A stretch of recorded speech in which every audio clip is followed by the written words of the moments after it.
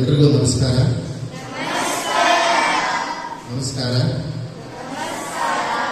ಊಟ ಆಯ್ತಾ ಎಲ್ಲರಿಗೆ?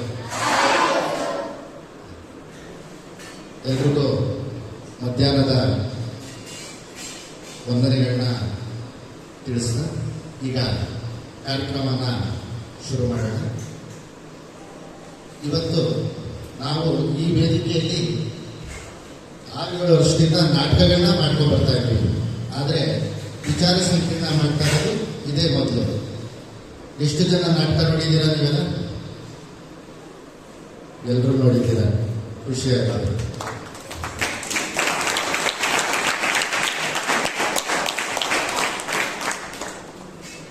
ನಮ್ಮ ರಂಗ ಪರಂಪರೆ ಟ್ರಸ್ಟ್ ಹಾಗೆ ಬಾಲ್ಯ ವಿದ್ಯಾಮಂದಿರ ಇಬ್ಬರು ಸೇರಿ ಇವತ್ತಿನ ವಿಚಾರ ಗೋಷ್ಠಿಯನ್ನು ನಾವು ಮಕ್ಕಳಿಗೆ ನಿಮಗೆ ನಾವು ಹಮ್ಮಿಕೊಂಡಿದ್ದೀವಿ.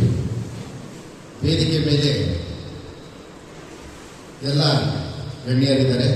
ಅವರು ನಿಮಗೆ ನಮ್ಮ ಈ ವಿಚಾರಗೋಷ್ಠಿ ರಂಗದ ನಡಿಗೆ ಶಾಲೆ ಕಾಲೇಜುಗಳ ಕಡೆಗೆ ಅಭಿಯಾನದ ಉಪಯೋಗದ ಬಗ್ಗೆ ಮಾತಾಡ್ತಾರೆ. ಅದಕ್ಕೆ ಮುಂಚೆ ನಾನು ವೇದಿಕೆ ಮೇಲೆ ಇರೋರನ್ನ ನಿಮಗೆಲ್ಲ ಗೊತ್ತು, ಆದರೂ ನಾನು ಒಂದು ಸಣ್ಣ ಪರಿಚಯನ ನಾನು ಮಾಡಿಕೊಡ್ತೀನಿ. ಮೊದಲಿಗೆ ಕಳೆದ 7-8 ವರ್ಷಗಳಿಂದ ನಾವಿಲ್ಲಿ ಕಾರ್ಯಕ್ರಮ ಮಾಡ್ತೀವಿ, 2 ದಿನ 3 ದಿನ ನಾಟಕಗಳನ್ನ ಮಾಡ್ತೀವಿ ಅಂತ ಹೇಳಿದಾಗ ಏನು ಹೇಳಿದೆ, ನಮಗೆ ತುಂಬಾ ಸಹಕಾರ ಕೊಟ್ಟು ನಮ್ಮ ಕಲಾವಿದರಿಗೆ ನಾಟಕ ಪ್ರದರ್ಶನ ಆದಮೇಲೆ ಅದು ಊಟ ಕೊಟ್ಟು ನಮಗಿಲ್ಲಿ ತುಂಬಾ ಸಹಕಾರ ಕೊಡ್ತಿರೋರು ಶ್ರೀಮತಿ ಅನ್ನಪೂರ್ಣ ಮೇಡಮ್ ಅವ್ರಿಗೆ ನಾನು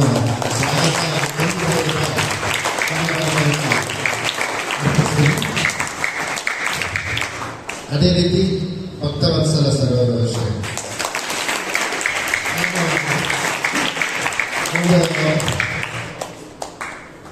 ಫೋನ್ ಮಾಡಿದ್ರೆ ಸಾಕು, ಸರ್ ಈ ಥರ ಕಾರ್ಯಕ್ರಮನ ಮಾಡಬೇಕು ಅಂದ್ಕೊಂಡಿದ್ದೀವಿ ಸರ್, ಈ ಥರ 2 ದಿನ 3 ದಿನ ಅಂತ ಅವ್ರಿಗೂ ಅಷ್ಟೇ ಹೇಳಿದಾಗ, ಸರ್ ನೀವು ಯಾವಾಗಾದರೂ ಮಾಡಿ ಅಂತ, ಮಕ್ಕಳಿಗೋಸ್ಕರ ನೀವು ಮಾಡ್ತಾ ಇದ್ದೀರಾ ನಾಟಕಗಳನ್ನ ಅಂತ ತುಂಬಾ ಖುಷಿಪಟ್ಟು ಅವರು ಸಹಕಾರ ನೀಡಿಕೊಂಡು, ಮಕ್ಕಳನ್ನು ಅಷ್ಟೇ ಅವರ ನೀವುಗಳು ಬಂದು ನಾವು ಏನಾದರೂ ಇಲ್ಲಿ ವೇದಿಕೆಯನ್ನ ರೆಡಿ ಮಾಡ್ಕೋಬೇಕಾದ್ರೆ ತುಂಬಾ ಸಹಕಾರ ಕೊಡ್ತಾ ಇದ್ದೀರಾ.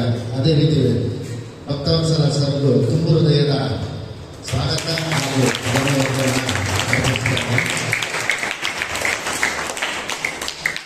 ಮತ್ತೊಬ್ಬರು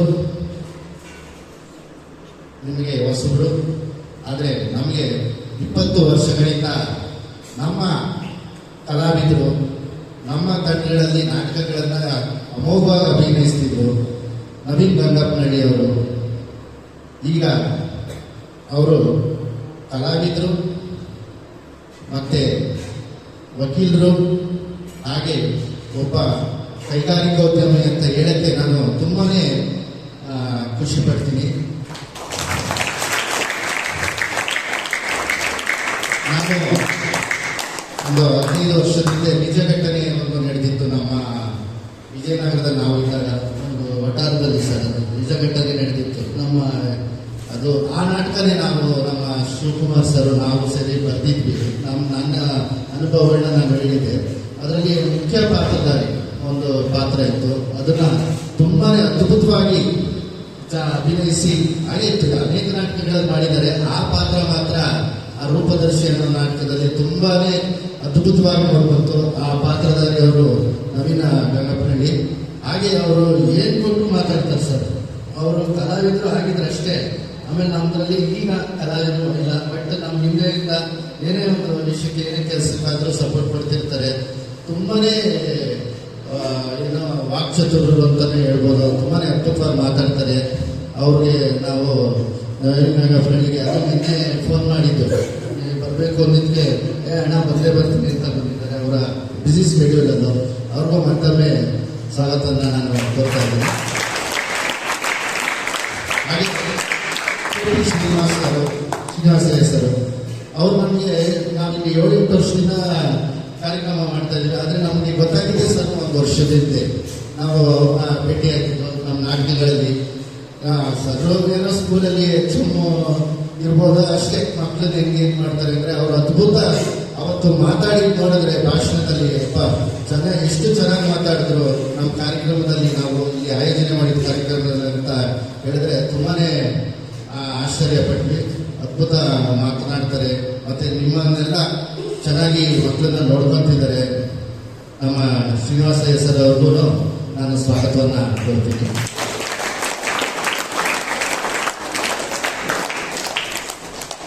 ಹಾಗೆ ಮತ್ತೊಬ್ಬರು ಮೇಡಮ್ ಅವರು, ಏನು ಹೆಸರು ಮೇಡಮ್ ಅವರು? ನೋಡಿ ಮಕ್ಕಳಿಗೆ ಎಷ್ಟು ಅವ್ರ ಪಾಠಗಳಾಗಲಿ ಅವ್ರ ಪ್ರೀತಿಯಾಗಲಿ ನಿಮ್ಮ ಮೇಲೆ ಎಷ್ಟಿದೆ ಅಂತ. ನೀವು ಯಾಕೆ ಹೊಡಿತಾರ ಮಿಸ್ಸು ನಿಮಗೆ? ನೀವು ಹೆಸರು ಹೇಳ್ತಾರೆ ಮೇಡಮ್ ಅವ್ರ ಹೆಸರಿದ್ದು. ಮತ್ತೆ ನಮ್ಮ ಪಾಪ ಹೆಣ್ಮಕ್ಳು ಹೇಳಿದ್ರು ನೀವು ಹೇಳೇ ಇಲ್ಲ. ಸಂಗೀತ ಮೇಡಮ್ ಅವರು ಈಗ ಬಂದಾಗ ಪರಿಚಯ ಆಗಿತ್ತು, ಗಣಿತ ಶಿಕ್ಷಕರು. ಅವರು ಕೂಡ ಇವತ್ತಿನ ಒಂದು ವಿಚಾರಗೋಷ್ಠಿ ಮೇಲೆ ನಮಗೆ ವಿಷಯಗಳನ್ನ ತಿಳಿಸ್ಕೊಡ್ತಾ ಇದ್ದಾರೆ. ಅವ್ರಿಗೂ ಕೂಡ ನಾನು ಸ್ವಾಗತವನ್ನ ಕೋರ್ತೀನಿ.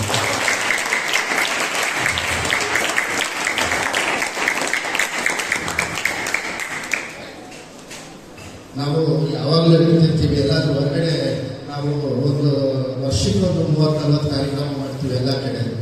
ನಮ್ದೇನಿದ್ರು ಬಡಾವಣೆ ರಂಗಭೂಮಿ, ಈ ತರ ಶಾಲೆಗಳಲ್ಲಿ ರಂಗಭೂಮಿಯನ್ನ ಬೆಳೆಸುವಂತ ಕಾರ್ಯಗಳೇ ಮಾಡ್ತೀವಿ ಜಾಸ್ತಿ. ಥಿಯೇಟರ್ಗಳಲ್ಲಾದ್ರೂ ವರ್ಷಕ್ಕೊಂದು 2 ಪ್ರೋಗ್ರಾಮ್ ಮಾಡ್ತೀವಿ ಅಷ್ಟೇ. ಮೊನ್ನೆ ನಾವು ರಂಗಪರಂಪರೆ ಟ್ರಸ್ಟ್ ವತಿಯಿಂದ 3 ನಾಟಕಗಳನ್ನ ಕಲಾಗ್ರಾಮದಲ್ಲಿ ಮಾಡಿದ್ರಿ.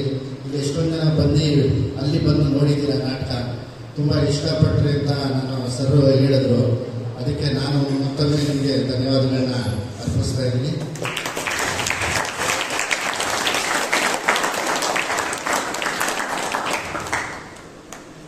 ಈ ವಿಚಾರಗೋಷ್ಠಿ ಶುರು ಮಾಡೋಕ್ಕೆ ಮುಂಚೆ ಒಂದು ನಮ್ಮ ರಂಗಪರಂಪರೆ ಟ್ರಸ್ಟ್ ಬಗ್ಗೆ ಒಂದು ಸಣ್ಣ ಕಿರುಪರಿಚಯ. 2005ರಲ್ಲಿ ನಾವು ಇಲ್ಲೇ ತಾವರೆಕೆರೆ ಹೋಗಿ ಮುದ್ದೇನಪಾಳ್ಯ ಅಂತ ಇದೆ ಊರು. ಆ ಊರಿನಲ್ಲಿ ನಾವು ರಂಗಪರಂಪರೆ ಟ್ರಸ್ಟ್ ಅಂತ ನಾನು ಮತ್ತೆ ನಮ್ಮ ಗೋವಿಂದೇಗೌಡರು ಒಂದು 3-4 ಜನ ಸೇರಿಕೊಂಡು ನಾವು ಶುರು ಮಾಡಿದ್ವಿ. ಅದು ಈಗ ಆಗಲೇ 21 ವರ್ಷಗಳಾಗಿ ಮುನ್ನಡೆಯುತ್ತಿದೆ. ಈಗಾಗಲೇ 50 ನಾಟಕಗಳನ್ನ, ಹೊಸ ನಾಟಕಗಳನ್ನ ನಾವು ಸಿದ್ಧ ಮಾಡಿಸಿ 500ಕ್ಕೂ ಹೆಚ್ಚು ಪ್ರದರ್ಶನಗಳನ್ನು ರಾಜ್ಯಾದ್ಯಂತ ನಾವು ನಡೆಸ್ಕೊಂಡು ಬರ್ತಾ ಇದ್ದೀವಿ. ನಮ್ಮದು ರಂಗದ ನಡಿಗೆ ಶಾಲೆಗಳ ಕಡೆಗೆ ಅಂತ ಒಂದು 10-12 ವರ್ಷಗಳ ಹಿಂದೆ ನಾವು ಅದನ್ನ ಅಭಿಯಾನ ಶುರು ಮಾಡಿದ್ವಿ. ಏನಕ್ಕೆ ಅಂದರೆ ರಂಗದ ನಡಿಗೆ ಶಾಲೆಗಳ ಕಡೆಗೆ ಅಂದರೆ ನಮ್ಮ ರಂಗಭೂಮಿನೇ ಅಂದರೆ ನಮ್ಮ ನಾಟಕಗಳನ್ನ ನಾವು ಶಾಲೆಗಳಲ್ಲಿ ಹೋಗಿ ಪ್ರದರ್ಶನ ಮಾಡೋದು. ಶಾಲೆಗಳಲ್ಲಿ ನಾವು ಪ್ರದರ್ಶನ ಮಾಡಿ ಅದರಿಂದ ಮಕ್ಕಳಿಗೆ ನಾವೇನು ನಾಟಕ ಮಾಡಿದ್ರೆ ಬರೀ ಏನು ಉಪಯೋಗ? ಸುಮ್ಮನೆ ನಾಟಕ ಮಾಡ್ತೀವಿ, ಮಕ್ಕಳು ಎಷ್ಟೊಂದು ಸ್ಕೂಲಲ್ಲಿ ಮಾಡಿದ್ದೀವಿ, ಒಂದು 30-40 ಸ್ಕೂಲಲ್ಲಿ. ಆ ಸ್ಕೂಲ್ಗಳಲ್ಲಿ ಏನು ನಾಟಕ ನೋಡ್ಬಿಟ್ಟು ಅಡಿ ಸುಮ್ಮನೆ ಅಂತಾರ, ಅದರಿಂದ ಅವ್ರಿಗೆ ಏನು ಪ್ರಭಾವ ಅನ್ನೋದೇ ಇವತ್ತಿನ ಒಂದು ಮುಖ್ಯ ವಿಚಾರಗೋಷ್ಠಿ. ಮಾತಾಡೋಕ್ಕೆ ನಾನು ಎಲ್ಲರನ್ನು ಆಹ್ವಾನಿಸಿದಾಗ ಎಲ್ಲರೂ ಒಪ್ಪಿದ್ದಾರೆ. ಅವರು ನಾನು ಮಾತಾಡ್ತೀವಿ ಅಂತ ಹೇಳಿದ್ದಾರೆ. ಅವರ ಅನುಭವಗಳನ್ನ ತಮ್ಮ ಮುಂದೆ ಹಂಚ್ಕೊಳ್ತಾರೆ. ಈಗ ಮೊದಲಿಗೆ ನಮ್ಮ ಈ ಬಾಲ್ಯಕ್ಕೆ ಹೊಸದಾಗಿ ಬಂದಿರೋ ಅತಿಥಿಗಳು ಶ್ರೀಯುತ ನವೀನ್ ಗಂಗಪ್ಪನಹಳ್ಳಿಯವರು ಈ ತಮ್ಮ ವಿಚಾರಗೋಷ್ಠಿಯನ್ನ ವಿಷಯದ ಬಗ್ಗೆ ಮಾತನಾಡಬೇಕಂತ ಹೇಳ್ಕೊಳ್ತೀನಿ.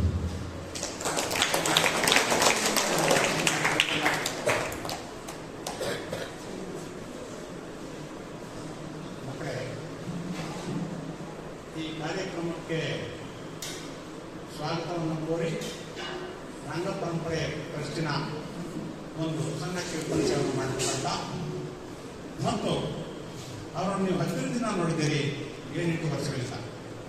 ಅಂತಹ ನಿಮಗೆ ಒಂದು ಆಹ್ಲಾದಕರವಾಗಿರ್ತಕ್ಕಂಥ ಒಂದು ನಾಟಕಗಳನ್ನು ಪ್ರದರ್ಶನ ಮಾಡತಕ್ಕಂಥ ನಮ್ಮ ಶಾಲೆಯ ನಡುವೆ ಶಾಲೆಯ ಬಗ್ಗೆ ಒಳ್ಳೆಯ ಅಭಿಪ್ರಾಯವನ್ನು ಹೊಂದಿರತಕ್ಕಂಥ ಶ್ರೀಯುತ ಧನ್ವಂತ ಇಸಾರ್ ಅವರಿಗೂ ನಮ್ಮ ಬಾಲ್ಯ ವಿದ್ಯಾ ಮಂದಿರದ ಪರವಾಗಿ ನಾನು ಸ್ವಾಗತವನ್ನು ಕೊಡ್ತೇನೆ.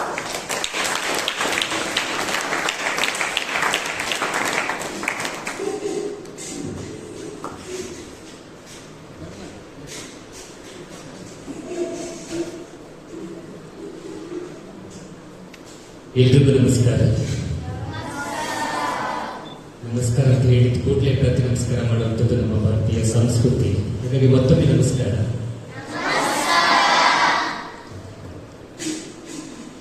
ಚಿಗರಿಗೆಗಳ ಚೆಲುವೆ ಜೊತೆ ನಿಲ್ಲುವ ಆಷಾಢ ಮಾಸದ ಸಮೀಪದ ಕಾಲದೊಳು ಶುಭ ಮಧ್ಯಾಹ್ನದ ರವಿ ಬೆಳಕಿನ ಚಿಲುವ ಚಿತ್ತಾರ ಹಾಕಿದ ನಿಶಬ್ದತೆಯ ಎಚ್ಚರ ರಂಗದ ನಡುವೆ ಶಾಲಾ ಕಾಲೇಜಿನ ಕಡೆಗೆ ಈ ಒಂದು ಅದ್ಭುತ ಪರಿಕಲ್ಪನೆಯ ಕಾರ್ಯಕ್ರಮಕ್ಕೆ ಸುಂದರಂಕರ ತಮಗೆಲ್ಲ ಮತ್ತೊಮ್ಮೆ ಬಹುದೊಮ್ಮೆ ನಮಸ್ಕಾರ ನಮಸ್ಕಾರ ನಮಸ್ಕಾರ. ಒಟ್ಟೆ ಚಪ್ಪಾಳೆ ತಟ್ಟುವುದರಿಂದ ರಕ್ತ ಸಂಚಾರ ತುಂಬಾ ಚೆನ್ನಾಗಾಗುತ್ತೆ. ರಕ್ತ ಸಂಚಾರ ತುಂಬಾ ಚೆನ್ನಾಗಿ ರಕ್ತ ಸಂಚಾರ ತುಂಬಾ ಚೆನ್ನಾಗಾದ್ರೆ ನಮ್ಮ ಹೃದಯ ಅಂದ್ರೆ ಏನ್ ಹೇಳ್ತೀವಿ ಹಾರ್ಟ್ ಅಂತೀವಲ್ಲ, ಅದು ಸುಲಲಿತವಾಗಿ ಕೆಲಸ ಮಾಡುತ್ತೆ. ಅದು ಸುಲಲಿತವಾಗಿ ಕೆಲಸ ಮಾಡಿದ್ರೆ ನಮ್ಮ ಹೃದ್ರೋಗ ಸಮಸ್ಯೆಗಳು, ಹಾರ್ಟ್ ಅಟ್ಯಾಕ್ಗಳು ಆಗೋದಿಲ್ಲ. ಹಾಗಾಗಿ ಜೋರು ಚಪ್ಪಾಳೆ ಮತ್ತೊಮ್ಮೆ ತರ್ತಾರೆ.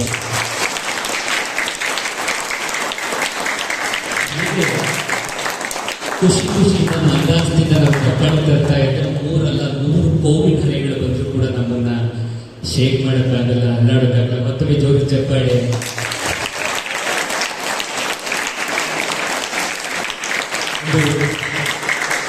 ಇವತ್ತು ಈ ಒಂದು ವೇದಿಕೆಗೆ ವಿಚಾರಾಸಕ್ತಿಕಾರನಾಗಿ ಉಪನ್ಯಾಸಕರಾಗಿ ಆಹ್ವಾನವನ್ನು ಮಾಡಿರ್ತಕ್ಕಂಥ ಪರಂಪರೆ ಜಸ್ಗೆ ಅಭಿನಂದನೆಗಳು. ನೆನೆ ನಾನು ದಾವಣಗೆರೆಯಲ್ಲಿದ್ದೆ, ಯಾವುದೋ ಒಂದು ನ್ಯಾಯಾಲಯದ ಕಾರ್ಯ ವಿಚಾರವಾಗಿ ಧನ್ವಂತಯ್ಯನವರು ಸಹೋದರ ಫೋನ್ ಮಾಡಿ ತರಗೆ ಇದ್ದಾಗ ನಾನು ಯಾವುದೇ ಕಾರಣ ಕೂಡ ಈ ಕಾರ್ಯಕ್ರಮಕ್ಕೆ ತಪ್ಪದೆ ಭಾಗವಹಿಸಬೇಕು ಅಂತ ಹೇಳಿ ಇವತ್ತು ತುಂಬ ನಿಮ್ಮನ್ನೆಲ್ಲರೂ ಕೂಡ ನೋಡಬೇಕು ಅಂತ ಹೇಳಿ ಬಂದಿದ್ದೀನಿ. ನಾನು ಭಾಷಣಕಾರ, ನನಗೆ ಭಾಷಣ ಮಾಡೋಕ್ಕೆ ಬರೋದಿಲ್ಲ. ಆದರೂ ಕೂಡ ನನ್ನ ಒಂದು ಅನುಭವಗಳನ್ನ ರಂಗಾಸಕ್ತಿಯ ಬಗ್ಗೆ ಮತ್ತೆ ರಂಗ ವೇದಿಕೆಯ ಬಗ್ಗೆ ನಿಮ್ಮ ಮುಂದೆ ಹಂಚ್ಕೊಳ್ಳೋಕ್ಕೆ ಒಂದು ಕಿರು ಪ್ರಯತ್ನವನ್ನು ನಾನು ಮಾಡ್ತೇನೆ.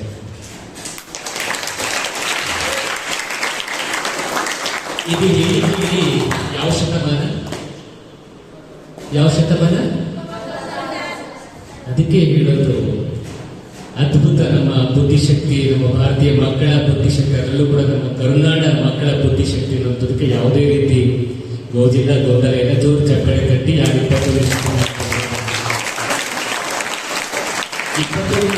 ಶತಮಾನವನ್ನ ಕಲಿಯುಗ ಅಂತ ಕೂಡ ಕರೀತಾರೆ. ಎಲ್ಲ ಕಡೆ ಒಂದು ಕೂಗು ಕೇಳಿ ಬರ್ತದೆ. ಇವತ್ತು 21ನೇ ಶತಮಾನದಲ್ಲಿ 21ನೇ ಶತಮಾನ ಕಲಿಯುಗದ ಕಾಲ.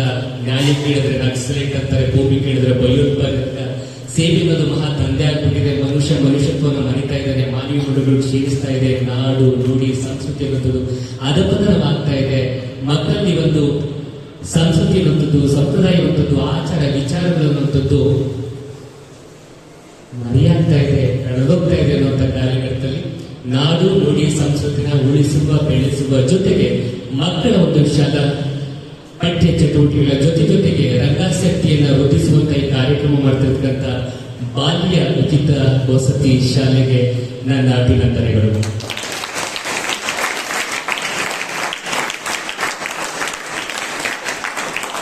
ನಾನು ಒಂದೇ ಹೇಳಿದೆ, ನನ್ನ ಭಾಷಣಕಾರ ಅಲ್ಲ, ಒಂದು 4 ನಿದರ್ಶನಗಳನ್ನ ತಮ್ಮ ಮುಂದೆ ತಿಳಿಸ್ತಾ ಈ ಒಂದು ರಂಗ ಪರಂಪರೆ ಅನ್ನೋದು, ರಂಗ ಶಿಕ್ಷಣ ಅನ್ನುವಂಥದ್ದು ಯಾಕೆ ಅವಶ್ಯಕತೆ ಇರುವಂಥದ್ದು ನಾನು ಹೇಳುತ್ತೇನೆ.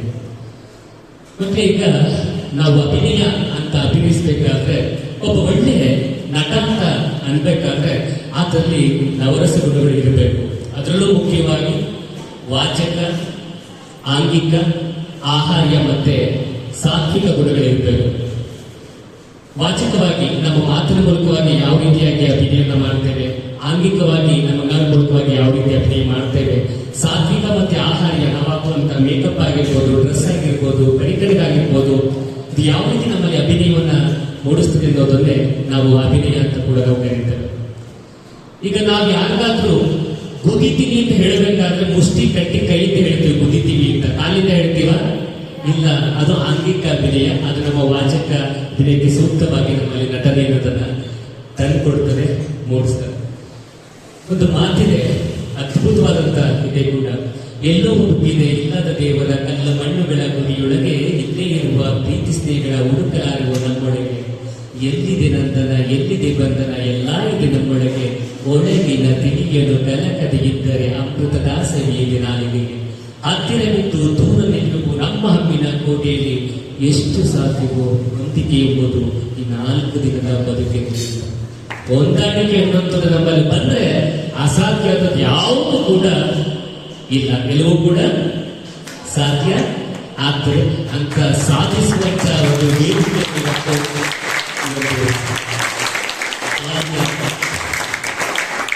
ಉಚಿತ ಒಂದು ವಸತಿಗಳು ನಿಮ್ಮೆಲ್ಲರೂ ಕೂಡ ಮಾಡಿಕೊಟ್ಟಿದೆ. ತಮ್ಮೆಲ್ಲರೂ ಕೂಡ ಶುಭವಾಗಿ ಅಂತ ಮತ್ತೊಮ್ಮೆ ಮಗದೊಮ್ಮೆ ಹೇಳ್ತಾ ಒಂದು ನಿದರ್ಶನವನ್ನ ಹೇಳುತ್ತೇನೆ. ಯಾಕೆಂದ್ರೆ ಕೆಲವೊಂದು ನಿದರ್ಶನಗಳು ನಮ್ಮ ಜೀವನದಲ್ಲಿ ಅದು ನಾಟಕದ ಮೂಲಕ ಆಗಿರ್ಬೋದು, ಸಂಸ್ಕೃತಿ ಚಟುವಟಿಕೆಗಳ ಮೂಲಕ ಆಗಿರ್ಬೋದು, ಯಾವುದೇ ಆಗಿರ್ಬೋದು, ಒಂದು ದೃಶ್ಯ ಮಾಧ್ಯಮದ ಮೂಲಕ ನಮ್ಮ ಕಣ್ಣು ಮುಂದೆ ಬಂದ್ರೆ ಅದು ನಮ್ಮ ಮುಸ್ಲಿಮವರೆಗೂ ಕೂಡ ನಮ್ಮ ಕಣ್ಣು ಮುಂದೆ ಇರ್ತದೆ, ಅದನ್ನು ಮಾಡಲಿಕ್ಕೆ ಸಾಧ್ಯ ಇಲ್ಲ. ಹಾಗಾಗಿಯೇ ಕರ್ನಾಟಕ ಸರ್ಕಾರ ಕೂಡ ಶಿಕ್ಷಣ ಜೊತೆಗೆ ಒಂದು ರಂಗಕಲೆಗಳ ಮೂಲಕವಾಗಿ ಸಾಂಸ್ಕೃತಿಕ ಚಟುವಟಿಕೆಗಳ ಮೂಲಕವಾಗಿ ಶಿಕ್ಷಣ ಕಲಿಸಬೇಕು ಅಂತ ಶುರು ಮಾಡಿತು. ಹಾಗಾಗಿ 25 ವರ್ಷದಿಂದ ಬಂತು. ಕಾಗುಣಿ ಕಲಿಸ್ಬೇಕಾದ್ರೆ ಕೆಂಪು ಕೋಟೆ ದಿಲ್ಲಿಯಲ್ಲಿ ಕಟ್ಟ ಗಗನ್ಯ ಚಂದಮಾಮ ರತ್ನದಲ್ಲಿ ಚಚ್ಚ ಜಾಜನ್ಯ ತಗನ್ಯ ಕಾಣದ ಸೂಚಿಕನಂತೆ ಟಟ್ಟ ಟಡ್ಡಣ್ಣ ತಾತನಗಂಟು ದೊಡ್ಡದಂತೆ ತತ್ತಾದ ಪಾರ್ವತಿ ಬಹಳ ಚೆಲುವೆಯಂತೆ ಪಪ್ಪ ಬಬ್ಬಮ್ಮ ಎಲ್ಲವರನ್ನು ಬಲ್ಲವರಿಲ್ಲ ಯಾರ ಲಾಭ. ಅದಾದ್ಮೇಲೆ ಅವರಿತ್ತು ಸರಸ್ವತಿ ಬಹಳ ಚೆಲುವೆಯಂತೆ ಜ್ಞಾನ. ಹೀಗೆ ಕಲಿಕೆಯ ಜೊತೆಗೆ ಅಭಿನಯವನ್ನ ಕಲಿಸುವ ಮೂಲಕವಾಗಿ ನಾವು ಕಲಿತಂತ ಒಂದು ಶಿಕ್ಷಣವನ್ನು ತಂದು ನಾವು ನಮ್ಮ ತಲೆಮಾರಿನಲ್ಲಿ ಸಾಕಷ್ಟು ಜನರಿಗೆ ಪ್ರೇರಿತವಾಗಿ ಹೇಳುವಂತ ಒಂದು ಶಿಕ್ಷಣವನ್ನು ಕೊಡ್ತದೆ. ಮೊನ್ನೆ ನೀವು ರಂಗಪರಂಪರೆ ಟ್ರಸ್ಟ್ ಇಂದ ಕಲಾಗ್ರಾಮದಲ್ಲಿ ಒಂದು ನಾಟಕವನ್ನ ಮಾಡಿದ್ರು, ಗದಾಯುದ್ಧ. ಉತ್ತರ ಗದಾಯುದ್ಧ ಒಂದು ಅಂಶವನ್ನ ಯಾರ್ಯಾರು ನೋಡಿದ್ರಿ? ಎಲ್ಲರೂ ನೋಡಿದ್ರಿ. ಅಲ್ಲಿ ಭೀಮ, ಅರ್ಜುನ ಇವರೆಲ್ಲ ನೋಡಿ ತುಂಬಾ ಖುಷಿ ಆಯ್ತು. ಆ ನಾಟಕವನ್ನು ನೋಡಿದ ಕೂಡಲೇ ನನಗೆ ನಾನು ನನ್ನ ಪ್ರೌಢಶಾಲೆಯಲ್ಲಿ 8-9ನೇ ತರಗತಿಯಲ್ಲಿ ಓದಂತ ಒಂದು ಹಳೆಗನ್ನಡ ಪಾತ್ರದ ಒಂದು ಸಾಲುಗಳು ನೆನಪಿಗೆ ಬಂತು. ಆರವ ಓಂ ನಿರ್ಜಿತ ಗಟ್ಟಿ ಓಂ ನೀರೊಳಗಿತ್ತು ತುರಗ ಪತಾಕಂ ಅಂತ. ಉರಗ ಪತಾಕ ಅಂತ ಅಂದ್ರೆ ಯಾರಿಗಿರೋದು? ಅಬಿರ್ದು ಹಾವನ್ನ ಲಾಂಛನ ಮಾಡಿಕೊಂಡಂತವನು ದುರ್ಯೋಧನ, ಅರ್ಜುನನ. ಎಲ್ಲರೂ ಗೊತ್ತಿರ್ತದೆ, ಮಾಡ್ತಿರ್ತೀವಿ ಅಷ್ಟೇ. ದುರ್ಯೋಧನ ಹಾವನ್ನ ಲಾಂಛನ ಮಾಡಿಕೊಂಡಂತವನು ಭೀಮನ ಮಾತುಗಳನ್ನ ಕೇಳಿ ಹಿಂದೆ ಹೆಜ್ಜೆಯಿಂದ ವೈಶಂಪಾಯನ ಸರೋವರದಲ್ಲಿ ಅಡಗಿ ಕುಳಿತಂತ ದುರ್ಯೋಧನ ಮೈಯಲ್ಲಿ ಸರೋವರದಲ್ಲಿ ಇದ್ರೂ ಕೂಡ ಬೆವರು ಬಂತಂತೆ. ಅಂತ ಬೆವರು ಬಂತು ಅನ್ನೋದು ನಾವು ಕಲ್ಪನೆ ಮಾಡ್ಕೊಳ್ಳೋದು ಕೂಡ ಅಸಾಧ್ಯ. ಆದ್ರೆ ದೃಶ್ಯ ಮಾಧ್ಯಮದಲ್ಲಿ ನೋಡಿದ ಕೂಡ ನನಗೆ 9ನೇ ತರಗತಿ ನಾನು ಓದಂತ 9 ಅಥವಾ 8ನೇ ತರಗತಿ ನಾನು ಓದಂತ ಒಂದು ಆ ಒಂದು ಪಾಠ, ಆ ಒಂದು ಲೆಸನ್ ನನ್ನ ಕಣ್ಣು ಮುಂದೆ ಬಂತು. ಹಾಗಾಗಿ ನಮ್ಮ ಶಿಕ್ಷಣದ ಜೊತೆಗೆ ಒಂದು ರಂಗ ಚಟುವಟಿಕೆಗಳು, ರಂಗ ಶಿಕ್ಷಣಗಳು ಅವಶ್ಯ ಆಗ್ತದೆ. ಹೀಗೆ ಒಬ್ಬ ದೊಡ್ಡ ಜ್ಞಾನಿ ಅವರ ಉಪನ್ಯಾಸ ಅಂತ ಅಂದ್ರೆ ದೂರದಿಂದ ಎಲ್ಲರೂ ಕೂಡ ಅವಾಗೆಲ್ಲ ಕಾರು ಸ್ಕೂಟ್ರು ಎಲ್ಲ ಇರ್ಲಿಲ್ಲ, ಎತ್ತಿನ ಗಾಡಿಯಲ್ಲಿ ಬರ್ತಾ ಇದ್ರು, ಇಲ್ಲಾಂದ್ರೆ ನಡ್ಕೊಂಡು ಬರ್ತಾ ಇದ್ರು. ಒಂದು ದೊಡ್ಡ ಸಭಾಂಗಣ ಇದೆ, ಅಲ್ಲಿ ಅವರ ಒಂದು ವಿಶೇಷ ಉಪನ್ಯಾಸ ಇದೆ. ತಿಂಗಳಾನ್ಗಟ್ಟಲೆ ಮುಂಚೆ ಎಲ್ಲ ಟಿಕೆಟ್ಗಳು ಖಾಲಿಯಾಗಿದೆ. ಆ ಒಂದು ದೊಡ್ಡ ಭಾಷಣಕಾರರು, ಉಪನ್ಯಾಸಕರು, ಜ್ಞಾನಿಗಳು, ಪಂಡಿತರು ಭಾಷಣ ಮಾಡಲಿಕ್ಕೆ ಅಂತ ಊರಿಗೆ ಬರ್ತಾರೆ. ಸಮಯ ನೋಡಿದ್ರೆ ಇನ್ನೊಂದು 2-3 ಗಂಟೆ ಸಮಯ ಇದೆ. ತುರ್ತಾಗಿ ಒಂದು ಪೋಸ್ಟ್ ಆಫೀಸ್ ಅಂಚೆ ಕಚೇರಿಯಲ್ಲಿ ಒಂದು ಕಾಗದವನ್ನು ಪೋಸ್ಟ್ ಮಾಡಬೇಕಾಗಿತ್ತು. ಅವರು ಊರಿಗೆ ಹೊಸರು. ಮತ್ತೆ ನಾನು ಪಂಡಿತ, ನಾನು ಗಾರ್ಡಿನ ಅಂತ ಒಂದು ಅಹಂ ಕೂಡ ಇದ್ದೇ ಇರ್ತದೆ, ಅದು ಇರಲೇಬೇಕು. ಈಗಿನ ತರ ಅವಾಗೆಲ್ಲ ಮೊಬೈಲ್ ಆಗಲಿ, GPS ಆಗಲಿ, ಮ್ಯಾಪ್ ಆಗಲಿ ಯಾವುದು ಇರಲಿಲ್ಲ. ಹಾಗಾಗಿ ನಾನೇ ಅಂಚೆ ಕಚೇರಿಯಲ್ಲಿ ಹುಡ್ಕೊಂಡು ಹೋಗಿ ಅದೊಂದು ಪೋಸ್ಟ್ ಅನ್ನ ಅಂದ್ರೆ ಅಂಚೆ ಪತ್ರವನ್ನು ಹಾಕಿ ಬರೋಣ ಅಂತ ಹೊರಡ್ತಾರೆ. ಹೊರಟಿದ ಕೂಡಲೇ ಒಬ್ಬ ಹೆಣ್ಮಗಳು ಬರ್ತಾ ಇರ್ತಾರೆ. ಹೇಳ್ತಾರೆ, ಅಮ್ಮ ತಾಯಿ, ನಾನು ಊರಿಗೆ ಹೊಸಬ, ಅಂಚೆ ಕಚೇರಿ ವಿಳಾಸ ಬೇಕಾಗಿತ್ತು, ಎಲ್ಲಿಗೆ ಹೇಳ್ತೇನಮ್ಮ ಅಂತ. ಆ ತಾಯಿಗೆ ಏನು ಕೋಪ ಬಂತೋ ಇಲ್ಲ ಗೊತ್ತಿಲ್ಲ, ಕಪ್ಪಾಳು ಕೊಡಿಯಕ್ಕೆ ಬರ್ತಾರೆ. ತಾಯಿ ತರ ಕಾಣ್ತೀನಿ, ನಾನು ಇನ್ನು ಟೀನೇಜ್, ಅದೇ ಏಜು. ನನ್ನ ಅಮ್ಮ ತಾಯಿ ಅಂತ ಕರೀತಾರೆ, ಯಾವ ವಂಚನೆ ಗೊತ್ತಿಲ್ಲ, ಪಂಚನೆ ಗೊತ್ತಿಲ್ಲ, ಹೋಗ್ರಿ ಅಂತ ಬೈದ್ಬಿಡ್ತಾರೆ. ದೊಡ್ಡ ಕಾರಣಗಳು, ದೊಡ್ಡ ಪಂಡಿತರು, ಎಷ್ಟು ಮುಜುಗರ ಆಗುತ್ತೆ. ಹಾಗೇನೆ ಮುಂದುವರಿತಾರೆ, ಯಾಕೋ ಕೆಲಸ ಸರಿ ಹೋಗ್ತಿರಲ್ಲ, ಕೆಲಸ ಕೆಡ್ತಲ್ಲ ಅಂತ ಹೇಳಿ. ಮತ್ತೊಬ್ಬರು ನಮ್ಮ ಧರ್ಮಂತ್ರಣಿ ಅಂತವರು ಬರ್ತಿರ್ತಾರೆ, ತುಂಬಾ ಲವಲವಿಕೆಯಿಂದ ಹಾಡು ಕುಣಿತ ಎಲ್ಲ ಮಾಡಿದ್ರು.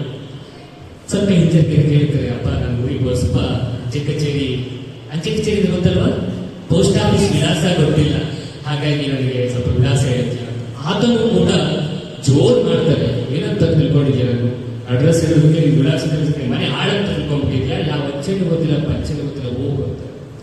ತುಂಬಾ ಅವಮಾನ ಆಗುತ್ತೆ ಅವ್ರಿಗೆ, ತುಂಬಾ ಮುಜುಗರ ಅನ್ಸುತ್ತೆ. ಸ್ವಲ್ಪ ಸುಮ್ಮನೆ ನಡ್ಕೊಂಡು ಹೋಗ್ತಾ ಇರ್ತಾರೆ. ಅಲ್ಲಿ ನಮ್ಮ ಬಾಲ್ಯ ಉಚಿತ ವಸತಿ ಗೃಹ ಶಾಲೆಯಲ್ಲಿದೆ ಅಂತ ಶಾಲೆಯ ಮುಂದೆ ಮಕ್ಕಳು ಆಟ ಆಡ್ತಿರ್ತಾರೆ. ಎಲ್ಲ ಒಂದು 6 ವರ್ಷ 7 ವರ್ಷ ಮಕ್ಕಳು ಸ್ವಲ್ಪ ಹಿಂಜರಿಕೆಯಿಂದಲೇ ಕೇಳ್ತಾರೆ, ಮರಿ ಒಬ್ಬ ಹುಡುಗನ್ನ, ಮರಿ ನಾನು ಊರಿಗೆ ಬಸ್ಪ, ನನಗೆ ಅಂಚೆ ಕಚೇರಿ ವಿಳಾಸ ಗೊತ್ತಿಲ್ಲ, ಸ್ವಲ್ಪ ಸಹಾಯ ಮಾಡ್ತೀಯ ಅಂತ. ಆ ಹುಡುಗ ಓಡ್ ಬಂದಿರ್ತಾರೆ, ಸ್ವಾಮಿ ನೀವು ದೊಡ್ಡವರು, ನಮ್ಮ ತಂದೆ ತಾಯಿ ಮನೆಯಲ್ಲಿ ಕಳಿಸ್ಕೊಟ್ಟಿದ್ದಾರೆ, ದೊಡ್ಡವರು ಯಾರೇ ಇದ್ರು ಕೂಡ ಅವ್ರ ಹತ್ರ ಆರ್ಡರ್ ಮಾಡಿಸ್ಕೊಂಡು ಕೆಲಸ ಮಾಡಬೇಕು, ವಿನಂತಿ ಮಾಡಿಸ್ಕೊಂಡು ಕೆಲಸ ಮಾಡಬಾರ್ದು. ಹಾಗಾಗಿ ನೀವು ಕೆಲಸ ಮಾಡಿ ಊರಿಗೂ ಸುಬ್ರು ಇರ್ತೀರಿ, ಅಂಚೆ ಕಚೇರಿ ಅಲ್ವಾ ನೋಡಿ, ಹೀಗೇ ಹೋಗಿ ಊರಿಗೂ ಸುಬ್ರು ಇರ್ತೀರಿ, ನಮಗೂ ಶಾಲೆ ಗಟ್ಟಿ ಇನ್ನು ಹೊಡೆದಿಲ್ಲ, ಬೆಲ್ಲ ಹೊಡೆದಿಲ್ಲ, ಬನ್ನಿ ಕರ್ಕೊಂಡು ಹೋಗ್ತೀರಿ ಅಂತ ಪುಟ್ಟ ಬಾಲಕ ಎಲ್ಲೂ ಕರ್ಕೊಂಡು ಹೋಗ್ತಾರೆ, ಅಂಚೆ ಕಚೇರಿಗೆ ಹೋಗಿನ ಮುಂಚೆ ಆ ದಾರಿಯಲ್ಲಿ ಬರ್ತಾ, ನೋಡಿ ಸ್ವಾಮಿ ಇದು ನಮ್ಮೂರಿನ ಕುಂಬಾರ ಬೀದಿ, ಇದು ನಮ್ಮೂರಿನ ಅಕ್ಕಸಾಗರ ಬೀದಿ, ಇದು ನಮ್ಮೂರಿನ ಚರ್ಮಾರು ಬೀದಿ ಅಂತ ಹೇಳಿ ಇಡೀ ಊರಿನ ಪರಿಚಯವನ್ನು ಮಾಡಿಸ್ಕೊಂಡು ಹೋಗಿ ಆ ಅಂಚೆ ಕಚೇರಿಯ ಮುಂದೆ ನಿಲ್ಲಿಸಿ, ನೋಡಿ ಸ್ವಾಮಿ ಇದೇ ಪೋಸ್ಟ್ ಆಫೀಸ್, ಇಲ್ಲಿ ಹೋಗಿ ಕೆಲಸ ಮುಗಿಸ್ಬಿಡಿ, ನಾನು ಬರ್ತೀನಿ ಅಂತ ಹೊರಡಕ್ಕೆ ಶುರು ಮಾಡ್ತಾರೆ. ಯಾರು? ಹುಡುಗ ಬಾಲಕ. ತುಂಬಾ ಖುಷಿ ಆಗುತ್ತೆ, ಯಾಕೆಂದ್ರೆ ವಯಸ್ಸಾಗಿರೋರೆಲ್ಲ ಅಡ್ರೆಸ್ ಇಲ್ದರೆ ಒಂಥರ ದುರಂಕಾರ ತೋರಿಸೋದು. ಈ ಪುಟ್ಟ ಬಾಲಕನಿಗೆ ಮನೆಯಲ್ಲಿ ಎಂತ ಸಂಸ್ಕಾರ ಕಲಿಸಿದ್ದಾರೆ, ಎಂತ ಒಂದು ಸಂಪ್ರದಾಯವನ್ನು ಬೆಳೆಸಿದ್ದಾರೆ ಅಂತ ಹೇಳಿ ಖುಷಿ ಆಯ್ತು. ಆ ಬಾಲಕ ಕರೀತಾರೆ, ಅಪ್ಪ ಬಾಯಿಲಿ ನಿನ್ಗೆ ಹೇಳಿದ್ದಿಲ್ಲ ಮೊದಲೇ, ನಾನು ಈ ಊರಿಗೆ ಉಪನ್ಯಾಸ ಮಾಡ್ಲಿಕ್ಕೆ ಅಂತ ಬಂದಿದ್ದೀನಿ, ದೊಡ್ಡ ಪಂಡಿತ ನಾನು, ಬಹುಶಃ ಎಲ್ಲ ಟಿಕೆಟ್ಗಳು ಖಾಲಿ ಆಗ್ಬಿಟ್ಟಿರ್ತವೆ, ಆದ್ರೂ ಪರವಾಗಿಲ್ಲ, ನನ್ನ ಹಸ್ತಾಕ್ಷರ ಅಂದ್ರೆ ಆಟೋಗ್ರಾಫ್ ಎತ್ಕಂತ ಈ ಒಂದು ಪೇಪರ್ ತಗೋ, ನಿಮ್ಮ ಅಪ್ಪ ಅಮ್ಮ ಕರ್ಕೊಂಡು ಸಂಜೆ 6 ಗಂಟೆಗೆ ಸಭಾಂಗಣಕ್ಕೆ ಬಂದ್ಬಿಡು, ಉಪನ್ಯಾಸ ಅದ್ಭುತವಾಗಿದೆ ಅಂತ. ತುಂಬಾ ಖುಷಿಯಿಂದ ಬಾಲ್ಯ ಕೇಳ್ತಾನೆ, ಸ್ವಾಮಿ ನೀವು ಉಪನ್ಯಾಸಕರ? ಹೌದು. ಯಾವುದ್ರ ಬಗ್ಗೆ ಉಪನ್ಯಾಸ ಮಾಡ್ತಿದ್ದೀರಿ? ಸ್ವರ್ಗಕ್ಕೆ ದಾರಿ ತೋರುವೆನೆಯ. ಇನ್ನೊಂದ್ಸಲ ಹೇಳಿ ಸ್ವಾಮಿ. ಸ್ವರ್ಗಕ್ಕೆ ದಾರಿ ತೋರುವೆನೆಯ. ಇನ್ನೊಂದ್ಸಲ ಹೇಳಿ ಸ್ವಾಮಿ. ಸ್ವರ್ಗಕ್ಕೆ ದಾರಿ ತೋರುವೆನೆಯ. ಇನ್ನೊಂದ್ಸಲ ಹೇಳಿ ಸ್ವಾಮಿ. ಸ್ವರ್ಗಕ್ಕೆ ದಾರಿ. ಹೀಗೆ 8 ಸರಿ ಕೇಳ್ತಾರೆ. ಯಾರು? ಬಾಲಕ ಆ ಉಪನ್ಯಾಸದಲ್ಲಿ.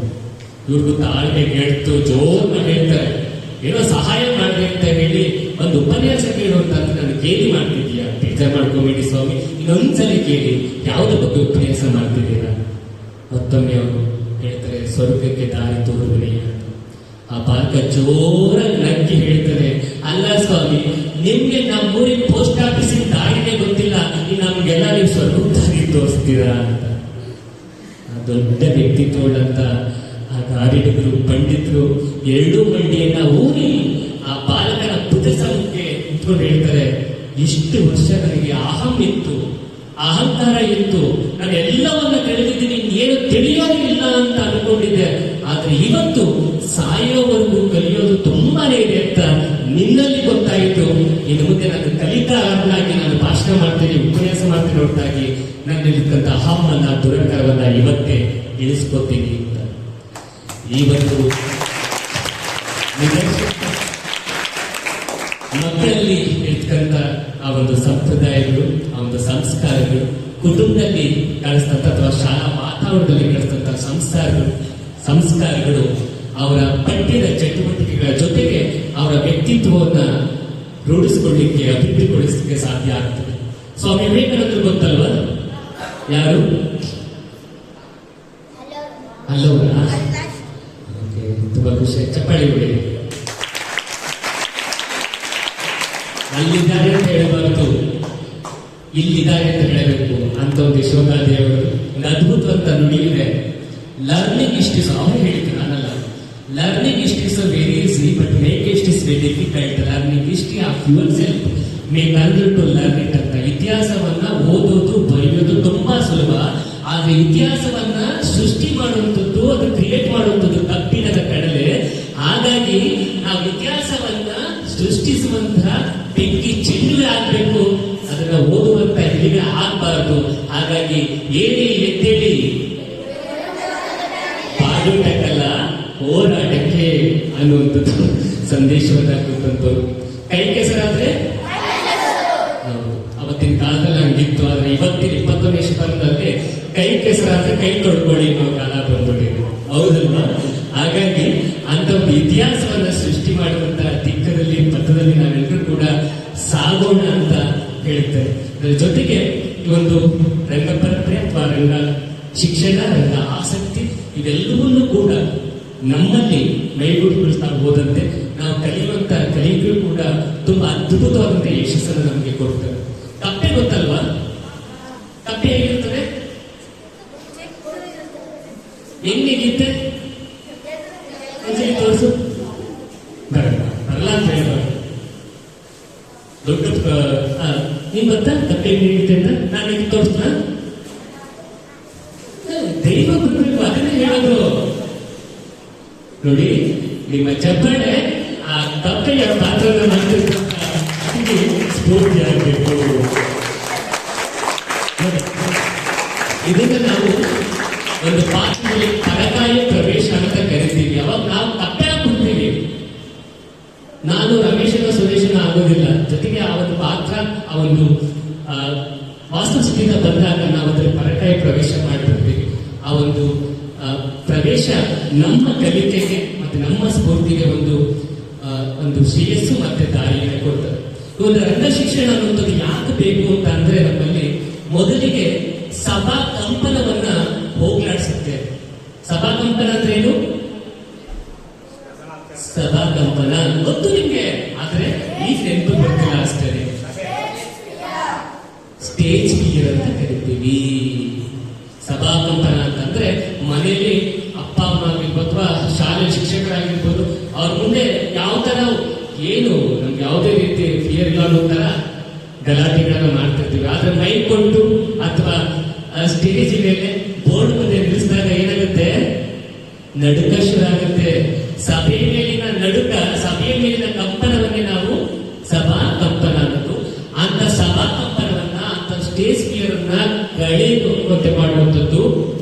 ಅಂತ ಸ್ಟೇಜ್ ಫಿಯರ್ ಇಳಿದಂತೆ ಒಬ್ಬ ಒಳ್ಳೆ ಭಾಷಣಕಾರನಾಗು, ಒಬ್ಬ ಒಳ್ಳೆ ನಟನಾಗು, ಒಬ್ಬ ಒಳ್ಳೆ ನೃತ್ಯ ಮಾಡುವಂತ ಕಲಾವಿದನಾಗು ಮಾಡುವಂಥದ್ದು ಯಾವುದು? ರಂಗ ಶಿಕ್ಷಣ. ಹಾಗಾಗಿ ಅಂತ ರಂಗ ಶಿಕ್ಷಣ ಅನ್ನುವಂಥದ್ದು ನಮಗೆ ಬೇಕು. ಇವತ್ತು ರಂಗ ಶಿಕ್ಷಣದಿಂದ ನಮಗೆ ಸ್ಟೇಜ್ ಫಿಯರ್ ಮರಿಯಾಗುತ್ತೆ, ಧೈರ್ಯ ಬರುತ್ತೆ, ಶಕ್ತಿ ಹೆಚ್ಚಾಗುತ್ತೆ, ಆತ್ಮವಿಶ್ವಾಸ ಗೊತ್ತಾಗುತ್ತೆ, ಸಹಬಾಳ್ವೆಯಲ್ಲಿ ಬೆಳೆಯುವಂತ ಶಕ್ತಿಯನ್ನ ನಮ್ಮ ರಂಗ ಶಿಕ್ಷಣ ಸಿಗುತ್ತೆ. ಜೊತೆಗೆ ನಾವು ಕಲಿತದ್ದನ್ನ ದೃಶ್ಯದ ರೂಪದಲ್ಲಿ ಅಭಿನಯಿಸಿದಾಗ ಅಥವಾ ದೃಶ್ಯದ ರೂಪದಲ್ಲಿ ನೋಡಿದಾಗ ಅದು ನಮ್ಮ ಮನಸ್ಸಲ್ಲಿ ಹೆಚ್ಚು ಬಲವಾಗಿ ಕೂತ್ಕೊಳ್ಳುತ್ತೆ, ಹೌದಲ್ವಾ? ನೀವು ನೋಡ್ತಾ ಇದ್ರೆ ನನಗೆ ಭಯವಾಗ್ತಾ ಇದೆ. ಯಾಕೆಂತಂದ್ರೆ ನಾವು ಓದುವಂತ ಕಾಲಘಟ್ಟದಲ್ಲಿ, ನಾವಿದ್ದಂತ ಶಾಲೆಗಳು ಕಾರ್ಯಕ್ರಮದಲ್ಲಿ ಅತಿಥಿಗಳು, ಗೆಸ್ಟ್ಗಳು ಅಂತ ಬರ್ತಾರೆ ಅಂತ ಒಂದು ಪೊಲಿಟಿಷಿಯನ್ ಆಗಿರ್ಬೇಕು, ರಾಜಕಾರಣಿ ಆಗಿರ್ಬೇಕು, ಇಲ್ಲ ಸೆಲೆಬ್ರಿಟಿ ಆಗಿರ್ಬೇಕು, ಇಲ್ಲ ನಮ್ಮ ಸರ್ದಾರ್ ಹ್ಯಾಂಡ್ಸಮ್ ಬಗ್ಗೆ ನೋಡೋದಕ್ಕೆ ಚೆನ್ನಾಗಿರ್ಬೇಕು ಅಂತ ಒಂದು ಅತಿಥಿ ಅಂತ ಕರೀತಾರೆ. ನಾನು ಯಾವ ಆಂಗಲಲ್ಲೂ ಕಾಣಲ್ಲ, ಸ್ವಲ್ಪ ದಪ್ಪ ಕಾಣಲಿ ಅಂತ ಒಂದು ಟೇಸರ್ ಹಾಕೊಂಡಿದ್ದೀನಿ. ಆದ್ರೂ ಕೂಡ ಅತಿಥಿ ಅಂತ ಕರೆಸಿ ನಿಲ್ಸಿದ ಮೇಲೆ ಏನಾದ್ರು ಮಾತಾಡಲೇಬೇಕಲ್ವಾ? ಅದರಲ್ಲೂ ಕೂಡ ನಿಮ್ಮ ಮನದಾಳ ಒಂದು ವಯಸ್ಸಿಗೆ ಇಳಿದು ಮಾತಾಡೋದಿಲ್ಲ, ಅಲ್ಲಿ ಭಾಷಣ ಕಿವಿ ಹೊಡೆಯುತ್ತೆ. ಹಾಗಾಗಿ ಭಾಷಣ ಮಾಡಲ್ಲ. ಇನ್ನೊಂದೆರಡು ನಿದರ್ಶನವನ್ನ ಹೇಳ್ಬೋದಾ? ಹೇಳ್ತಂತ ಕಥೆಗಳು ವ್ಯಥೆ ಆಗ್ಬಾರ್ದು, ಜೀವನ ಪೂರ್ತಿ ನಮ್ಗೆ ಆದರ್ಶ ಆಗಬೇಕು. ಕಪ್ಪೆ ಗೊತ್ತಲ್ಲ? ಕಪ್ಪೆ ಅಂದ್ರೆ ಕಪ್ಪೆ ಅಂತ 1000 ಕಪ್ಪೆಗಳಿಗೆ ಒಂದು ಸ್ಪರ್ಧೆಯನ್ನ ಇಡ್ತಾರೆ. ಸ್ಪರ್ಧೆ ಅಂದ್ರೆ ಕಾಂಪಿಟೇಷನ್, ಅದೊಂದು ಗಿನ್ನಿಸ್ ದಾಖಲೆಯ ಮಟ್ಟದಲ್ಲಿ ಕಪ್ಪೆಗಳಿಗೆ ಇಟ್ಟಂತ ಸ್ಪರ್ಧೆ. ಆ ಒಂದು ಸಂದರ್ಭದಲ್ಲಿ ಆ ಕಪ್ಪೆಗೆ ಸ್ಪರ್ಧೆ ಇಟ್ಟಂತದ್ದು ಏನು ಅಂತಂದ್ರೆ 100 ಅಂತಸ್ತಿನ ಕಟ್ಟಡವನ್ನ ಹತ್ತಿ ಇಳಿಬೇಕು. 100 ಅಂತಸ್ತು ಅಂದ್ರೆ ನಿಮ್ ಶಾಲೆ ಕಟ್ಟಡ ಒಂದು ಕೊಡಿ, ಅದು 3 ಫ್ಲೋರ್ ಅಂದ್ರೆ ಕಲ್ಪನೆ ಮಾಡ್ಕೊಳಕ್ಕಾಗತ್ತಾ? ಹತ್ತಿ ಇಳಿಬೇಕು, ಲಿಫ್ಟಲ್ಲ, ಮೆಟ್ಲ ಮೇಲೆ. ಹಿಂಗಿದ್ದಾಗ 1000 ಕಪ್ಪೆಗಳು ನಿಂತ್ಕೊಳ್ಳುತ್ತೆ. ಏನು ವಿಸಿಲ್ ಹಾಕಿ ಶುರು ಅನ್ನಬೇಕು, 3, 2, 1 ಅನ್ನಷ್ಟರಲ್ಲಿ ನಮ್ಮಂತವ್ರು ನಿಮ್ಮಂತವ್ರು ಎಲ್ಲ ಅಲ್ಲಿ ಇದ್ದದ್ದು ಹೇಳ್ತಾರೆ, 100 ಅಂತಸ್ತಿನ ಕಟ್ಟಡವನ್ನ 100 ಫ್ಲೋರ್ ಅನ್ನು ಹತ್ತಿ ಇಳಿಯೋದು ಅಂದ್ರೆ ಮನುಷ್ಯನ ಕೈಲಿ ಆಗಲ್ಲ, ಇನ್ ಕಪ್ಪೆಗಳ ಕೈಲಿ ಆಗುತ್ತೆಯೇ ಅಂತ. ಈ ಮಾತನ್ನ ಕೇಳಿಸ್ಕೊಂಡಿದ್ ಕೂಡಲೇ 900 ಕಪ್ಪೆಗಳು ಅಲ್ಲೇ ನಿಂತ್ಕೊಂಡ್ಬಿಡ್ತವೆ. ಮನುಷ್ಯನ ಕೈಲಿ ಆಗಲ್ಲ ಮತ್ತೆ ನಮ್ಮ ಕೈಲಿ ಆಗುತ್ತೆ. ಇದು 100 ಕಪ್ಪೆಗಳು ಮನಸ್ಸು ಮಾಡಿ ಫಸ್ಟ್ ಫ್ಲೋರ್ ಬರ್ತಾರೆ. ಅಲ್ಲಿಗೂ ಬಿಡ್ತಾರೆ. ನಮ್ಮಂತವ್ರು ನಿಮ್ಮಂತವ್ರೆಲ್ಲ ಓಡ್ ಬಂದಿರ್ತಾರೆ, ಈಗ ಮನುಷ್ಯನ ಕೈಲೇ ಆಗಲ್ಲ, 900 ಕಪ್ಪೆಗಳೇ ನಮ್ಮ ಕೈಲಿ ಆಗಲ್ಲ ಅಂತ ಬಿಟ್ರು. ಅಂತಂದ್ರೆ 100 ಕಪ್ಪೆಗಳು ಈ ಸಾಧನೆ ಮಾಡ್ಬಿಡ್ತಾವ ಅಂತ. 100 ಕಪ್ಪೆಗಳಲ್ಲಿ ಈ ಮಾತನ್ನು ಕೇಳಿಸ್ಕೊಂಡು 90 ಕಪ್ಪೆಗಳಲ್ಲಿ ನಿಂತ್ಕೊಂಡ್ಬಿಡುತ್ತೆ. 1990 ಎಷ್ಟು ಕಪ್ಪೆಗಳು? 10 ಕಪ್ಪೆಗಳು. ಇನ್ನೊಂದು 2 ಫ್ಲೋರ್ ಬಂದ್ರು, ಅಲ್ಲೂ ಕೂಡ ಬಂದ್ರು ನಮ್ಮಂತವ್ರು ನಿಮ್ಮಂತವ್ರು ಕಾಣೋದಿಗಳು. ಅಯ್ಯೋ 990 ಕಪ್ಪೆಗಳೇ ಆಗಿಲ್ಲ, ಮನುಷ್ಯರ ಕೈಲಿ ಆಗಲ್ಲ, ಲಿಫ್ಟಲ್ಲಿ ಹೋಗ್ಬರೋಕೆ ಒಂದಿನ ಬೇಕು, ಇನ್ನು ಈ ಕಪ್ಪೆಗಳ ಕೈ ಆಗತ್ತೆ. ಈ ಮಾತು ಕೇಳಿದ ಕೂಡ 9 ಕಪ್ಪೆಗಳು ಅಲ್ಲೇ ನಿಂತ್ಕೊಂಡ್ಬಿಟ್ರಂತೆ. ಅಲ್ಲಿ ಎಷ್ಟು ಕಪ್ಪೆಗಳು ಸ್ಪರ್ಧೆನೇ ಇರೋದು? ಎಷ್ಟು ಕಪ್ಪೆಗಳು ಹಿಂದೆ ಹೋದ? ಜೋರಾಗಿ ಹೇಳಬೇಕು, ಯಾಕಂದ್ರೆ ನಮ್ಮ ಭೂಲೋಕದಲ್ಲಿ 84 ಲಕ್ಷ ಜೀವರಾಶಿಗಳಿದೆ. ಅದರಲ್ಲಿ 83,99,999 ಜೀವರಾಶಿಗಳಿಗೆ ಮಾತಾಡೋ ಶಕ್ತಿ ಕೊಟ್ಟಿಲ್ಲ. 84 ಲಕ್ಷ ಜೀವರಾಶಿಗಳಲ್ಲಿ ಮಾತಾಡೋ ಶಕ್ತಿ ಕೊಟ್ಟಿರೋದು ಯಾರಿಗೆ? ಮನುಷ್ಯನಿಗೆ ಮಾತ್ರ. ಹಾಗಾಗಿ ಒಂದು ಮಾತಿದೆ, ಒಡಲ ಜಾಗಟೆಯ ಮಾಡಿ ನುಡಿವ ನಾಲಿಗೆ ಪಿಡಿದು ಬಿಡದೆ ಡಣ್ಣ ಡಣ್ಣ ಡಣ್ಣ ಎಂದು ಬಾರಿಸುತ್ತ ಕುಣಿದು ಕುಪ್ಪಳವ ನಿಕ್ಕುತ್ತ ಬಂದಿಹಾರಿಯ ಮರೆದರು. ಜೋರಾಗಿ ಕೂಗಿ ಹೇಳಿ, ಜೈ ಭುವನೇಶ್ವರಿ, ಜೈ ಜವಾನ್, ಜೈ ಜವಾನ್. ರಂಗ ಪರಂಪರೆ ಟ್ರಸ್ಟ್ಗೆ, ನಮ್ಮ ಭಾಗ್ಯ ಸುದ್ದಿ ಶಾಲೆಗೆ ಇದೇ ಜೈಕಾರ ಇದೆ. ಹಾಗೆ ಎಷ್ಟು ಕಪ್ಪೆಗಳು ಉಳ್ಕೊಂಡ ಸ್ಪರ್ಧೆಯಿಂದ? 999 ಕಪ್ಪೆಗಳು ಹೋಗ್ತವ್ರು, ಇನ್ನು ಉಳಿದಿದ್ದು ಕಂಡು. ಆ ಕಪ್ಪೆ ಹೀಗೆ 2ನೇ ಅಂತಸ್ತಿಂದ 3, 4, 5, 6, 7, 8, 9, 10 ಬಂತು. ಮತ್ತೆ 10ರಿಂದ 20, 30, 40, 50, 60, 70, 89 100ನೇ ಫ್ಲೋರ್ಗೆ ಹೋಗಿ ಸ್ವಲ್ಪ ಉಸಿರಾಡಿಕೊಂಡು ಸ್ವಲ್ಪ ಸುಧಾರಿಸ್ಕೊಂಡು ಮತ್ತೆ 100ನೇ ಅಂತಸ್ತಿಂದ 100, 90, 80, 70, 60, 50, 40, 30, 20, 10, 9, 8, 7, 6, 5, 4, 3, 2, 1 ರೌಂಡ್ ಸ್ವಲ್ಪ ನಿಂತ್ಕೋತು. ಯಾವುದು? ಯಾವ ಕಪ್ಪೆ? ಸಾಧಕ ಕಪ್ಪೆ. ಅವಾಗ ಏನ್ ಮಾಡಿದ್ರು ನಮ್ಮ ನ್ಯೂಸ್ ಚಾನೆಲ್ ಅವ್ರು ಏನ್ ಹೇಳ್ತಾರೆ ಮಾತಾಡ್ತಿದ್ರೆ ಹೌದಲ್ವಾ? ಪತ್ರಿಕಾ ಮಾಧ್ಯಮದವರು, ಲೇಖಕ ಮಾಧ್ಯಮದವರು ಎಲ್ಲರೂ ಕೂಡ ಜೋರಾಗಿ ಓಡೋದ್ರು. ಕಪ್ಪೆ ಉಸಿರಾಡಕ್ಕೂ ಬಿಡ್ತಿಲ್ಲ. ಪ್ರಶ್ನೆ ಕೇಳ್ತಾ ಇದ್ದಾರೆ. ಏನ್ ಪ್ರಶ್ನೆ ಕೇಳ್ತಿದ್ದಾರೆ? 999 ಕಪ್ಪೆಗಳು ಮಾಡಿರ್ತಕ್ಕಂಥ ಸಾಧನೆಯನ್ನ ಮಾಡಿರ್ತಕ್ಕಂಥ ಸಾಧನ ಕಪ್ಪೆ ಏನು ಇದರ ರಹಸ್ಯ? ನಿಮ್ಮ ಮನೆ ಏನ್ ಫುಡ್ ತಿನ್ನಿಸ್ತಾರೆ, ಯಾವ ನೀರು ಕುಡಿಸ್ತಾರೆ, ಏನ್ ಮೆಡಿಸಿನ್ ಕೊಡಿಸ್ತಾರೆ, ಯಾವ ರೀತಿ ಟ್ರೈನಿಂಗ್ ಕೊಟ್ಟಿದ್ದಾರೆ ಅಂತ ಹೇಳಿ ಒಂದು ಅರ್ಧ ಗಂಟೆ ಕಪ್ಪೆ ಉಸಿರಾಡಕ್ಕೂ ಬಿಡದೆ ಏನ್ ಮಾಡಿದ್ರು? ಟೇಸ್ಟ್ ಕೇಳಕ್ ಶುರು ಮಾಡಿದ್ರು. ಆ ಕಪ್ಪೆ ಏನು ಮಾತಾಡೋದು ಸುಮ್ಮನೆ ನಿಂತಿತ್ತು. ಅಷ್ಟರಲ್ಲಿ ಒಂದು ಅಶರೀರವಾಣಿ ಬರುತ್ತೆ. ಅಶರೀರವಾಣಿ ಅಂದ್ರೆ ಶರೀರ ಕಾಣಲ್ಲ, ಬರೀ ವಾಯ್ಸ್ ಕೇಳಿಸುತ್ತೆ. ಅವಾಗ ಆಕಾಶವಾಣಿಯಿಂದ ಬರ್ತಿತ್ತು ಅದಲ್ವಾ? ಹಾಗೆ ಆ ಅಶರೀರವಾಣಿ ಹೇಳ್ತಿದ್ರೆ ಆ ಪ್ರಶ್ನೆ ಉತ್ತರ ನಾನು ಕೊಡ್ತೀನಿ ಮತ್ತೆ ಎಲ್ಲ ಮಾಧ್ಯಮಗಳು ಚಾನಲ್ಗಳು ಮೈಕಲ್ಲಿ ಹಿಡ್ಕೊಂಡು ಓಡೋಗ್ತಾರೆ. ನೀವು ಕೊಡ್ತೀರಾ ಅದಕ್ಕೆ ಉತ್ತರವನ್ನ, ಆನ್ಸರ್ನ. ನೀವೇನಾಗ್ಬೇಕು?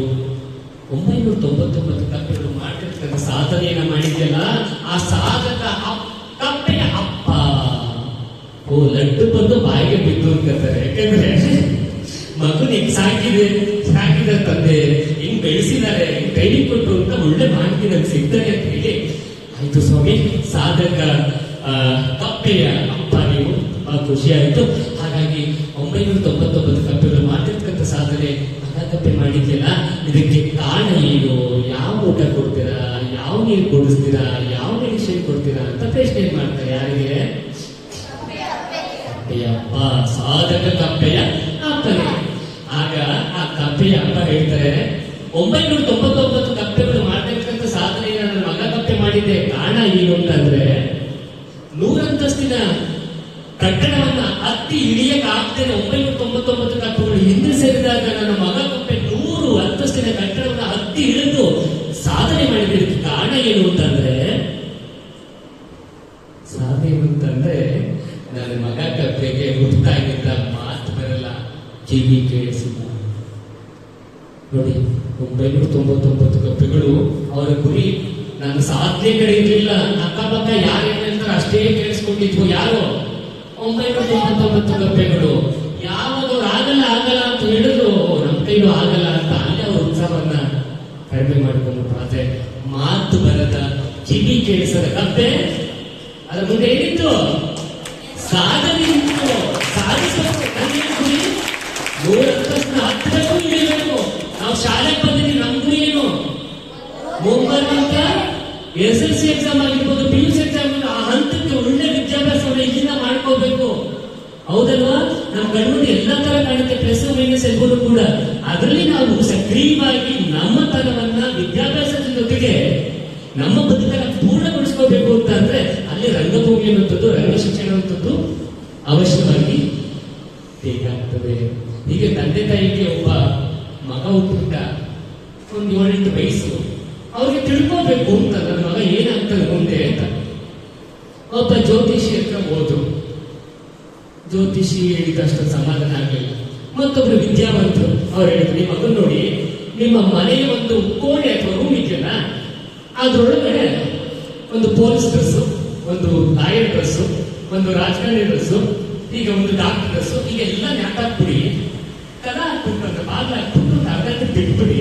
ಆಮೇಲೆ ತೆಗೆದಾಗ ನಿಮ್ಮ ಮಗ ಯಾವ ಡ್ರೆಸ್ ಹಾಕೊಂಡಿರ್ತಾನೋ, ಡಾಕ್ಟರ್ ಡ್ರೆಸ್ ಹಾಕೊಂಡ್ರೆ ಡಾಕ್ಟ್ರು, ಲಾಯರ್ ಡ್ರೆಸ್ ಹಾಕೊಂಡ್ರೆ ಲಾಯರು, ಪೊಲೀಸ್ ಡ್ರೆಸ್ ಹಾಕೊಂಡ್ರೆ ಸೂಪರ್ ಅಲ್ವಾ ಅಂತ ಹೇಳಿ ಏನ್ ಮಾಡ್ತಾರೆ, ಮೊದಲು ಕರ್ಕೊಂಡೋಗಿ ಕೊಠಡಿಗಳಿಗೆ ಬಿಟ್ಟು ಎಲ್ಲ ತರದ ಪ್ರೊಫೆಷನಲ್ ಡ್ರೆಸ್ ಅನ್ನ ಹಾಕಿ ಬಂದ್ಬಿಡ್ತಾರೆ. ಇವರು ಅರ್ಧ ಗಂಟೆ ಬಿಟ್ಟು ಉಳಿಗೆ ಹೋಗ್ತಾರೆ.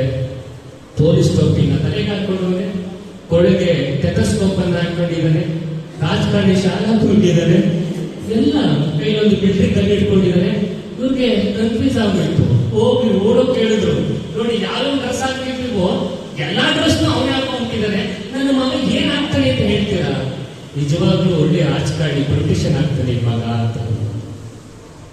ಅಂತಂದ್ರೆ ನಾವು ಬೆಳೆಯುವಂತ, ನಾವು ಇದ್ದಂತ ಒಂದು ವಾತಾವರಣ ಏನಿದೆ ಅದು ನಮ್ಮನ್ನ ಬದಲಾಯಿಸಬೇಕು ಅಂತಂದ್ರೆ, ಒಬ್ಬ ಕಲಾವಿದ ಆದ್ರೆ, ಒಬ್ಬ ಪೊಲೀಸ್ ಡ್ರೆಸ್ ಹಾಕೊಂಡಾದ್ರೆ ನಾವು ಪಳಕಾಯಿ ಪ್ರವೇಶ ಮಾಡ್ಬಿಡ್ತೀವಿ.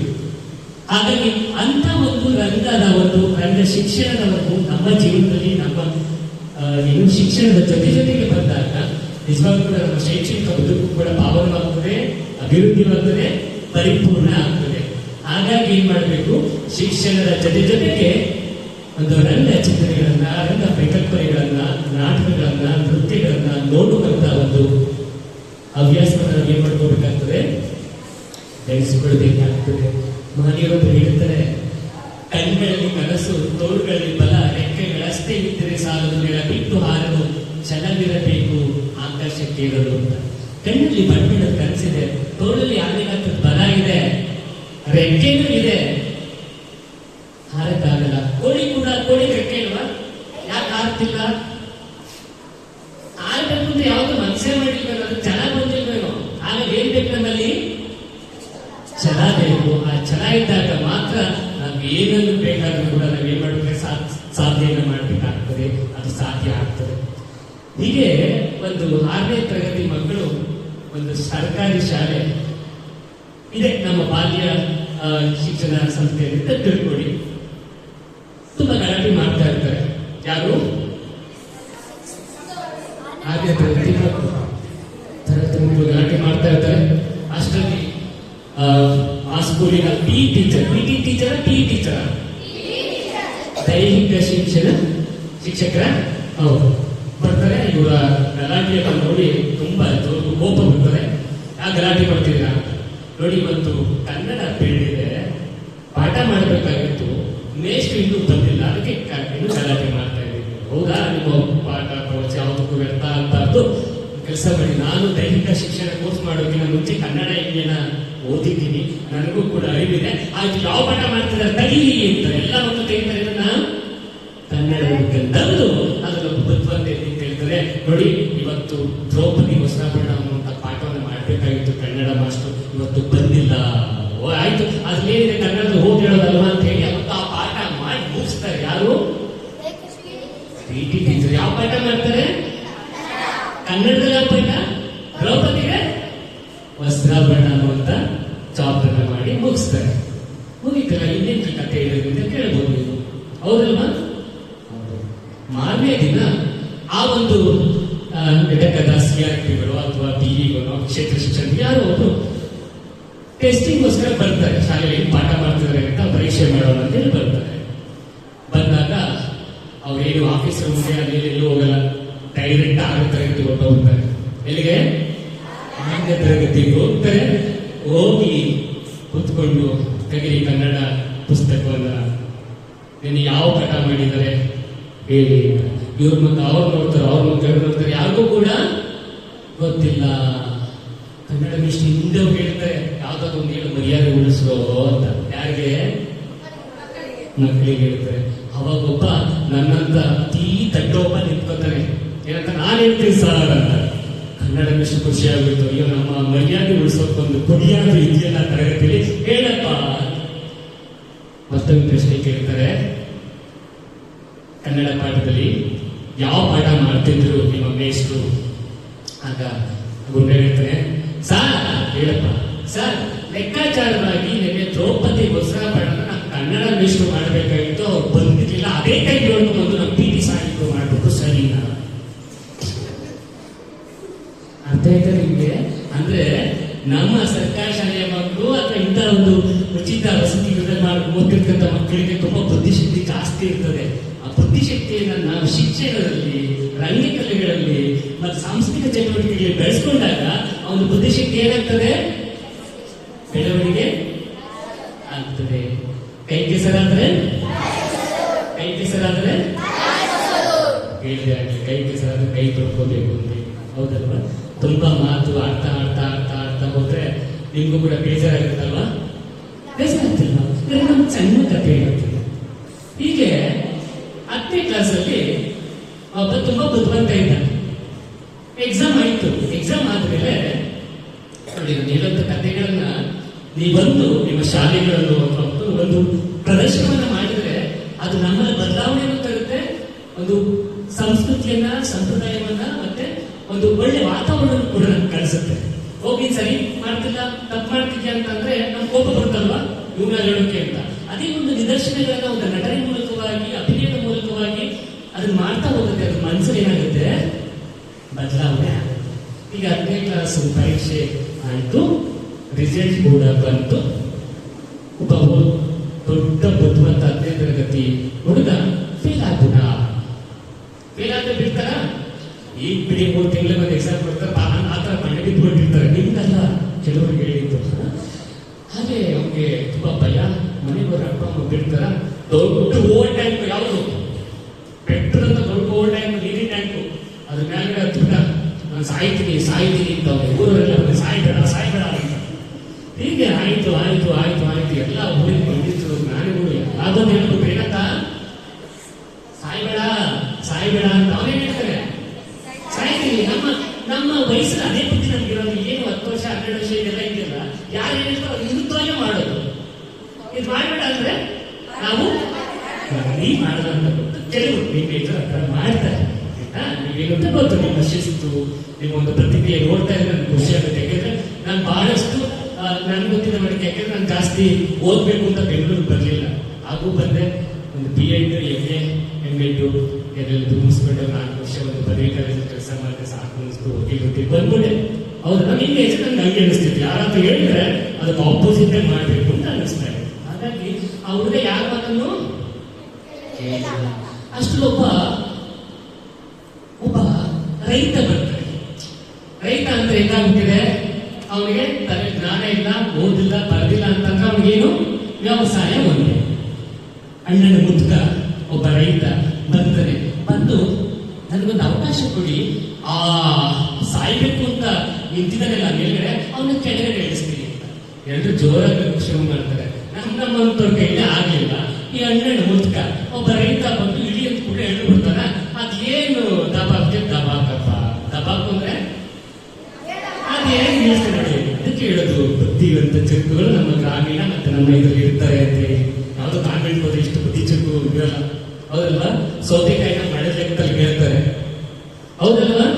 ನಿಂಬೆಣ್ಣ ಮಳೆ ಲೆಕ್ಕದಲ್ಲಿ ಕೇಳ್ತಾರೆ, ಹೌದಲ್ವಾ? ತೆಂಗಿನಕಾಯಿನ ಕೆಜಿ ಲೆಕ್ಕದಲ್ಲಿ ಕೇಳೋಕಾರ ಇರ್ಲಿಲ್ಲ, ಮುದ್ದು ಬಂದ್ಬಿಟ್ಟಿಲ್ಲ, ಅದಕ್ಕೆ ಈಗಿಲ್ಲ. ಸರಿ ಆಯ್ತು. ಆ ಮುದ್ಕ ಹೇಳ್ತಾರೆ, ನೋಡಪ್ಪ ನೋಡು, ನೀನೇನಾದ್ರೂ ಆ ವಾಟರ್ ಟ್ಯಾಂಕ್ ಮೇಲಿಂದ ಇಳಿದು ಬಂದ್ರೆ ಇನ್ನೊಂದು 2-3 ತಿಂಗಳಲ್ಲಿ ಇನ್ನೊಂದು ಎಕ್ಸಾಮ್ ಅನ್ನ ಬರೆದು ಪಾಸ್ ಆಗ್ಬೋದು. ಏನಾಗ್ಬೋದು? ಸಪ್ಲಿಮೆಂಟರಿ ಪರೀಕ್ಷೆ ಅಂತ ಆ ಪರೀಕ್ಷೆ ಬರೆದು ಪಾಸ್ ಆಗ್ಬೋದು.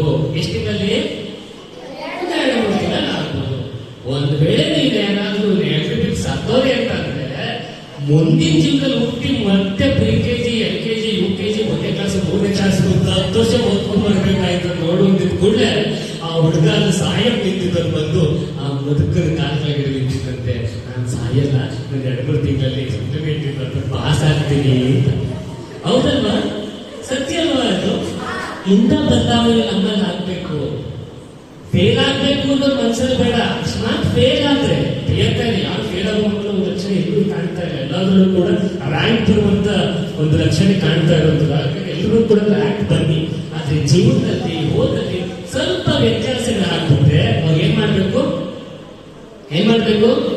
ಛಲ ತಗೋಬೇಕು, ಗಟ್ಟಿ ಮನಸ್ಸು ತಗೋಬೇಕು. ಅದಕ್ಕೆ ಹೇಳಿದ್ರು, ಇಂಥದ್ದು ರಂಗ ಶಿಕ್ಷಣದಲ್ಲಿ ಹಲವಾರು ನಾಟಕಗಳು ನೋಡಿದಾಗ ಅದ್ರಲ್ಲಿ ಭೀಮ ಹೀಗಿರ್ತದೆ, 10 ತರ ಇದ್ರೆ ರಾವಣ ಇರ್ತದೆ, ಆಂಜನೇಯ ಮೂರ್ತಿ ಇದ್ದವನ್ನ ಬಾಲ ಇದ್ದವನ್ನ ಆಂಜನೇಯ ಇರ್ತಾರೆ. ಹೀಗೆ ಆ ಒಂದು ಪಾತ್ರಗಳನ್ನ ತರಗತಿ ಪ್ರವೇಶ ಮಾಡಿಸ್ಕೊಂಡ್ರೆ ಇವೆಲ್ಲ ನಮ್ಗೆ ಏನನ್ಸಲ್ಲ, ಸಮಸ್ಯೆ ಅಂತ ಅನ್ಸೋದೇ ಇಲ್ಲ. ಹೌದಲ್ವಾ? ಈಗ ನಾನು ಸುಮಾರು ಸರ್ಕಾರಿ ಶಾಲೆಗಳಿಗೆ, ಕಾಲೇಜಿಗೆ ಹೋದಾಗ ಹೇಳ್ತಾ ಇರ್ತೀನಿ. ಮೊನ್ನೆ ಒಂದು ಚಾಮರಾಜಪೇಟೆಯಲ್ಲಿ ಒಂದು ಪದವಿ ಕಾಲೇಜ್ ಹೋದಾಗ ಹೇಳ್ತಾ ಇದ್ದೆ, ಸರ್ಕಾರಿ ಶಾಲೆ ಮಕ್ಕಳು ಅಂತ ನಮ್ಗೆ ತುಂಬಾ ಖುಷಿ ಆಗ್ತದೆ. ಯಾಕಂತಂದ್ರೆ ತನ್ನಪ್ಪ ಸೆಕ್ಯೂರಿಟಿ ಕೆಲಸ ಮಾಡ್ತಾರೆ, ಹೆಮ್ಮೆಯನ್ನು ಹೇಳ್ಕೊಳ್ಳಿ. ತನ್ನಪ್ಪ ಆಟೋ ಡ್ರೈವರ್ ಅಂತಂದ್ರೆ ಹೆಮ್ಮೆಯನ್ನು ಹೇಳ್ಕೊಳ್ಳಿ. ಹುಟ್ಟೋದು ಗುಡ್ಸ್ತಲಾದ್ರೂ ಕೂಡ ನಾವು ಸಾಯ್ಬೇಕಾದ್ರೆ ಅರಮನೆಯಲ್ಲಿ ಸಾಯ್ಬೇಕು ಅಂತ ಒಂದು ಇತಿಹಾಸವನ್ನು ನಾವು ಸೃಷ್ಟಿ ಮಾಡಬೇಕು. ಹೌದಲ್ವಾ? ಅಂತ ಛಲ ಎಲ್ಲಿಂದ ಬರಬೇಕು? ಈ ಒಂದು ನಮ್ಮ ಪುಟ್ಟ ಬಾಲ್ಯದ ವಯಸ್ಸಿಂದ ನಮ್ಗೆಲ್ಲರೂ ಕೂಡ ಬರಬೇಕು ಅಂತ ಹೇಳ್ತಾ ಸಾಕ ಮಾತಾಡಿದ್ದು? ನೀನು ಮಾತಾಡ್ಬೇಕಾ? ಇನ್ನೇನ್ ಬೇಕು? ಬೋರ್ ಅನ್ನಿಸ್ತಾ? ಹಾಗಾಗಿ ನಿಮ್ಮ ಶಾಲೆಯಲ್ಲಿ ಒಂದು ನಾಟಕ ಮಾಡ್ತಾ ಇದ್ದಾಗಲಿ, ಒಂದು ನೃತ್ಯ ಮಾಡ್ತಾ ಇದ್ದಾಗಲಿ, ಅಥವಾ ನಾಟಕಗಳನ್ನು ನೋಡುವಂತ ಸಮಯ ಸಂದರ್ಭಗಳು ಬಂದಾಗ ನೀವೊಂದ್ರಲ್ಲಿ ಸಕ್ರಿಯವಾಗಿ ಭಾಗವಹಿಸಬೇಕು. ನೋಡಿ, ಕಪ್ಪೆ ಬಂದು ಕಪ್ಪೆ ತರ ಆಕ್ಟಿಂಗ್ ಮಾಡೋದು, ರೆಕಗ್ನೈಸ್ ಆದ್ರು, ಗುರುತಿಸ್ಕೊಂಡ್ರು. ಕಪ್ಪೆ ತರ ಎಲ್ಲರೂ ಜಿಗಿಯಕ್ಕೆ ಬರೋದು ಯಾರು ಬಂದ್ರ? ಯಾಕೇಳಿ? ಅಲ್ಲಿ ಸಭಾ ಕಂಪನ ಇದೆ, ಸ್ಟೇಜ್ ಫಿಯರ್ ಇದೆ. ಅಂತ ಸ್ಟೇಜ್ ಫಿಯರ್ ಅನ್ನ ಹೋಗಲಾಡಿಸುವಂತ ಸಾಧನ ಆಗ ಹೇಳಿದಾಗೆ ರಂಗ ಶಿಕ್ಷಣ. ಹಾಗಾಗಿ ಇವತ್ತು ರಂಗಭೂಮಿ ಚಟುವಟಿಕೆಗಳನ್ನ ಬಾಲ್ಯದಲ್ಲಿ ನಿಮ್ಮ ಶಿಕ್ಷಣ ಜೊತೆಗೆ ಉಳಿಸ್ಕೊಡಿ, ಬೆಳೆಸ್ಕೊಡಿ. ಎಲ್ಲರೂ ಕೂಡ ಶುಭವಾಗಿ. ಈಗ ರಂಗ ಶಿಕ್ಷಣದ ಬಗ್ಗೆ ಇಷ್ಟೆಲ್ಲ ಹೇಳಿದ್ರೆ ಇನ್ನು ಜಾಸ್ತಿ ಹೇಳಿದ್ರೆ ಏನೋ ಮಿತಿ ಮೀರಿದ್ರೆ ಅಮೃತ ಕೂಡ ವಿಶ್ವ ಆಗುತ್ತೆ ಅನ್ನೋದಿದೆ. ಹಾಗಾಗಿ ಎಲ್ರಿಗೂ ಶುಭವಾಗಿ ಅಂತ ಹೇಳ್ತಾ ಒಂದೇ ಒಂದು ಸಣ್ಣ ಅಭಿನಯವನ್ನು ಮಾಡ್ಬೋದಾ? ಕಾಳಜಿ ಮಾಡ್ಬೋದಾ? ಕಾರಣ ಏನು ಅಂತಂದ್ರೆ ಈಜೋದ್ ಹೆಂಗೆ ಅಂತ ನಿಮಗೆ ಗೊತ್ತಲ್ಲ? ಈಜೋದ್ ಹೆಂಗೆ ಅಂತ 100 ಪುಟದ ಬುಕ್ಗಳನ್ನ ಬರೆದಿದ್ದಂತೆ. ಕರ್ಕೊಂಬಂದು ಈಜು ಅಂತ ಬಿಟ್ಟು ಮುಳುಗೋದಂತೆ. ಒಂದು ಈಜಕ್ಕೆ ಬರಲ್ಲ, ಈಜಿನ ಬಗ್ಗೆ ಪುಸ್ತಕ ಬರೆದಿತ್ತು. ಹಾಗಾಗಿ ನನ್ನ ನಟನೆ ಬಗ್ಗೆ, ರಂಗ ಶಿಕ್ಷಣದ ಬಗ್ಗೆ ಇಷ್ಟೆಲ್ಲ ಹೇಳಿ ನಾನು ಮುಂದೆ ಅದನ್ನ ಅಭಿನಯಿಸಿಲ್ಲ ಅಂದ್ರೆ ಅದು ಪರಿಪೂರ್ಣ ಆಗುತ್ತಾ? ಹಾಗಲ್ಲ. ಹಾಗಾಗಿ ಏನ್ ಮಾಡ್ಬೇಕು? ನಾನು ಅರ್ಥ ಮಾಡ್ಬೇಕು, ಅಭಿನಯಿಸ್ಬೇಕು. ಚೆನ್ನಾಗಿಲ್ಲ ಅಂದ್ರೆ ನೀವು ಏನ್ ಹೊಡಿಗಿರೋದ್ರಲ್ಲಿ ಬಾಡಿಸ್ಕೋಬೇಕು, ಹೊಡಿಯಕ್ಕೆ ಕಾಯ್ತಾ ಇದ್ದೀರ. ಅಭಿನಯಿಸಿದ ಮುಂಚೆ ಇನ್ನೊಂದು ಸಣ್ಣ ಹೇಳ್ತೀನಿ, ನಮ್ಮ ಮಕ್ಕಳಲ್ಲಿ ಬುದ್ಧಿಶಕ್ತಿ ಮತ್ತೆ ರಂಗದ ಒಂದು ಸೆಳೆತ ಇರಬೇಕು. ಎಷ್ಟು ಚುರುಕಾಗಿ ನಮ್ಮ ಒಂದು ರಂಗ ಶಿಕ್ಷಣ ನಮ್ಗೆ ಅನುಕೂಲ ಮಾಡ್ತದೆ. ಹೀಗೆ ಭೂಗೋಳ ಎಷ್ಟು ಪಾಠ ಮಾಡ್ತಾ ಇದ್ರು. ಭೂಗೋಳ ಅಂದ್ರೆ ಜಿಯಾಗ್ರಫಿ ಚಪ್ಪಾಳೆ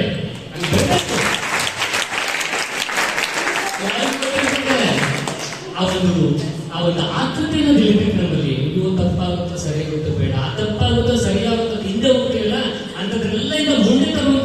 ಶಿಕ್ಷಣ, ರಂಗ ತರಬೇತಿ, ರಂಗಭೂಮಿ. ಹೀಗೆ ಭೂಗಳ ಎಷ್ಟು ಸಾರಿ ಅಂತ ತಿಳ್ಕೊಂಡ್ರಿ. ಪಾಠ ಮಾಡ್ತಾ ಇದ್ರೆ ಭೂಮಿ ಬಗ್ಗೆ, ಭೂಮಿ ದುಂಡಾಗಿದೆ, ಭೂಮಿ ದುಂಡಾಗಿದೆ. ಅರ್ಧ ಗಂಟೆ ಹೇಳಿದ್ರು ಗುಂಡ ಭೂಮಿ ಹೇಗಿದೆಯಪ್ಪ ಅಂದ್ರೆ ಗುಂಡ ನಿಂತ್ಕೊಂಡು ಹೇಳಲ್ಲ ಸರ್, ಭೂಮಿ ಭೂಮಿ ಇದ್ದಂಗೆ ಇದೆ. ಮಾಸ್ಟರ್ ತುಂಬಾ ಖುಷಿ ಆಗೋಯ್ತು. ಖುಷಿ ಆಗುತ್ತಾ? ಖುಷಿ ಆಯ್ತು. ಕೋಪ ಬಂತು. ಹೌದಲ್ವಾ?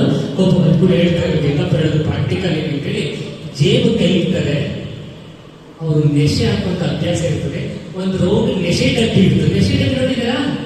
ಸುಳ್ಳು ಡಬ್ಬಿ, ನೆಶೆ ಡಬ್ಬಿ ರೌಂಡ್ ತೆಗಿರೋದು. ಆ ತಪ್ಪು ಕಲ್ಸ ಇರ್ತಾರೆ ನೋಡು. ಭೂಮಿ ಈ ನೆಶೆ ಡಬ್ಬಿ ತರ ಹೇಗಿದೆ? ಸರ್ಕಸ್ ಗುಂಡಾಗಿದೆ. ಹೇಗಿದೆ ಭೂಮಿ? ಭೂಮಿ ಹೇಗಿದೆ? ಹೇಗಿದೆ? ಗುಂಡಾಗಿದೆ. ಪಾಠ ಮಾಡಿಸೋದು ಸಾರ್ಥಕತೆ ಆಯ್ತು. ನಮ್ಮ ಭೂಗಳ ದೇಶದಾಗಿ ಇಟ್ಕೊಂತ ಹೋಗ್ತಾರೆ. ಮಾರನೇ ದಿನ ಯಾರು ಬರ್ತಾರೆ? ಒಳ್ಳೆ ಚಪ್ಪಾಳೆ ಭೂಮಿಗೆ ಭೂಗಳನ್ನಷ್ಟು ಕುಂತಿದ್ರು. ಬಂದು ಹೇಳ್ತಾರೆ, ಯಾವ್ದ್ರ ಬಗ್ಗೆ ಪಾಠ ಮಾಡ್ತಿದ್ದೀರಾ? ಭೂಮಿ ಬಗ್ಗೆ ಮಾಡ್ತಾ ಇದ್ದೀವಿ. ಪ್ರಶ್ನೆ ಕೇಳಬಹುದ ಮಕ್ಕಳಿಗೆ? ಅಭ್ಯಂತರ ಕೇಳಿ ಕೇಳಿ ಕೇಳಿ. ಸರಿ ಮಕ್ಕಳೇ, ಭೂಮಿ ಹೇಗಿದೆ? ಯಾರು ಮಾಡ್ಬಿಟ್ಟವ್ರೆ. ಯಾಕೆ ಮನೆ ಪುಸ್ತಕ ಹೇಳಿದ್ರಲ್ವಾ, ಮೊಬೈಲ್ ಕುತ್ಕೊಂಡು ಎಲ್ಲಿರ್ತದೆ? ತಲೆಯೂ ಇಲ್ಲ, ತಲೆ ಒಳಗೂ ಇಲ್ಲ. ಹೌದಲ್ಲ? ಓಕೆ, ಅವ್ರ ಮುಖ ಇವ್ರು ನೋಡ್ತಾರೆ, ಇವ್ರ ಮುಖ ನೋಡ್ತಾರೆ. ಯಾರಿಗೂ ಗೊತ್ತಿಲ್ಲ ಏನು ಭೂಮಿ ಹೇಗಿದೆ ಅಂತ. ಮಾಸ್ಟರ್ಗೆ ಸ್ವಲ್ಪ ಬೇಜಾರಾಗುತ್ತೆ, ಒಂಥರ ಪೇಜಿಗೆ ಸಿಗಾಕ್ಬಿಡ್ತಾರೆ. ಏನ್ ಮಾಡ್ತಾರೆ? ಓ ನಿನ್ನೆ ನೆನಪು ಬರುತ್ತೆ. ಏನ್ ತೋರಿಸಿ ಹೇಳಿದ್ರು? ತೋರಿಸಿದ್ರು.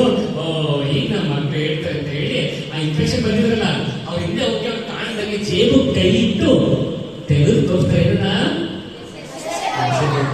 ಅವರ ಹಣೆ ಬರೋಕ್ಕೆ ಅವತ್ತು ಶನಿವಾರ ರೌಂಡ್ ನೆಸೆಡಬ್ಬಿಗಿಂತ ಉದ್ದಕ್ಕೆ ನೆಸೆಡಬ್ಬಿ ತಂದುಬಿಟ್ಟಿರ್ತಾರೆ. ನೋಡಿದ್ರ? ಸುಳ್ಳು ಡಬ್ಬಿ ನೆಸೆಡಬ್ಬಿ ರೌಂಡ್ ಕೊಡ್ತಾರೆ, ಉದ್ದಕ್ಕೂ ಬರ್ತಾರೆ. ನಮ್ಮ ಮಕ್ಕಳೇನ ಅಷ್ಟೊಂದು ದಡ್ಡಲ್ಲ ಅಂತ ಹೇಳಿ ತೋರಿಸ್ತಾರೆ. ಅದು ನಮ್ಮ ಗುಂಡ ನೋಡ್ಕೊಂಡಿದ್ದ, ಸ್ವಾಮಿ ನಾನು ಹೇಳ್ತೀನಿ ಅಂತ ಹೇಳ್ತಾರೆ. ಓ ನನ್ನ ಮರ್ಯಾದೆ ಉಳಿಸ್ತೀರಪ್ಪ ಹೇಳು ಅಂತ. ನೋಡಿ ಸ್ವಾಮಿ, ಭೂಮಿ ಭೂಮಿ ಭೂಮಿ ಭಾನುವಾರದಿಂದ ಶುಕ್ರವಾರದವರೆಗೂ ಗುಂಡು ಗುಂಡಗಿರ್ತದೆ. ಶನಿವಾರ ಬಂತು ಅಂದ್ರೆ ಉದ್ದಕ್ಕಾಗಿರ್ತದೆ ಸ್ವಾಮಿ. ನಮ್ಮ ಮಕ್ಕಳಿಗೆ ಬುದ್ಧಿಶಕ್ತಿ ಇದೆಯಲ್ಲ, ಈ ಒಂದು ವಯಸ್ಸಿಂದ ನೀವು ಇಂಥದನ್ನು ಕಲಿತೀನಿ, ಇಂಥದನ್ನು ಮಾಡ್ತೀನಿ ಅಂತ ಒಳ್ಳೇದನ್ನ ಅರ್ಥ ಆಯ್ತಾ? ಒಳ್ಳೇದನ್ನ ಅನ್ಕೊಂಡ್ರೆ ಅದು ಯಾವುದು ಕೂಡ ಕಷ್ಟ ಆಗಲ್ಲ. ಇಂಗ್ಲಿಷಲ್ಲಿ ಎಷ್ಟು ಅಕ್ಷರ ಇದೆ? ABCD ಎಷ್ಟು ಅಕ್ಷರ ಇದೆ? 4 ಅಕ್ಷರ.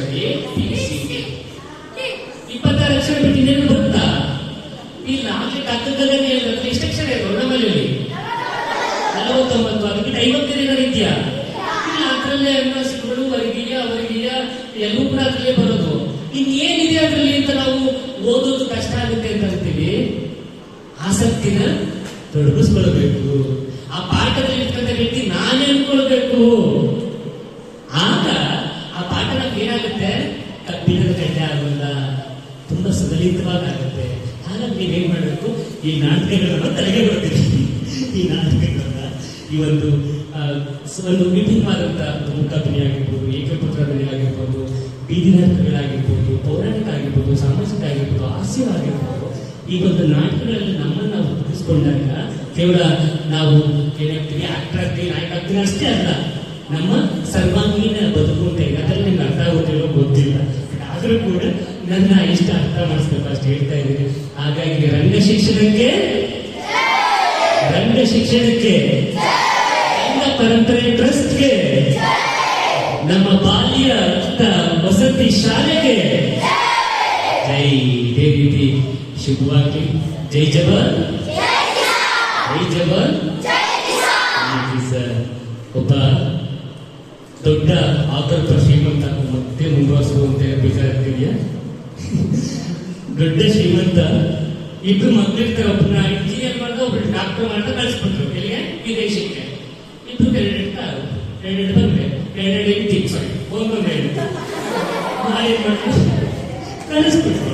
ಕಳಿಸ್ಬಿಟ್ಟು ಏನೋ ಗೊತ್ತಿಲ್ಲ, ಲಕ್ಷಾಂತರ ರೂಪಾಯಿ ಬಾಡಿಗೆ ಬರ್ತಿದೆ, ಕಾರ್ ಇದೆ ಓಡಾಡಕ್ಕೆ, ಡ್ರೈವರ್ಗಳಿದ್ದಾರೆ, ಮನೆ ಕೆಲಸಕ್ಕಿದ್ದಾರೆ. ಆದ್ರೂ ಕೂಡ ಯಾಕೋ ಜೀವನ ಹಿಂಸೆ ಅನಿಸ್ತಿದೆ, ಜೀವನ ಪರಿಪೂರ್ಣತೆ ಅನಿಸ್ತಿಲ್ಲ, ನೆಮ್ಮದಿ ಅನಿಸ್ತಿಲ್ಲ ಅಂತ ಹೇಳ್ಬಿಟ್ಟು ಒಬ್ಬ ಸಾಧು ಹತ್ರ ಕೇಳಿದ್ರಂತೆ, ಇಷ್ಟೆಲ್ಲ ಇದ್ರು ಕೂಡ ನೆಮ್ಮದಿ ಅಂತ ಕಾಣ್ತಿಲ್ಲ ನನಗೆ. ನಾವು ಹೇಳ್ತಾರಂತೆ, ಎನ್ನ ದೇಹದ ಬೂದಿ ಗಾಳಿಗೆ ತೂರಿ ಬಿಡಿ, ಹೋಗಿ ಬಿಡಲಿ ಬಂದ ಬೆಳೆಯುವಲ್ಲಿ ಆ ಬೂದಿ ಗೊಬ್ಬರದ ತಿಳಿಯುವುದು ನಿಗದ ಬರೆ ಸಾರ್ಥಕವಾಯಿತು ನಮ್ಮ ಹುಟ್ಟು ಸಾಧನೆ ಅಂತ. ಏನೋ ಗೆಳತಿಯನ್ನು ಸಾಧನೆ ಮಾಡ್ತೀವಿ ಅನ್ನೋದು ಆಸೆ ಇರಲಿ, ಅದು ನಮ್ಮ ಬದುಕು ಅನ್ನೋದು ನಮ್ಗೇನು ಅವಕಾಶ ಇದೆ. 3ನೇ ಕ್ಲಾಸ್ ಪಾಠ ಓದು ಮುಗಿಸ್ಬೇಕು. ನೀವೊಂದು ಯಾವುದೋ ಒಂದು ತರಬೇತಿ ಅಥವಾ ಏನೋ ಒಂದು ನಾಟಕದ ಮತ್ತೊಂದು ನುಗ್ಗಬೇಕು. ನಮ್ಗೆ ಆಗಲ್ಲ ಅಂತ ಏನ್ ಮಾಡಬಾರ್ದು, ಹಿಂದೆ ಹೋಗಬಾರ್ದು. ಹಾಗಾಗಿ ಎಲ್ಲರೂ ಕೂಡ ಶುರುವಾಗಿ ಅಂತ ಹೇಳ್ತಾರೆ. ಆದಷ್ಟು ಹಳ್ಳಿ ಮೂಲದ ಮಕ್ಕಳು ಹೆಚ್ಚಾಗಿದ್ದಾರೆ ಅಂತ ಅನ್ಸುತ್ತೆ ಸರ್. ಯಾಕಂದ್ರೆ ಹಳ್ಳಿಗಾಡಿನ ಒಂದು ಇತಿಹಾಸ ಇರುವಂತವ್ರು. ಹಳ್ಳಿ ಅಂದ್ರೆ ಗೊತ್ತಾ? ಏನ್ ಹಳ್ಳಿ ಅಂದ್ರೆ ವಿಲೇಜ್ ಅಂದ್ರೆ ಹಳ್ಳಿ ಅಂದ್ರೆ ವೆರಿ ಗುಡ್. ಯಾರತ್ರ ಹಳ್ಳಿ ಅಂತ ಹೇಳು ಅಂದ್ರೆ ವಿಲೇಜ್. ಹಳ್ಳಿಯವರೆಲ್ಲರನ್ನ ಬೆಳೆಯುವರೆಲ್ಲ ನನ್ನ ಹಳ್ಳಿಯನ್ನು ನೀವು ನೋಡಿದ್ದೀರಾ, ನನ್ನ ಹಳ್ಳಿಯ ಸೊಗಬನ್ನು ನೀವು ಸವಿದಿದ್ದೀರಾ. ಪಟ್ಟಣವೆಂಬ ಕೋಡು ಮೂಡಿರುವುದು ನಿಮಗೆ, ನಿಂಗಲ್ಲ ಅವ್ರಿಗೆ ಬೇಡದು. ಪಟ್ಟಣವೆಂಬ ಕೋಡು ಮೂಡಿರುವುದು ನಿಮಗೆ, ತಾವೇ ಮೇಧಾವಿಗಳೆಂಬ ಗರ್ವ ಹಿಡಿದಿರುವುದು ನಿಮಗೆ. ನುಡಿ ಕೇಳಿರಿ, ಪಟ್ಟಣದ ಭೂಮಿ ಕೊಡುವುದು ಹೊನ್ನ, ನನ್ನ ಹಳ್ಳಿ ಭೂಮಿ ಕೊಡುವುದು ಹೊರತುಂಬ ಅನ್ನ ಅನ್ನ ಅನ್ನ ಅನ್ನ. ಕೇವಲ ಬಾಯಿ ರುಚಿಗೆ ಬೇಕು ನೀವು ಪಟ್ಟಣದ ಹೋಟೆಲ್ ಊಟ, ಹೊರತುಂಬಲೇ ಬೇಕು ನನ್ನ ಹಳ್ಳಿ ಉಪ್ಸಾರು ಮುದ್ದೆ ಊಟ. ಸೂಟು ಬೂಟು ತೊಟ್ಟಿ ಬೆಳೆಯಲಾಗದು ಬೆಳೆಯ. ಸುಟ್ಟು ಬೂಟ್ ಹಾಕೊಂಡು ಹೊಲ ನೋಡಿದ್ರ ಇಲ್ಲ. ಸೂಟು ಬೂಟು ತೊಟ್ಟಿ ಬೆಳೆಯಲಾಗದು ಬೆಳೆಯ, ಲ್ಯಾಪ್ ಟಾಪಿನಿಂದ ಬೆಳೆಸಲಾಗದು ಬೆಳೆಯ. ಹರಿದ ಅಂಕಿಯ ರೊಟ್ಟು ಬೆವರು ಸುರಿಸಿ ದುಡಿಬ ನನ್ನ ಹಳ್ಳಿ ರೈತ ನಮ್ಗೆ ನೀ ನೋಡ. ಆಮೇಲೆ ನನಗೆ ಹಳ್ಳಿ ಅಂತ ಕೈ ಕಳಿಸ್ತಿದಲ್ವಾ? ಯಾರು ಕಳಿಸ್ತೀರಿ ಕೈ ಎತ್ತಿ? ಜೈ ಜವಾನ್.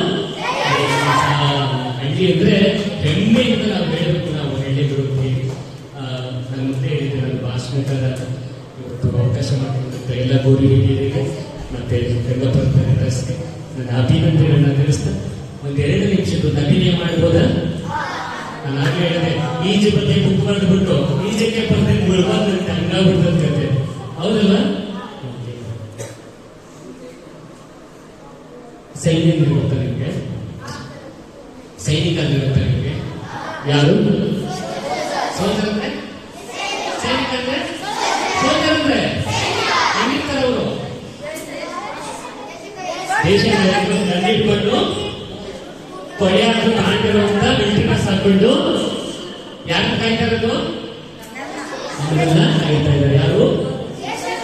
ಆ ಸೈನಿಕ ನಮ್ಗೆ ನೆನಪಾಗೋದು ಏನಾದ್ರೂ ಯುದ್ಧ ಮಾಡ್ಬೇಕಾದ್ರೆ ಅಕಸ್ಮಾತ್ ಏನಾದ್ರೂ ಸಾವನ್ನಪ್ಪಿಟ್ರೆ ಅದನ್ನ ವೀರ ಮರಣ ಹುತಾತ್ಮರು ಅಂತ ಹೇಳಿ ಕರ್ಕೊಂಡ್ಬಂದು ಮತ್ತೆ ಅವ್ರನ್ನ ಬಾಡಿ ತಂದು ಮೇಲ್ಗಡೆ ಏನ್ ಹಾಕ್ತಾರೆ? ನಿಂತ್ಕೊಳಪ್ಪ, ಹೊಡಿಲಿ ಚಪ್ಪಾಳೆ. ಇಂಥ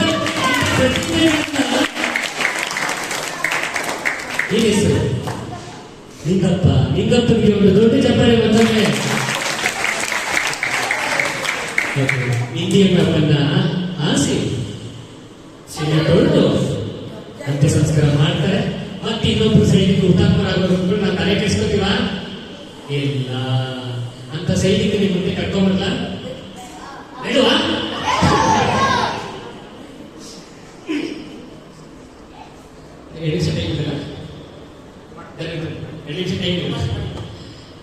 ಭಾಷಣ ಅನ್ನೋದು ಹೇಳಿದೆ ಆಗಲಿ ಹೇಳಿದ್ರೆ ಅಮೃತ ಕಡೆ ವಿಷ ಆಗ್ಬಿಡುತ್ತೆ. ಹಾಗಾಗಿ ಭಾಷಣ ಜಾಸ್ತಿ ಮಾಡಲ್ಲ, ನಮ್ಗೆ ಭಾಷಣ ಮಾಡಕ್ ಬರಲ್ಲ, ಹೌದಲ್ವಾ? ಭಾಷಣ ಮಾಡಕ್ಕೆ ಬರಲ್ಲ. ಸೈನಿಕರಿಗೆ ಮುಂದೆ ಕರ್ಕೊಂಬರ್ಲ? ಜೈ ಜವಾನ್, ಜೈ ಜವಾನ್, ಜೈ ಜವಾನ್, ಜೈ ಜವಾನ್. ಧ್ವನಿ ಹಾಗೆ ಇರಬೇಕು ಆಯ್ತಾ? ನಿಮ್ಗೆ 2 ನಿಮಿಷ ಅಷ್ಟೇ. ಚೆನ್ನಾಗಿ ಜೋರಾಗಿ ಚಪ್ಪಾಳೆ ತಟ್ಟಿ ಮಧ್ಯಕ್ಕೆ ನಿಲ್ಲಿಸ್ತೀನಿ. ಓಕೆನಾ? ಆಗ್ಬೋದಾ? ಹೇಳಿದ ತಕ್ಷಣ ನೆನಪಿದೆ ಅಲ್ವಾ? ರಂಗಭೂಮಿ ರಂಗಶಿಕ್ಷಣ ಯಾಕೆ ಬೇಕು ಅಂತ ಗೊತ್ತಾಯ್ತಲ್ವಾ? ಓಕೆ. ಒದಿಬೇಕು ಅಂದಾಗ ಏನ್ ಬಳಸ್ತೀವಿ ನಾವು? ಕೈ ಬಳಸ್ತೀವಿ. ಎಷ್ಟು ಬಳಸ್ತೀವಿ? ಒದಿಬೇಕು ಅಂದಾಗ ಕಾಲು ಬಳಸ್ತೀವಿ. ಈ ಸಾಮಾನ್ಯ ಪರಿಕಲ್ಪನೆ ಇಟ್ಬಿಟ್ರೆ ನಮ್ಗೆ ರಂಗಶಿಕ್ಷಣ ಅನ್ನೋದು ತುಂಬಾ ಈಸಿ ಆಗುತ್ತೆ. ಯಾವ ಪಾತ್ರ ಕೊಟ್ಟರು ನೋಡ್ತಾರೆ, ನನಗೆ ನೋಡೋ ನಂತರ ಅಭ್ಯರ್ಥಕ ಸಣ್ಣ ಇದ್ರು ಕೂಡ ಬಿಗುನ್ ಪಾತ್ರವನ್ನ ಅದಕ್ಕೆ ಏನ್ ಬೇಕು? ಕಾಮನ್ ಸೆನ್ಸ್ ಬೇಕು. ಅದನ್ನ ಹೇಳಿದ್ರು ಸಾಮಾನ್ಯ ಜ್ಞಾನ. ಸಿಗೋದಲ್ಲಿ ರಂಗ ಶಿಕ್ಷಣದಲ್ಲಿ ಆ ರಂಗ ಶಿಕ್ಷಣವನ್ನೇ ರಂಗ ಪರಂಪರೆ ನಿಮ್ಮವ್ರಿಗೂ ಬಂದು ನಿಮ್ಮ ಅಂಗಗಳನ್ನು ಕೊಡ್ತಾ ಇರೋದು. ಈಗ ಸೈನಿಕರಲ್ಲಿ ಮುಂದೆ ಕರ್ತೀರಿ, ಇದು ಮನರಂಜನೆ ಜೊತೆ ಒಂದು ಸಂದೇಶ ಅಷ್ಟೇ, ಇದಕ್ಕೆ ಪರಿಪೂರ್ಣ ಅಂತ ಅನ್ಸೋದಿಲ್ಲ.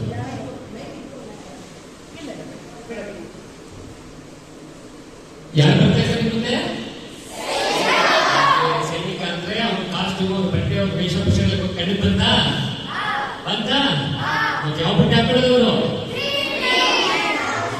ಮಿಲಿಟರಿ ಡ್ರೆಸ್ ಅಮ್ಮ. ಸೈನಿಕರ ಮುಂದೆ ಬರ್ತಾ ಇದ್ದಾರೆ, ಜೋರ ಚಪ್ಪಾಳೆ ಕಟ್ಟಿ.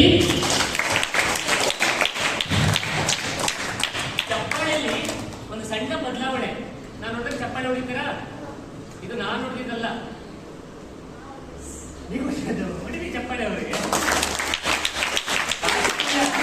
ರಾಷ್ಟ್ರೀಯ ಸ್ವಯಂ ಸೇವಾ ಯೋಜನೆ ಅಂತ NSS, ಅದು ಗಾಂಧಿಯ ಕನಸು, ಅದರಲ್ಲಿ ಹುಟ್ಟಿದಂತ ಚಪ್ಪಾಳೆ ಇದು.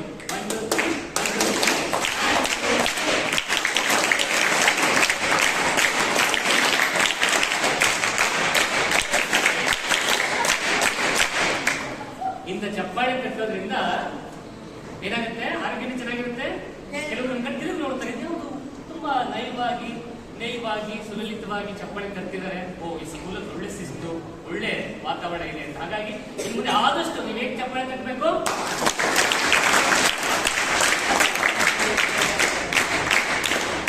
ಅಷ್ಟೇ ಆಯ್ತಾ? ಅದೇ ತರ ಕಟ್ತೀರಾ? ಓಕೆ, ಒಳ್ಳೇದಾಗ್ಲಿಕ್ಕೆ ಅಂತ ಸೈನಿಕನ ಕರ್ಕೊಂಡ್ ಬರ್ತಾ ಇದ್ದೀನಿ. 2 ನಿಮಿಷ ಅಷ್ಟೇ ನಿಮ್ಮ ಮುಂದೆ. ದೇಶ ಬಾಂಧವ, ನಾನು ನಿಮ್ಮ ತಾಯಿಗ ಸೈನಿಕ ಮಾತನಾಡ್ತಿದ್ದೇನೆ. ಅಷ್ಟಾಗಿ ನೀವು ನನ್ನ ನೋಡಿರ್ಲಿಕ್ಕಿಲ್ಲ, ಏಕೆಂದ್ರೆ ರಸ್ತೆಗಳಲ್ಲಿ, ಉದ್ಯಾನವನಗಳಲ್ಲಿ, ಸಿನಿಮಾ ಮಂದಿರಗಳಲ್ಲಿ ನಾನು ನಿಮಗೆ ಕಾಣುವುದು ಬರುವ ಅಪರೂಪ. ಅಲ್ಲೆಲ್ಲ ನೀವು ಸ್ವಲ್ಪ ಶಾಂತಿಗಳಿಂದ ದುರ್ಗಮವಾದ ಗಡಿ ಪ್ರದೇಶದಲ್ಲಿ ಗಡಿಗಳ ನಡುಗುತ್ತ ದೇಶದ ಗಡಿ ಕಾಯುತ್ತಿದ್ದೇನೆ. ದೇಶದ ತಾಯಿಯ ಕರೆಯನ್ನು ಮನ್ನಿಸಿ ಮನೆಯೊಳಗೆ ನನ್ನ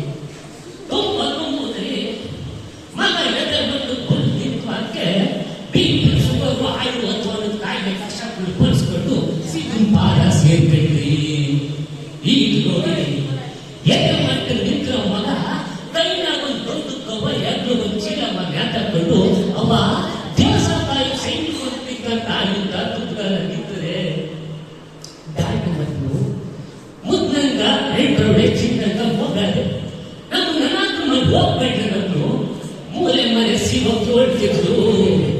ನೋಡ್ರಾಜಕ ಸೈನ್ಯ ಅನ್ನೋದು ಸುಡುಗಾಡಿದ್ದಂಗೆ ಸೈನಿಕರು ಮಗ ಮನೆ ಬರೋದು ಕಂಚಿ ಮಾತು ಇಂಥ ವಿಚಾರಗಳ ಕಂಡು ಕೇಳಿ ಕಳಿಸ್ಲಿ ಮಗ ನಿನ್ ಸೈನ್ಯಕ್ಕೆ ಹೋಗ್ಬೇಡ, ಕುಸೆ ತಪ್ಪಿರುವ ಎಂತ ತಾಯಿಯನ್ನು ಬಿಟ್ಟು ಮತ್ತೊಂದೆಡೆ ಸತ್ತ ಹಿಡಿದು ಕೈ ಹಿಡಿದ ನನ್ನ ಧರ್ಮಪತ್ನಿ, ನನ್ನ ಹೆಂಡತಿ, ನನ್ನ ಅರ್ಧಾಂಗಿ ಸೈನಿಕ ಹೋಗ್ತಿರತ್ತೆ ಸೈನಿಕ ಹೋಗ್ಬೇಡ್ರಿ ಅಂತ ಹೇಳೋದಕ್ಕೆ ನಾನಲ್ರಿ. ಕೈಯಲ್ಲಿರೋ ನನಗೆ ಕೈ ಹಿಡಿದು ಬಾಳೊಂದು ಹೊಸ ಬೆಳ್ಕೊಟ್ರಿ. ಅತ್ತೆ ಹೇಳಿದಾಗೆ ಸೈನಿಕ ಹೋದ ಸೈನಿಕರಿಗೆ ಹೆಂಡತಿ ಕೊಳ್ಳಲಿರೋ ತಾಗಿ ಕೇಸರಿರೋ ತಪ್ಪದನ್ನ ವಾದ ಕಟ್ಟೆ ಹೋಗ್ಬೇಡಿ ಎಂದು ತಪ್ಪಲಿರುವ ಹೆಂಡತಿಯರು. ಮತ್ತೊಂದೆಡೆ 5 ವರ್ಷದ ನನ್ನ ಮಗ ಸೈನಿಕ ಮತ್ತೆ ಬರಲ್ಲಂತೆ. ಹೋಗ್ಬೇಕಪ್ಪ ಪಾಪ ಸಾಲಿನ ಉಣ್ಣೆ ಕನ್ನ ಕುಡಿಯ ಕಾಲು ಮೊಟ್ಟೆ ಆಟಾಡಕ್ಕೆ ಎಲ್ಲ ಕತ್ತಾರಪ್ಪ. ನನಗೆ ಚಾಕ್ಲೇಟ್ ಬೇಕು, ಬಿಸ್ಕೆಟ್ ಬೇಕು, ಆಟಾಡಕ್ಕೆ ಬೇಕು ಅಂತ ಏನು ಕೇಳಲ್ಲಪ್ಪ. ಹೋಗ್ಬೇಡಪ್ಪ ಎಂದು ತಾನು ತಪ್ಪುವ ಮಗುವನ್ನು. ಮತ್ತೊಂದೆಡೆ ನನಗೆ ವಿದ್ಯೆ ಕಲಿಸಿದ ಮೇಷ್ಟ್ರು, ನೋಡಪ್ಪ ನನಗೆ ಅಕ್ಷರ ಕಲಿಸಿ ಗುರುವರಿಗೆ ಮಾತಾಡ್ತಿದ್ರು. ದೇಶ ರಾಷ್ಟ್ರ ಜನ ಅನ್ನೋದು ಪುಸ್ತಕ ಓದ್ಲಿಕ್ಕೆ ಬರ್ಲಿಕ್ಕೆ ಅನಿಸ್ತಿರ್ತದ.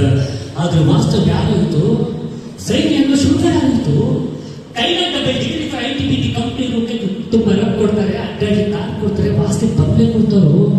ಲಕ್ಷಾಂತರ ಸಂಬಳ ಯಾವ ಜೀವನ ಮಾಡ್ಬೋದು. ಬಾರಪ್ಪ ಸೈನ್ಯ. ನಿಜಾನಿಷ್ಟೇ ನೀವು ಹೇಳಿದಾಗೆ ಕೈನಂತ ಡಿಗ್ರಿ ಇದ್ರೆ ITBT ಕಂಪ್ನಿ ಕೈ ತುಂಬ ರೊಕ್ಕ ಕೊಡ್ಬೋದು, ಒಟ್ಟಾಗಿ ಕಾರ್ ಕೊಡ್ಬೋದು, ಬಂಗ್ಲೆ ಕೊಡ್ಬೋದು. ನನಗೆ ಬೇಕಿರೋದು ಕಾರು, ಬಂಗ್ಲೆ, ಐಶ್ವರ್ಯ ಎಲ್ಲವಷ್ಟೇ. ಕೆಚ್ಚೆದೆಯಿಂದ ದೇಶಕ್ಕಾಗಿ ಹೋರಾಡಿದ ಸೈನಿಕರಿಗೆ ಸಿಗುವ ಪರಮವೀರ ಚಕ್ರ. ಪರಮವೀರ ಚಕ್ರಕ್ಕೆ ನೀನ್ ಯಾವ ITBT ಕಂಪ್ನಿ ಕೂಡ ಬೆಲೆ ಕಟ್ಟಕ್ಕಾಗಲ್ಲ ಅಷ್ಟೇ. ಏನಂತೀವಿ ಅಷ್ಟೇ. ಸೈನ್ಯ ಆದ್ರೆ ಸಾವು ಕಟ್ಟಿಟ್ಟ ಬುದ್ಧಿ ಇದ್ರಿ. ನಿಜ ಅಷ್ಟೇ. 4 ಗೋಡೆಗಳ ಮಧ್ಯೆ ಬದುಕಿದ್ದು ಸತ್ತಂತೆ ಚಿನ್ನ ಮಾಡಲು ITBT ಕಂಪ್ನಿ ವೃತ್ತಿಗಿಂತ ಸತ್ತು ಬದುಕಿಸಬಲ್ಲ ಸೈನಿಕರ ಮೇಲುಮೆಷ್ಟೇ.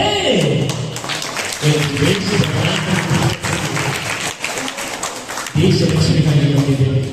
ವೈದ್ಯ ಗುಂಡಿಗೆ ನನ್ನ ಗುಂಡಿಗೆ ಗುರಾಣಿನಾಗಿಟ್ಟು ಪರವಾಗಿಟ್ಟಿದ್ದೇನೆ.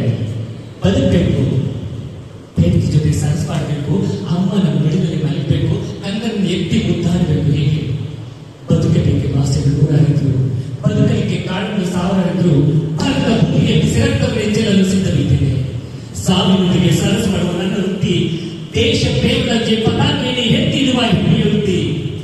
ನನ್ನ ವೃತ್ತಿಯ ಬಗ್ಗೆ ನನಗೆ ಬೇಸರವಿಲ್ಲ, ಭಯವಿಲ್ಲ, ಬದಲಿಗೆ ಅಭಿಮಾನವಿದೆ, ಸಂತೋಷವಿದೆ, ಸಡಗರವಿದೆ. ಆದರೆ ಸೋದರರೇ, ನಿಮ್ಗೊಂದು ಪ್ರಶ್ನೆ ಕೇಳಬೇಕು ಅನಿಸ್ತಾ ಇದೆ. ನಿಮಗೆ ನನ್ನ ನೆನಪಾಗುತ್ತಿದೆಯೇ? ಕ್ಷೇಮವಾಗಿ ಸುಖಕರವಾಗಿ ನೀವು ನಿಮ್ಮ ಕೆಲಸದಲ್ಲಿ ತೊಡಗಿರುವಾಗ ಸರ್ಕಾರಿ AC ರೂಮ್ಗಳಲ್ಲಿ ಕೂತು ಏನ್ರಿ ಚಾರ್ಜ್ಗಳವರೇ ಕೆನ್ನೆ ಕೆಂಪ ಅಂತಿದೆ, ಎಲ್ಲ ವಿದೇಶದಿಂದ ಊರಿದ್ದಾನೇನು? ಚಾಮೇನವರೇ, 3 ಹೊತ್ತು ಕಂಪ್ಯೂಟರ್ ಮುಂದೆ ಕೆಲಸ ಅಂತ ಯಾಕೆ ಸಾಯ್ತೀರಿ? ಸರ್ಕಾರಿ ಕೆಲಸ ಮಾಡಿದ್ರಾಯ್ತು, ಬಿಟ್ರಾಯ್ತು, ಸಂಬಳವಿಲ್ಲ, ಎಳ್ಳು ಬರುತ್ತೆ, ಬಿಟ್ರಿ. ಹೀಗೆ ಗಾಡಿ ಮಾತನಾಡ್ತಾ ಕ್ಷೇಮವಾಗಿ ಸುಖಕರವಾಗಿ ನೀವು ನಿಮ್ಮ ಕೆಲಸದಲ್ಲಿ ತೊಡಗಿರುವಾಗ, ಹಸಿರು ಹೂವುಗಳು ತುಂಬಿರುವ ಉದ್ಯಾನಗಳಲ್ಲಿ ಸುತ್ತಾಡುವಾಗ, ಹೆಂಡತಿ ಮಕ್ಕಳು ಕಿಲಕಿಲಿ ನಗುತ್ತಾ ನಲಿಯುತ್ತಿರುವಾಗ, ದುರ್ಗಮವಾದ ಗಡಿ ಪ್ರದೇಶದಲ್ಲಿ ಗಡಗಡ ನಡುಗುತ್ತಾ ದೇಶದ ಗಡಿ ಕಾಯುತ್ತಿರುವ ಈ ಸೈನಿಕ ನೆನಪು ನಿಮಗಾಗುತ್ತಿದೆಯೇ? ಬದುಕನ್ನು ಮುಂದಿಟ್ಟುಕೊಂಡು ಬದುಕುತ್ತಿರುವ ನಿಮಗೆ ಸಾವನ್ನು ಮುಂದಿಟ್ಟುಕೊಂಡು ಬದುಕುತ್ತಿರುವ ಈ ನನ್ನದೃಷ್ಟ ನೆನಪು ನಿಮಗಾಗುತ್ತಿದೆಯೇ?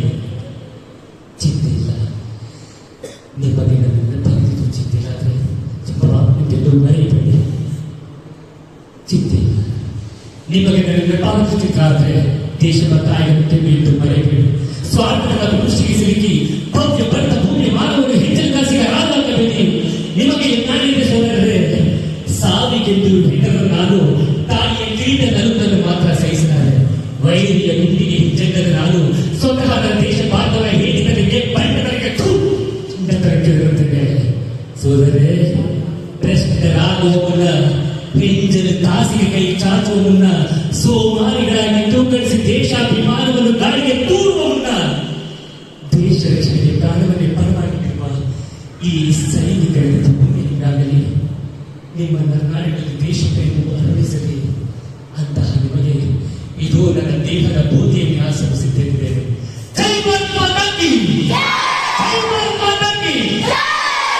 ಧನ್ಯವಾದಗಳು.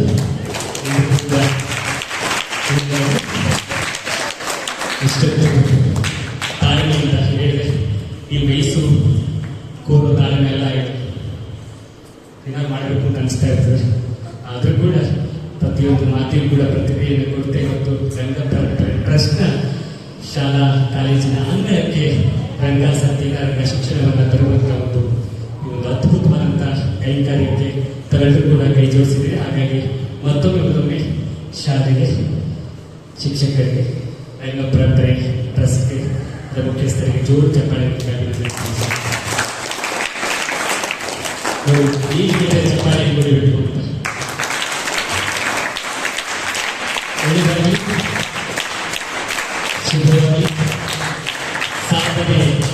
ಸಾಧನೆ ಇಲ್ಲದೆ ಸತ್ತರೆ ಸಾವಿಗೆ ಅವಮಾನ, ಆದರ್ಶ ಇಲ್ಲದೆ ಸತ್ತರೆ ಬದುಕಿಗೆ ಅವಮಾನ.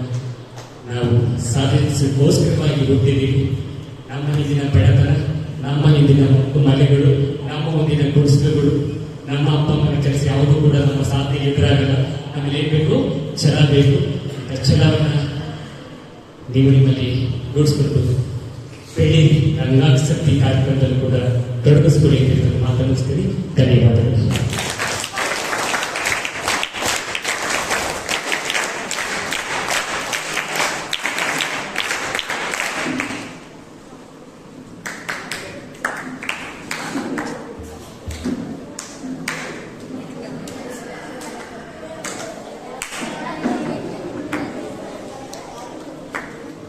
ರಂಗ ಶಿಕ್ಷಣದ ಮಹತ್ವದ ಬಗ್ಗೆ, ಜೀವನ ಮೌಲ್ಯದ ಬಗ್ಗೆ. ರಂಗ ಶಿಕ್ಷಣ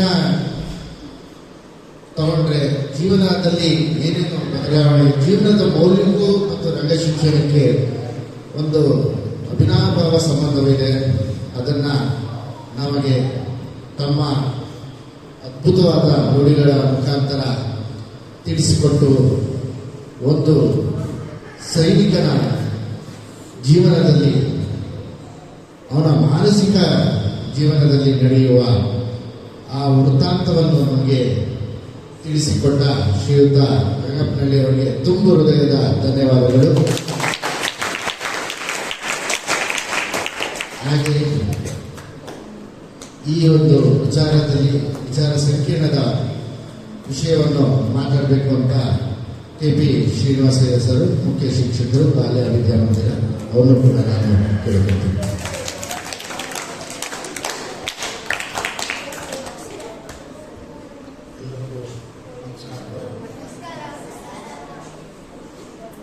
ಹೇಳೋದು ಬೇಡ ಸರ್ ಜಾಸ್ತಿ.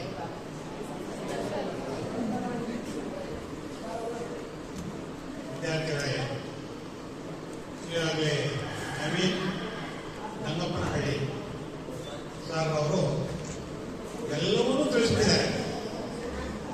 ಇನ್ನು ಮಾತಾಡೋದಕ್ಕೆ ನನಗೇನು ಉಳಿದಿಲ್ಲ. ಆದ್ರೂ ಕೆಲವೊಂದು ಒಂದು 2 ನಿಮಿಷ ಮಾತ್ರ ನಾನು ಹೇಳ್ತೀನಿ. ನಾಟಕ ಅಂದರೆ ರಂಗಭೂಮಿ ಬೆಳೆದು ಬಂದ ಒಂದು ಇತಿಹಾಸ ಬಗ್ಗೆ. ವಿದ್ಯಾರ್ಥಿಗಳೇ, ಪ್ರಪಂಚದ ಭೂಪಟದಲ್ಲಿ ನೋಡಿರ್ಬೋದು, ಗ್ರೀಕ್ ಮತ್ತು ರೋಮ್ ಅಂತಕ್ಕಂಥ 2 ನಾಗರಿಕತೆ ಪ್ರಪಂಚಕ್ಕೆ ಪರಿಚಯ ಮಾಡಿಕೊಂಡಂತ ದೇಶಗಳು. ಅಂತರಲ್ಲಿ ಗ್ರೀಕ್ ಅಂತಕ್ಕಂಥ ಒಂದು ದೇಶ ಇದೆ. ಮೊದಲ ಬಾರಿಗೆ ಪ್ರಪಂಚಕ್ಕೆ ನಾಟಕಗಳನ್ನು ಪರಿಚಯ ಮಾಡಿಕೊಂಡಂತ ಒಂದು ದೇಶ ಅದು. ಬರೀ ನಾಟಕ ಅಲ್ಲ, ಇತಿಹಾಸ, ಸಾಹಿತ್ಯ, ಕಲೆ, ನಾಟಕ, ವಾಸ್ತುಶಿಲ್ಪ ಇವೆಲ್ಲವನ್ನು ಪರಿಚಯ ಮಾಡಿಕೊಂಡಿದ್ದು ಆ ಗ್ರೀಕ್ ದೇಶ. ಆ ಗ್ರೀಕ್ ದೇಶದಲ್ಲಿ ಮೊದಲ ಬಾರಿಗೆ ಇಸ್ಮಿಲಿಸ್ ಅಂತಕ್ಕಂಥವರು, ದ ಫಾದರ್ ಆಫ್ ಡ್ರಾಮಾ ಅಂತ ಹೇಳ್ತಾರೆ ಅವರು ನಾಟಕ ಅಂತಕ್ಕಂಥದ್ದು ಯಾವ ರೀತಿ ಇರಬೇಕು ಅನ್ನೋದನ್ನ ಜಗತ್ತಿಗೆ ತೋರಿಸೋದು. ನಾಟಕದಲ್ಲಿ 2 ರೀತಿ ಇತ್ತು. ಒಂದು ಸುಖಾಂತರ, ಮತ್ತೊಂದು ದುಃಖಾಂತರ. ಇವತ್ತಿನ ಸಿನಿಮಾ ಏನಿದೆ, ಆ ಸಿನಿಮಾಗಳೇ ನಾಟಕದ ರೂಪಾಂತರ. ಮನುಷ್ಯನ ಜೀವನದಲ್ಲಿ ಬೇವು ಮತ್ತು ಬೆಲ್ಲ ಅಂದ್ರೆ ಕಹಿ ಮತ್ತು ಸಿಹಿ ಎರಡೂ ಇರಬೇಕು. ಅದೇ ರೀತಿ ಜೀವನದಲ್ಲಿ ಸುಖ ಮತ್ತು ದುಃಖ ಇರತಕ್ಕಂಥದ್ದು ಯಾವ ರೀತಿ ಇರುತ್ತೆ ಅನ್ನೋದನ್ನ ನಾಟಕ ರೂಪದಲ್ಲಿ ಅರ್ಥಿಸ್ಬೇಕು. ಅದರ ಆಧಾರದ ಮೇಲೆ ನಾಟಕಗಳು ಹುಡುಕೊಳ್ಳುವ. ನಂತರ ನಮ್ಮ ಭಾರತೀಯ ಇತಿಹಾಸಕ್ಕೆ ಬಂದಾಗ ನಾನು ಕೆಲವು ಮಕ್ಕಳಿಗೆ ಹೇಳಿದ್ದೀನಿ, ಶಕುಂತಲ ಮತ್ತು ದುಷ್ಯಂತ ಮಹಾರಾಜ ಕಥೆ. ಕಾಳಿದಾಸ ಅಂತಕ್ಕಂಥವರು ಈ ಅಭಿಜ್ಞಾ ಶಾಕುಂತಲ ಅಂತಕ್ಕಂಥ ನಾಟಕವನ್ನ ಅವರು ನಮ್ಮ ಬರವಣಿಗೆ ಮೂಲಕ ಜಗತ್ತಿಗೆ ತೋರಿಸ್ಕೊಡ್ತಾರೆ. ನವರಸಗಳನ್ನು ಹೇಳ್ಬಿಟ್ಟು ನಾವೇನು ಕರಿತೀವಿ, ಆಗ ಇವರನ್ನು ನವರತ್ನಗಳಲ್ಲಿ ಒಬ್ಬರು ಕರೀತಾ ಇದ್ರು. ಅವರು ಬರೆದಂತ ನಾಟಕಗಳು ಮತ್ತೊಂದು ಕಡೆ ಅದೇ ಕಾಲಘಟ್ಟದಲ್ಲಿ ಭಾಷಾ ಅಂತಕ್ಕಂಥ ಒಬ್ಬ ಇರ್ತಾನೆ.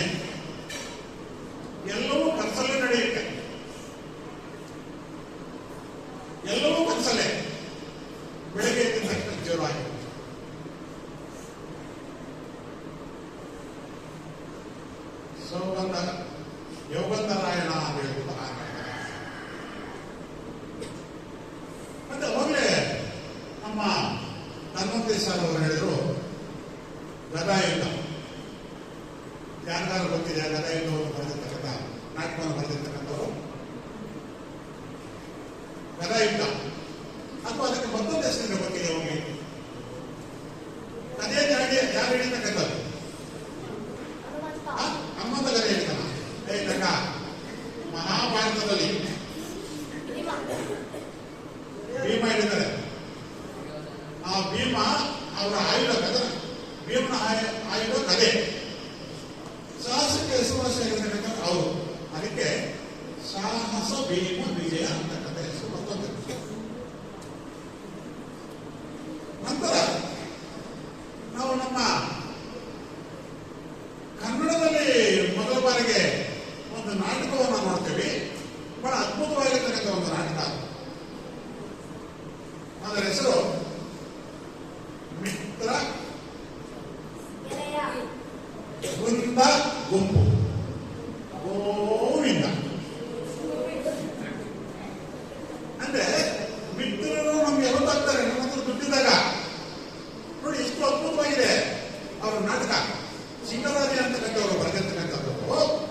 ನಮ್ಮ ಮೈಸೂರು ಮಹಾರಾಜರ ಒಂದು ಆಳ್ವಿಕೆ ಕಾಲದಲ್ಲಿ ನಾಟಕ ಅವರು. ನಂತರ ದುಡ್ಡಿರುತ್ತೆ, ಮಿತ್ರರು ಜಾಸ್ತಿ ಇರ್ತಾರೆ. ಎಲ್ಲಿ ತನಕ ಅವ್ರು ಇರೋದು? ನಮ್ಮನ್ನು ಗೋವಿಂದ ಮಾಡತಕ್ಕ 3-4 ತನಕ ಇರ್ತಾರೆ. ದುಡ್ಡು ಮುಗಿದ ಮೇಲೆ ಹೋಗ್ತಾ ಇರ್ತಾರೆ. ಆದರೆ ನಮ್ಮಲ್ಲಿ ಅಡಗಿರ್ತಕ್ಕಂಥ ಕಲೆ ಇರುತ್ತೆ ನೋಡಿ, ಯಾವತ್ತೂ ಖಾಲಿ ಆಗೋದಿಲ್ಲ. ನಮ್ಮಲ್ಲಿರ್ತಕ್ಕಂಥ ಜ್ಞಾನ ಇದೆ ನೋಡಿ, ಯಾವತ್ತೂ ಖಾಲಿ ಆಗೋದಿಲ್ಲ. ಅದನ್ನು ತಿಳಿಸ್ಕೊಟ್ಟಂತ ಸಿಗಲ್ಲ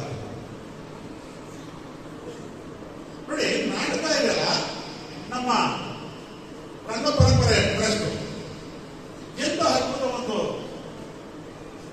ಇದು ಮಾಡ್ಕೊಂಡಿದ್ದಾರೆ ಅಂದ್ರೆ, ರಂಗದ ನಡೆಗೆ ಶಾಲಾ ಕಾಲೇಜುಗಳ ಕಡೆಗೆ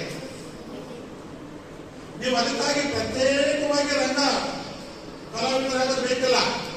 ನೀವು ಓದ್ತಕ್ಕಂಥ ಕೆಲಸವನ್ನು ನೀವು ಅಡ್ಡಿಪಡಿಸಬೇಕಿಲ್ಲ. ಅದಕ್ಕಾಗಿ ಮೇಕಪ್ ಮಾಡ್ಕೊಳ್ಳೋದು ಬೇಕಿಲ್ಲ. ಈಗ ನಮ್ಮ ಹುಡುಗ ಒಬ್ಬ ಕಪ್ಪೆ ತರಬೇತಿ ಸಿದ್ಧ, ಶಾಲೆಗೆ ಬಿಡಲಿಲ್ಲ, ಮೇಕಪ್ ಹಾಕೊಳ್ಳಿಲ್ಲ, ಕಪ್ಪೆನೇ ನೋಡಲ್ಲ. ಇದು ರಿಯಾಲಿಟಿ.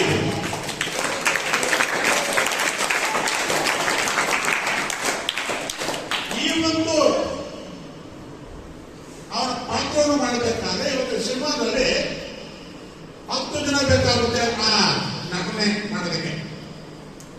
ನೋಡಿ, ಸಿನಿಮಾಗೂ ಮತ್ತು ನಾಟಕಕ್ಕೂ ಅವನನ್ನು ನಿಮ್ಮ ಪಕ್ಕದಲ್ಲಿ ಕೂರಿಸ್ಕೊಂಡು ಮಾತಾಡಬಹುದು.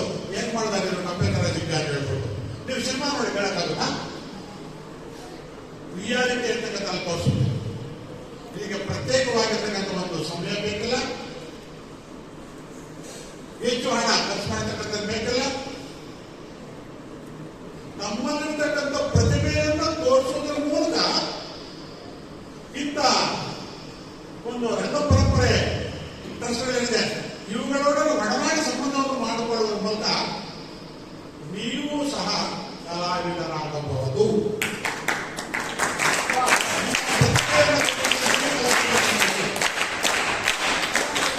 ನಮ್ಮ ನವೇನ್ ರಂಗಪ್ರಾಣಿ ಸರ್, ದರ್ಶನ್ ಅಲ್ಲ, ಸುದೀಪ್ ಅಲ್ಲ, ಸೂರಜ್ ಕುಮಾರ್ ಅಲ್ಲ, ಆದರೂ ಅವರ ಅಭಿನಯ ಇವರೆಲ್ಲರಿಗಿಂತ ಬೀರಿರ್ತಕ್ಕಂಥ ಒಬ್ಬ ಸೈನಿಕ ಪಾತ್ರವನ್ನು ಮಾಡಬೇಕಾದ್ರೆ ಸೈನಿಕ ಪಕ್ಷ ತಿಂಗಳಾಂತರದಲ್ಲಿ ಕ್ಷಣಾಂತರದಲ್ಲಿ ಇದು ನಾಟಕ, ಇದು ರಂಗಮಂದಿರ. ಇದು ಹಳ್ಳಿಗಳಲ್ಲಿ ಇವತ್ತೂ ಇದೆ. ನಾಟಕಕ್ಕೆ ಇವತ್ತು ಬೆಲೆ ಕಡಿಮೆ ಆಗಿದೆ ಅಂದ್ಕೊಳ್ಬೇಡಿ, ಇವತ್ತು ಇದೆ. ಆ ಬೆಲೆ ಇದೆ ನಾಟಕಕ್ಕೆ. ಹಳ್ಳಿಗಳಲ್ಲಿ ಇವತ್ತು ಒಳ್ಳೆ ಶುಭ ಕಾರ್ಯ ಮಾಡಲಿ, ಕೆಟ್ಟ ಕಾರ್ಯ ಮಾಡಲಿ, ನಾಟಕ ಅಂದ್ರೆ ಅದಕ್ಕೆ ಆದಂತ ಒಂದು ಮಹತ್ವ ಇದೆ. ಸಮಯ ವ್ಯರ್ಥ ಆಗೋದಿಲ್ಲ, ದುಡ್ಡು ಖರ್ಚಾಗೋದಿಲ್ಲ. ಆ ವ್ಯಕ್ತಿಗಳಿಗೆ ಸಂದೇಶವನ್ನು ನೀಡತಕ್ಕಂಥ ನಾಟಕಗಳನ್ನು ಇವತ್ತು ಮಾಡ್ತಾ ಇದ್ದಾರೆ. ಆ ಪಾತ್ರಧಾರಿ ಅವ್ರಿಗೆ ನವೀನ್ ಸರ್ ಹೇಳಿದ್ರು, ಆ ಪಾತ್ರಧಾರಿಗೆ ಆ ಸ್ಟೇಜ್ ಅಲ್ಲಿ ಹೋದಾಗ ಸ್ಟೇಜ್ ಪೇರ್ ಇರುತ್ತೆ, ಆ ನಾಟಕಕಾರರಿಗೆ ಯಾವ ಸ್ಟೇಜ್ ಪೇರ್ ಇರುತ್ತೆ. ಈ ಸಂದೇಶ ಯಾಕೆ ಹೇಳ್ತಾ ಇದ್ದೇನೆ ಅಂದ್ರೆ, ನಿಮ್ಮಲ್ಲಿರ್ತಕ್ಕಂಥ ಪ್ರತಿಭೆಯನ್ನು ಬೆಳೆಸ್ಕೊಳ್ಳಿ. ನಿಮ್ಮಲ್ಲಿ ಅಗಾಧವಾದ ಪ್ರತಿಭೆ ಇದೆ. ನಾನು ಒಂದು ಮಾತು ಹೇಳ್ತೀನಿ, ಬೇರೆ ಶಾಲೆಗಳ ಮಕ್ಕಳಿಗಿಂತ ಈ ಮಕ್ಕಳಲ್ಲಿ ಅದ್ಭುತವಾದಂತ ಒಂದು ಜ್ಞಾನ ಅಡಗಿದೆ. ಎಕ್ಸ್ಟ್ರಾರ್ಡಿನರಿ. ಈಗ ನೀವು ಇದ್ದಲ್ಲ ಬಿಟ್ರೆ ಯಾವ ಒಬ್ಬ ಡ್ಯಾನ್ಸರ್ ನಿಮಗೆ ಸರಿ ಸಮಾನವಾಗಿಲ್ಲ.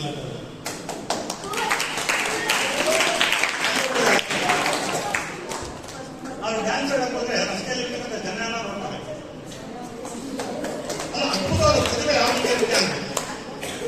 ಆ ಕಡೆ ಹೆಣ್ಣು ಇರ್ತಾರೆ, ಅವರು ಹಾಡು ಹೇಳೋದಕ್ಕೆ ಪ್ರಾರಂಭ ಮಾಡಿದ್ರೆ, ಶ್ಲೋಕ ಹೇಳೋದಕ್ಕೆ ಪ್ರಾರಂಭ ಮಾಡಿದ್ರೆ, ಯಾವ ಟ್ರೈನಿಂಗ್ ಸ್ಕೂಲಲ್ಲಿ ಅವ್ರು ಕಲ್ತಿಲ್ಲ, ಅವರು ಅನ್ನಪೂರ್ಣಮ್ಮರ ಬರ್ಡೇಲೇ ಕಲ್ತಿಲ್ಲ. ಆ ಪ್ರತಿಭೆ ನಿಮ್ಮಲ್ಲಿ ಏನಾಗ್ತಾ ಇದೆ, ಆ ಪ್ರತಿಭೆಯನ್ನು ಹೊರ ತೆಗಿತಾ ಇಲ್ಲ. ನೀವು ಹೊರಗಡೆ ಬನ್ನಿ, ಈ ನಾಟಕಗಳ ಸಂಪರ್ಕವನ್ನು ಬೆಳೆಸ್ಕೊಳ್ಳಿ, ನಿಮ್ಮ ಪ್ರತಿಭೆಯನ್ನು ತೋರಿಸಿ ಇನ್ನೊಬ್ಬರಿಗೆ. ನಿಮ್ಮಲ್ಲಿ ಇಡಬೇಕಾಗಿ ನಿಮ್ಮ ಪ್ರತಿಭೆಯನ್ನು ಆ ಪ್ರತಿಭೆಯ ಮೂಲಕ ನಿಮ್ಮ ಜ್ಞಾನ ಅಂತಕ್ಕಂಥದ್ದಿದೆ, ಆ ಜ್ಞಾನ ದಿಗಂತವಾಗುತ್ತೆ. ಅವರು ಮಾತಾಡಿದ್ರು, ರಕ್ತ ಸಂಚಲನವಾಗುತ್ತೆ. ನೀವು ಚಪ್ಪಾಳೆ ಹೊಡೋದ್ರ ಮೂಲಕ ಅದೇ ರೀತಿ ನಿಮ್ಮ ಆಯುಸ್ಸು, ನಿಮ್ಮ ರಕ್ತ ಸಂಚಲನ ಎಲ್ಲವೂ ನಿಮ್ಮ ಜ್ಞಾನವನ್ನು ಹೊರಗಡೆ ಜಗತ್ತಿಗೆ ತೋರಿಸುವುದರ ಮೂಲಕ ಮತ್ತಷ್ಟು ನಿಮ್ಮ ಆಯುಸ್ಸು ಇರ್ತದೆ.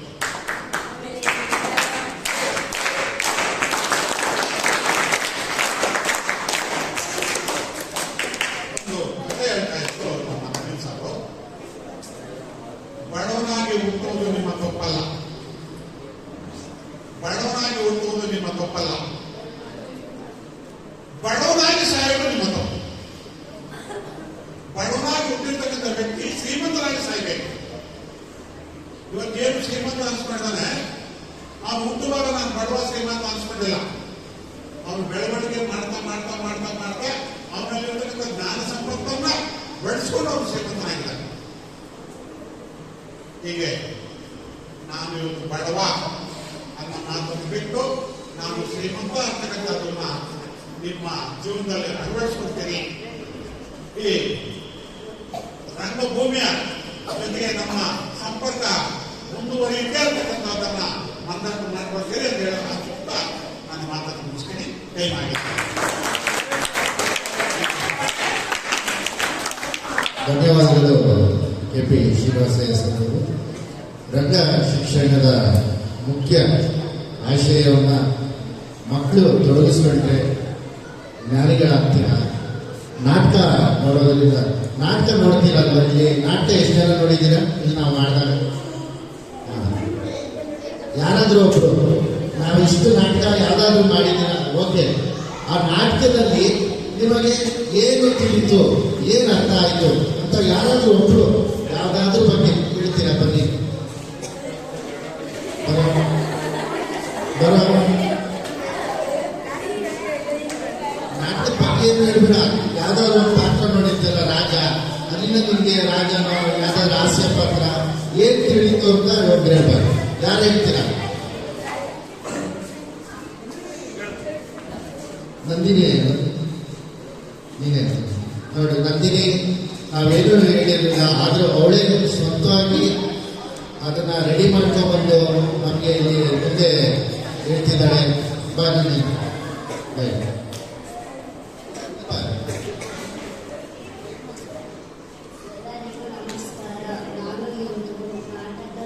ವ್ಯತ್ಯಾಸ ತಿಳಿಸಲು ಬಂದಿದ್ದೇನೆ.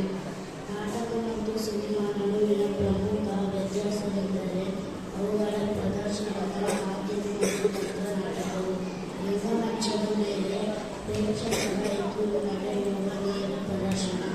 ಸಿನಿಮಾ ಕ್ಯಾಮರಾದಲ್ಲಿ ಚಿತ್ರೀಕರಿಸಲ್ಪಟ್ಟು ಎಡಿಟ್ ಮಾಡಿ ನಂತರ ತೆರೆಯ ಮೇಲೆ ಬಿಡುಗಡೆಯಾಗುವ ರೆಕಾರ್ಡೆಡ್ ಮಾಧ್ಯಮ ಪ್ರದರ್ಶನ ಮತ್ತು ನಟನೆ.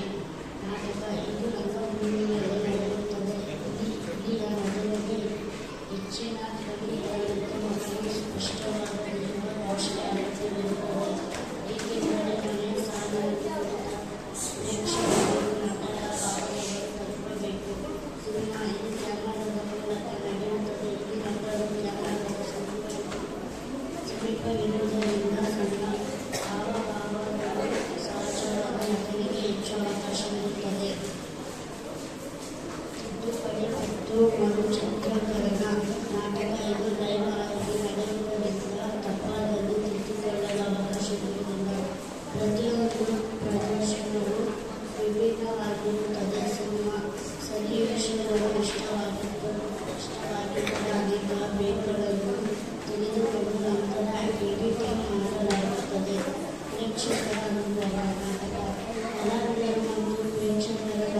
ನೇರವಾದ ಮತ್ತು ಜೀವಂತವಾದ ಸಂಪರ್ಕವಿರುತ್ತದೆ.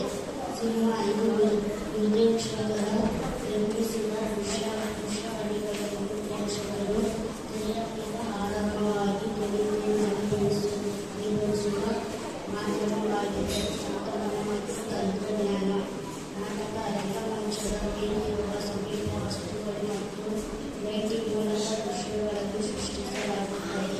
ಸಿನಿಮಾದಲ್ಲಿ ಗ್ರಾಫಿಕ್ಸ್, ಸ್ಪೆಷಲ್ ಎಫೆಕ್ಟ್ಸ್ ಮತ್ತು ಅದ್ಭುತ ಲೊಕೇಶನ್ಗಳನ್ನು ಬಳಸಿಕೊಂಡು ಕಲ್ಪನೆಯು ನೀಡಿದ ದೃಶ್ಯಗಳನ್ನು ಕಟ್ಟಿಕೊಡಲಾಗುತ್ತದೆ. ಧನ್ಯವಾದಗಳು.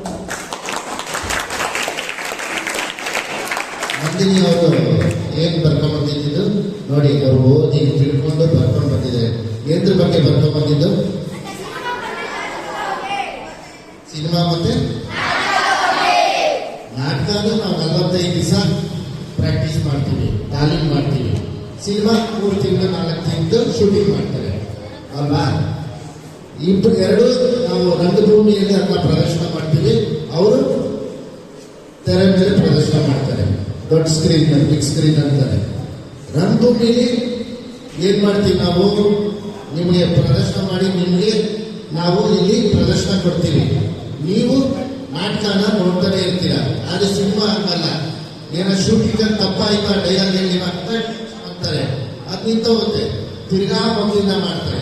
ರಂಗಭೂಮಿಲಿ ಹಂಗಲ್ಲ, ಅದು ನಿರಂತರವಾಗಿ ನಡೀತಾ ಇರುತ್ತೆ. ಚಲನೆ ವಲನೆಗಳು, ನಿಮ್ಗೂ ನಮಗೂ ನಾವು ಸಂಭಾಷಣೆ ಹೇಳ್ತಾ ಇರ್ತೀವಿ, ನೀವು ಅದನ್ನ ಕೇಳ್ಕೊತಾ ಇರ್ತೀರಾ, ಅದನ್ನ ನೀವು ಕ್ಯೂರಿಯಾಸಿಟಿಯಿಂದ ನೋಡ್ತಾ ಇರ್ತೀರಾ. ಇದರಲ್ಲಿ ಬ್ರೇಕ್ ಇರಲ್ಲ. ನಾಟಕದಲ್ಲಿ ನಿರಂತರವಾಗಿರುತ್ತೆ. ಆದ್ರೆ ಶೂಟಿಂಗ್ ಅಲ್ಲಿ ಮೇಕಪ್ ಆದ್ಮೇಲೆ ಆ ಮೇಕಪ್ ಸರಿ ನಿಂತು ತಿರ್ಗಾ ಮೇಕಪ್ ಹಾಕೊಂಡು ಶೂಟಿಂಗ್ ಮಾಡ್ತಾರೆ. ಡೈಲಾಗ್ ಏನಾದ್ರು ತಪ್ಪು ಹೇಳಿದ್ರೆ ತಿರ್ಗಾ ಕಟ್ ಮಾಡಿ ಅದನ್ನ ತಿರ್ಗಾ ಎಡಿಟ್ ಮಾಡಿ ಅವರು ಅದನ್ನ ಮಾಡ್ತಾರೆ. ಅಕಸ್ಮಾತ್ ಕಲಾವಿದ ಶೂಟಿಂಗ್ ಎಲ್ಲ ಆಗಿರುತ್ತೆ ಫಿಲಮ್ ಅಲ್ಲಿ. ಈಗ ಯಾರೋ ಒಬ್ರು ನಾನು ಹುಷಾರಿಲ್ಲ ಅಂದ್ಬಿಟ್ಟು ಅವರು ಇದಕ್ಕೆ ಹೋಗೋದಿಲ್ಲ ತಿರ್ಗಾ, ಆದ್ರೆ ಬೇರೆಯವರು ಅವ್ರನ್ನ ಡಬ್ಬಿಂಗ್ ಮಾಡ್ತಾರೆ. ರಂಗಭೂಮಿಲಿ ಹಂಗಲ್ಲ. ಆ ಪಾತ್ರ ಮಾಡಿದವ್ರು ಅವನೇ ಮಾತಾಡ್ಬೇಕು. ರಾಜ ಆಗ್ಲಿ, ಸೈನಿಕ ಆಗ್ಲಿ, ಮಂತ್ರಿ ಆಗ್ಲಿ, ಪೊಲೀಸ್ ಆಗ್ಲಿ, ಸಂಗೊಳ್ಳಿ ರಾಯಣ್ಣ ಆಗ್ಲಿ, ಕೆಂಪೇಗೌಡರಾಗ್ಲಿ, ಅವರವರೇ ಆ ಪಾತ್ರ ಪರಿಕಾಯ ಪ್ರವೇಶ ಮಾಡಿ ಆ ಡೈಲಾಗ್ಗಳು ನಮ್ಗೆ ಹೇಳ್ತಾರೆ. ನಾಟಕ ನೋಡೋದ್ರಿಂದ ಏನು ಉಪಯೋಗ ಅಂತ ನಿಮ್ಗೆ ನಮ್ಗೆ ಕೇಳಿದೆ. ಏನು ಉಪಯೋಗ ಆಗಿದೆ ನಿಮ್ಗೆ ಮಕ್ಕಳ? ನಾಟಕ ನೋಡಿ ಏನು ಉಪಯೋಗ ಆಗಿದೆ? ಇಲ್ಲ ಏನಾದ್ರೂ ಒಂದು ಆಗಿರುತ್ತಲ್ಲ, ಸೂಪರ್ ಆಗಿತ್ತು ಅಂತಾನು ಅಂದಿದ್ದೀರಾ ಅಲ್ವಾ? ಹಾ ಬನ್ನಿ ಹೇಳೋ. ಅದನ್ನೇ ಹೇಳೋದು. ಶಕ್ತಿ ಬರೋದು ನೀವು ಇಲ್ಲಿ ಬಂದ್ರೇನೆ. ಯಾರು ಇದು ಮಾಡೋದು ನಿಮ್ಗೆ ಗೊತ್ತಿರುತ್ತೆ, ಆದ್ರೆ ನೀವು ಅಲ್ಲೇ ಮುಚ್ಕೋತೀರಾ. ಬರಬೇಕು, ವೇದಿಕೆ ಮೇಲೆ ಬಂದು ಹೇಳಬೇಕು. ನಿಮ್ಗೆ ನಾಟಕ ಕಲಿಯೋದ್ರಿಂದ ಈಗ ನಾವು ಐತಿಹಾಸಿಕ ನಾಟಕ ಅಂದ್ರೆ ನಿಮಗೆ ಗೊತ್ತಾ? ಐತಿಹಾಸಿಕ ಅಂದ್ರೇನು? ಹಿಸ್ಟ್ರಿ ಎಲ್ಲ ಹೇಳ್ತಾವೆ, ಬರಲ್ಲ ಇರ್ತೀವಿ. ಹಿಸ್ಟ್ರಿಯಿಂದ ಏನಾಗುತ್ತೆ? ರಾಜನ ಹೆಸರು ಗೊತ್ತಾಗುತ್ತೆ, ಅವನ ಕಾಲ ಗೊತ್ತಾಗುತ್ತೆ. ನಾಟಕ ನೋಡೋದ್ರಿಂದ ಅವನ ವೇಷಭೂಷಣ ಏನಿತ್ತು ಅಂತ ಗೊತ್ತಾಗುತ್ತೆ. ಅದೇ ರೀತಿ ಸಾಮಾಜಿಕ ಅಂದ್ರೆ ಸೋಷಿಯಲ್. ನಿಮ್ಮ ಸೋಷಿಯಲ್ ಅಲ್ಲಿ ಈಗ ನಿಮ್ಮ ಸುತ್ತಮುತ್ತ ಏನೇನು ನಡೆಯುತ್ತೆ ಅಂತ ನಾವು ನಾಟಕ ಮುಖಾಂತರ ತೋರಿಸಿದಾಗ ನೀವು ಅರ್ಥ ಮಾಡ್ಕೊತೀರಾ, ನೀವು ಅದನ್ನ ತಿಳ್ಕೊತೀರಾ. ಅದಕ್ಕೆ ನಾವು ರಂಗದ ನಡಿಗೆ ಶಾಲೆಗಳ ಕಾಲೇಜುಗಳ ಕಡೆಗೆ ಅಂತ ಒಂದು ವಿಶೇಷ ಮಕ್ಕಳಿಗೋಸ್ಕರನೇ. ಯಾಕಂದ್ರೆ ನೀವುಗಳು ಕಲ್ತೇನೆ ಮುಂದೆ ನೀವು ಜೀವನ ರೂಪಿಸ್ಕೊಳ್ಳಕ್ಕೆ, ನೀವು ಅದರಿಂದ ಕಲ್ತಿದ್ದು ನೀವು ಜೀವನ ಮಾಡೋದಕ್ಕೆ ಅದು ಉಪಯೋಗ ಆಗುತ್ತೆ ಅನ್ನೋ ಒಂದು ವಿಶೇಷವಾದ ಕಲ್ಪನೆಯಲ್ಲಿ ನಾವು ಮಕ್ಕಳ ಮುಂದೆ ನಾಟಕನ ಮಾಡೋಕ್ಕೆ ಇಷ್ಟು ವರ್ಷಗಳಿಂದ ನಾವು ಪ್ರಯತ್ನ ಪಟ್ಟು ಸಫಲ ಆಗಿದ್ದೀವಿ. ತುಂಬಾ ಜನ ಮಕ್ಕಳು ಇದರಿಂದ ತಯಾರಾಗಿದ್ದಾರೆ. ನಿಮ್ಮ ತರನೇ ನಾವು ಬೇರೆ ಶಾಲೆಗಳಲ್ಲಿ ನಾಟಕ ಮಾಡಿದಾಗ ಆ ಮಕ್ಕಳು ನಾವು ಸೇರ್ಕೊತೀವಿ ಅಂತ ಹೇಳಿ ನಾವು ಅವ್ರಿಗೆ ಟ್ರೈನಿಂಗ್ ಕೊಟ್ಟು ಆ ಶಾಲೆಗಳ ಮಕ್ಕಳನ್ನ ಎಲ್ಲಾ ಕಡೆಗಳಲ್ಲೂ ಹೋದ ವರ್ಷ ಇಲ್ಲಿ ಮಕ್ಕಳ ಕಡೆ ನಾಟಕ ಮಾಡಿಸ್ತೀವಿ. 8th 9th ಮಕ್ಕಳೇ ಮಾಡಿ ನಾಟಕ. ಅದನ್ನ ನೋಡಿದ್ರ, ಅದನ್ನ ನೋಡಿ ಖುಷಿ ಪಟ್ಟಿದ್ದೀರಾ ಅಂತ ಭಾವಿಸುವ. ಈಗ ನಮ್ಮ ಕೊನೆಯ ಸ್ಪೋಕ್ಸ್ ಪರ್ಸನ್ ಅಂತಾನೆ ಹೇಳ್ಬೋದು. ನಮ್ಮ ಈ ವಿಷಯದ ಬಗ್ಗೆ ನಮ್ಮ ಮುಂದೆ ವಿಷಯವನ್ನ ವಿಸ್ತರಣೆ ಮಾಡಿ ಮಾತನಾಡಲಿದ್ದಾರೆ ಸಂಗೀತ ತಾಪಸ್ಕರ್ ಅವರು, ಗಣಿತ ಶಿಕ್ಷಕರು. ದಯಮಾಡಿ ಬನ್ನಿ ತಮ್ಮ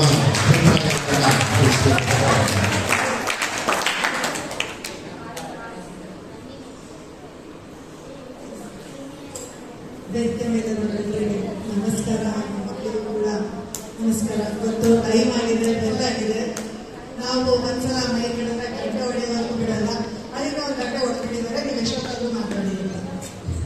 ಅದಕ್ಕೆ ಏನಿಲ್ಲ, ನನಗೆ ಆಕ್ಚುಲಿ ಇದ್ರ ಮೇಲೆ ಇಂಟ್ರೆಸ್ಟ್ ಇದೆ.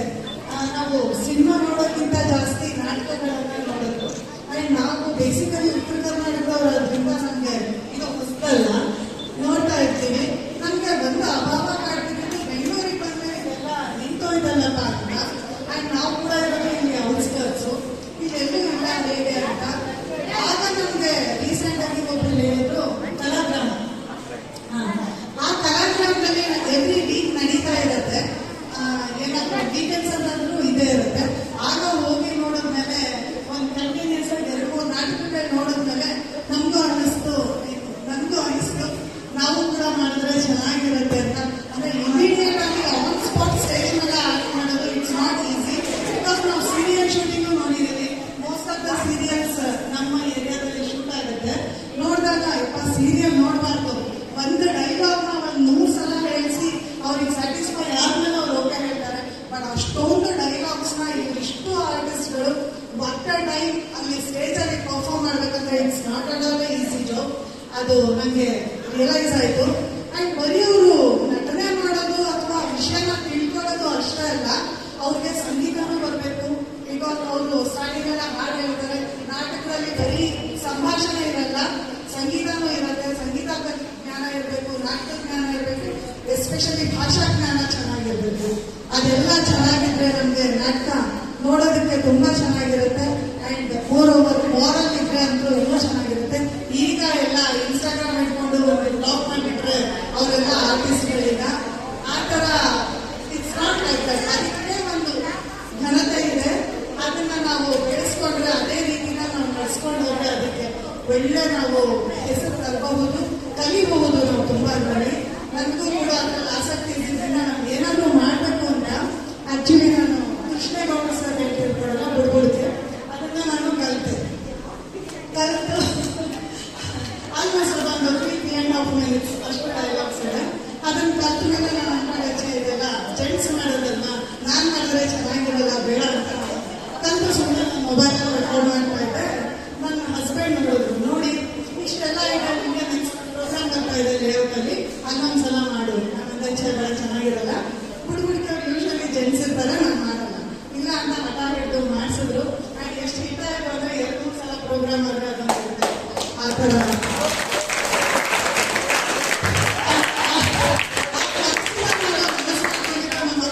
ಮಕ್ಕಳಿಗೆ ಹೇಳ್ಕೊಟ್ಟೆ ಅದನ್ನ. ಆನ್ಯುವಲ್ ಡೇನಲ್ಲಿ ಅವರು ತುಂಬಾ ಚೆನ್ನಾಗಿ ಪರ್ಫಾರ್ಮ್ ಮಾಡಿದ್ರು. ಆಗ ನನಗೆ ಸಂತೋಷ ಆಯಿತು. ಅದು ನಾನು ಕಲ್ತಿದ್ದು, ನಾನು ಕಲಾಗ್ರಾಮಕ್ಕೆ ಹೋಗಿ ನಾನು ಕಲ್ತಿದ್ದು ಅದನ್ನ ಮಕ್ಕಳಲ್ಲಿ ತಂದಿರೋದು ತುಂಬಾ ಸಂತೋಷದ ವಿಷಯ. ಬಿಕಾಸ್ ಅದರಿಂದ ಸ್ಕ್ರೀನ್ ಟೈಮ್ ಅವಾಯ್ಡ್ ಮಾಡಿ ಏನೋ ಒಂದು ಚೆನ್ನಾಗಿರೋದನ್ನ ಕಲಿತಾರೆ. ಅವರಲ್ಲಿರೋ ಕಲೆ ಅವ್ರಿಗೆ ಗೊತ್ತಿರಲ್ಲ. ಅದಿನ್ಯಾವಾಗ ರಿಯಲೈಸ್ ಆದಾಗ ಅವ್ರು ನಮ್ಮ ಶಾಲೆಗೆ ಬರ್ತಾ ಇದ್ರು, ರಂಗ ಪರಂಪರೆಯವರು, ನಾವು ಅದರಿಂದ ಇವತ್ತು ಈ ಲೆವೆಲ್ ಇದ್ದೀವಿ ಅಂತ ಹೇಳ್ಕೊಡೋ ಮಟ್ಟಿಗಾದ್ರೆ ಅಷ್ಟು ಸಾರ್ಥಕ ಆಗುತ್ತೆ ಅಂತ ನಾವು ಅನ್ಕೊಳ್ತೀವಿ. ಅಂಡ್ ನಿಮ್ಮ ನಾಟಕಗಳನ್ನು ನಾವು ನೋಡಿದ್ವಿ. ಆಕ್ಚುಲಿ ಸ್ವಲ್ಪ ಸಮಯ ಆದ್ರೂ ನೋಡಿದ್ವಿ.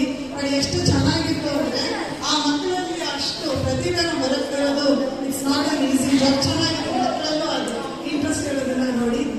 Thank you so much. ಇದೊಂದು ಸರ್ ನೀವು ತಗೊಂಡಿರೋದಕ್ಕೆ ಥ್ಯಾಂಕ್ಸ್ ಅಲ್ಲ. Thank you sir. ಧನ್ಯವಾದಗಳು ಮೇಡಮ್.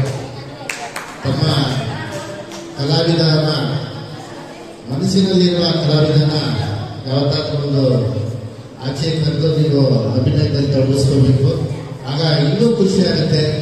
ನೀವು ಶಿಕ್ಷಣ ಟೀಚರ್ ಆಗಿ ಮಕ್ಕಳಿಗೆ ಎಷ್ಟು ಈಗ ಕಲಾವಿದ ನಿಮ್ಮ ಮನಸ್ಸಲ್ಲಿ ಇರೋದಕ್ಕೆ ನೀವು ಅಷ್ಟು ಚೆನ್ನಾಗಿ ಪಾಠ ಮಾಡ್ತೀರಾ, ಪ್ರೀತಿ ಗಳಿಸಿದ್ದೀರಾ ಅಂತ ನಾನಂತೂ ಭಾವಿಸ್ತಾ ಇದ್ದೀನಿ ಮಕ್ಕಳಲ್ಲಿ. ಈಗ ಕಾರ್ಯಕ್ರಮದ ನಮಗೆ ಅನುವು ಮಾಡಿಕೊಟ್ಟು ಹಾಗೆ ನಮಗೆ ಮೊದಲಿಂದಲೂ ಸಹಕಾರ ನೀಡ್ತಿರೋರು ಅನ್ನಪೂರ್ಣ ಮೇಡಮ್ ಅವರು ಏನಾದರೂ ಒಂದೆರಡು ಮಾತಾಡಬೇಕು ಅಂತ ಹೇಳ್ತಾ ಇದ್ದೀನಿ. ಧನ್ಯವಾದಗಳು. ಅವ್ರು ಯಾವತ್ತೂ ಅಷ್ಟೇ ಮಾತಾಡದೇ ನಮಗೆ ಸಹಕಾರ ಮಾಡ್ಕೊಂಡು ಬರ್ತಿದ್ದಾರೆ. ಅದೇ ನಮಗೆ ಒಂದು ದೊಡ್ಡ ಶಕ್ತಿ ಮೇಡಮ್. ಹಾಗೆ ಭಕ್ತವತ್ಸಲ ಬರಬೇಕು ಮಕ್ಕಳು.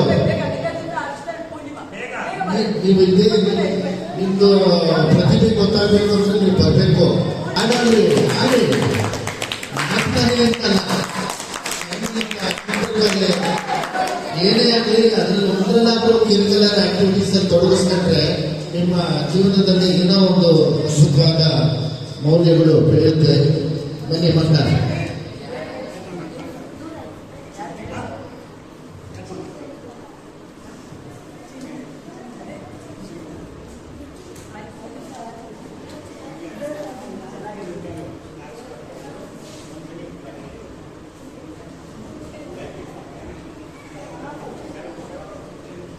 ಬರಪ್ಪ.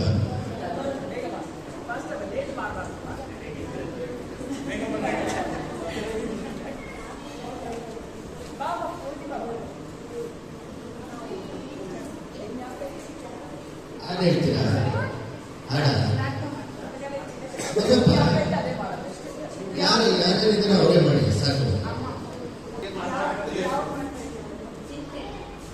ನಮ್ಗೆಲ್ಲ ಏನೇ ಚಿಂತೆ ಇರುತ್ತೆ ಅವರವರ ಕೆಲಸಕ್ಕೆ ತಕ್ಕಂಗೆ ಅವ್ರವ್ರಿಗೆ ಚಿಂತೆ ಅಂತ ತೋರಿಸೋದೇ ಈ ಡ್ರಾಮಾದ ಉದ್ದೇಶ. ನೋಡಿ ಪಾಪ ಯಾರ್ಯಾರು ಏನೇನು ಚಿಂತೆ ಇದೆ ಅಂತ ತೋರಿಸ್ತಾರೆ.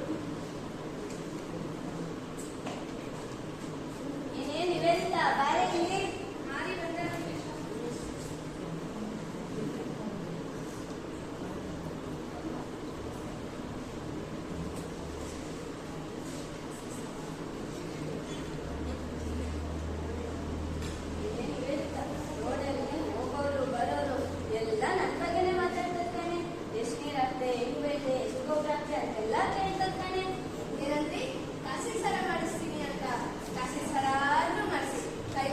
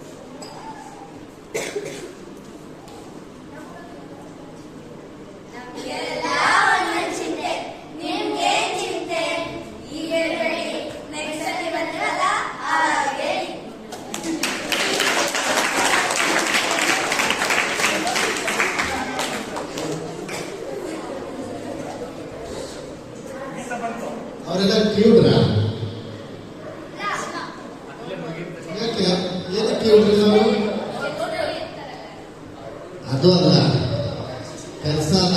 ಅವರು ನೀವೇನು ಕೇಳಿದ್ರೆ ಇವಾಗ ಇವಾಗ ನಿನ್ನ ಏನಾದ್ರು ಕೇಳಿದ್ರೆ ನಾವು ಮಾತಾಡ್ತಿದ್ರೆ ಅಯ್ಯೋ ನಮ್ಮ ಬಿಟ್ಬಿಡಿ ಸರ್ ಅಂತೀರ ನೀವು. ಅವ್ರನ್ನ ಕೇಳಿದ್ರೆ ಅಯ್ಯೋ ನಮ್ಮ ಫಸ್ಟ್ ಬಿಟ್ಬಿಡಿ ಅಂತೀರ. ಅದಕ್ಕೆ ಅವ್ರ ಚಿಂತೆ ಅದು. ಅದೇ ಅಷ್ಟೇ, ನೀವು ಏನು ಯೋಚನೆ ಮಾಡ್ತೀರಾ ಅದ್ರ ಚಿಂತೆನೇ. ಬೆಳಗಿನ ಸಾಯಂಕಾಲದವರೆಗೂ ಅದೇ ಕೆಲಸ. ಅದೇ ನೀವು ಕಿವುಡ್ರಲ್ಲ, ಚಿಂತೆಯ ಕಿವುಡರು, ಜಾಣ ಕಿವುಡರು ತುಂಬಾ ಚೆನ್ನಾಗಿ ಮಾಡಿದ್ರ.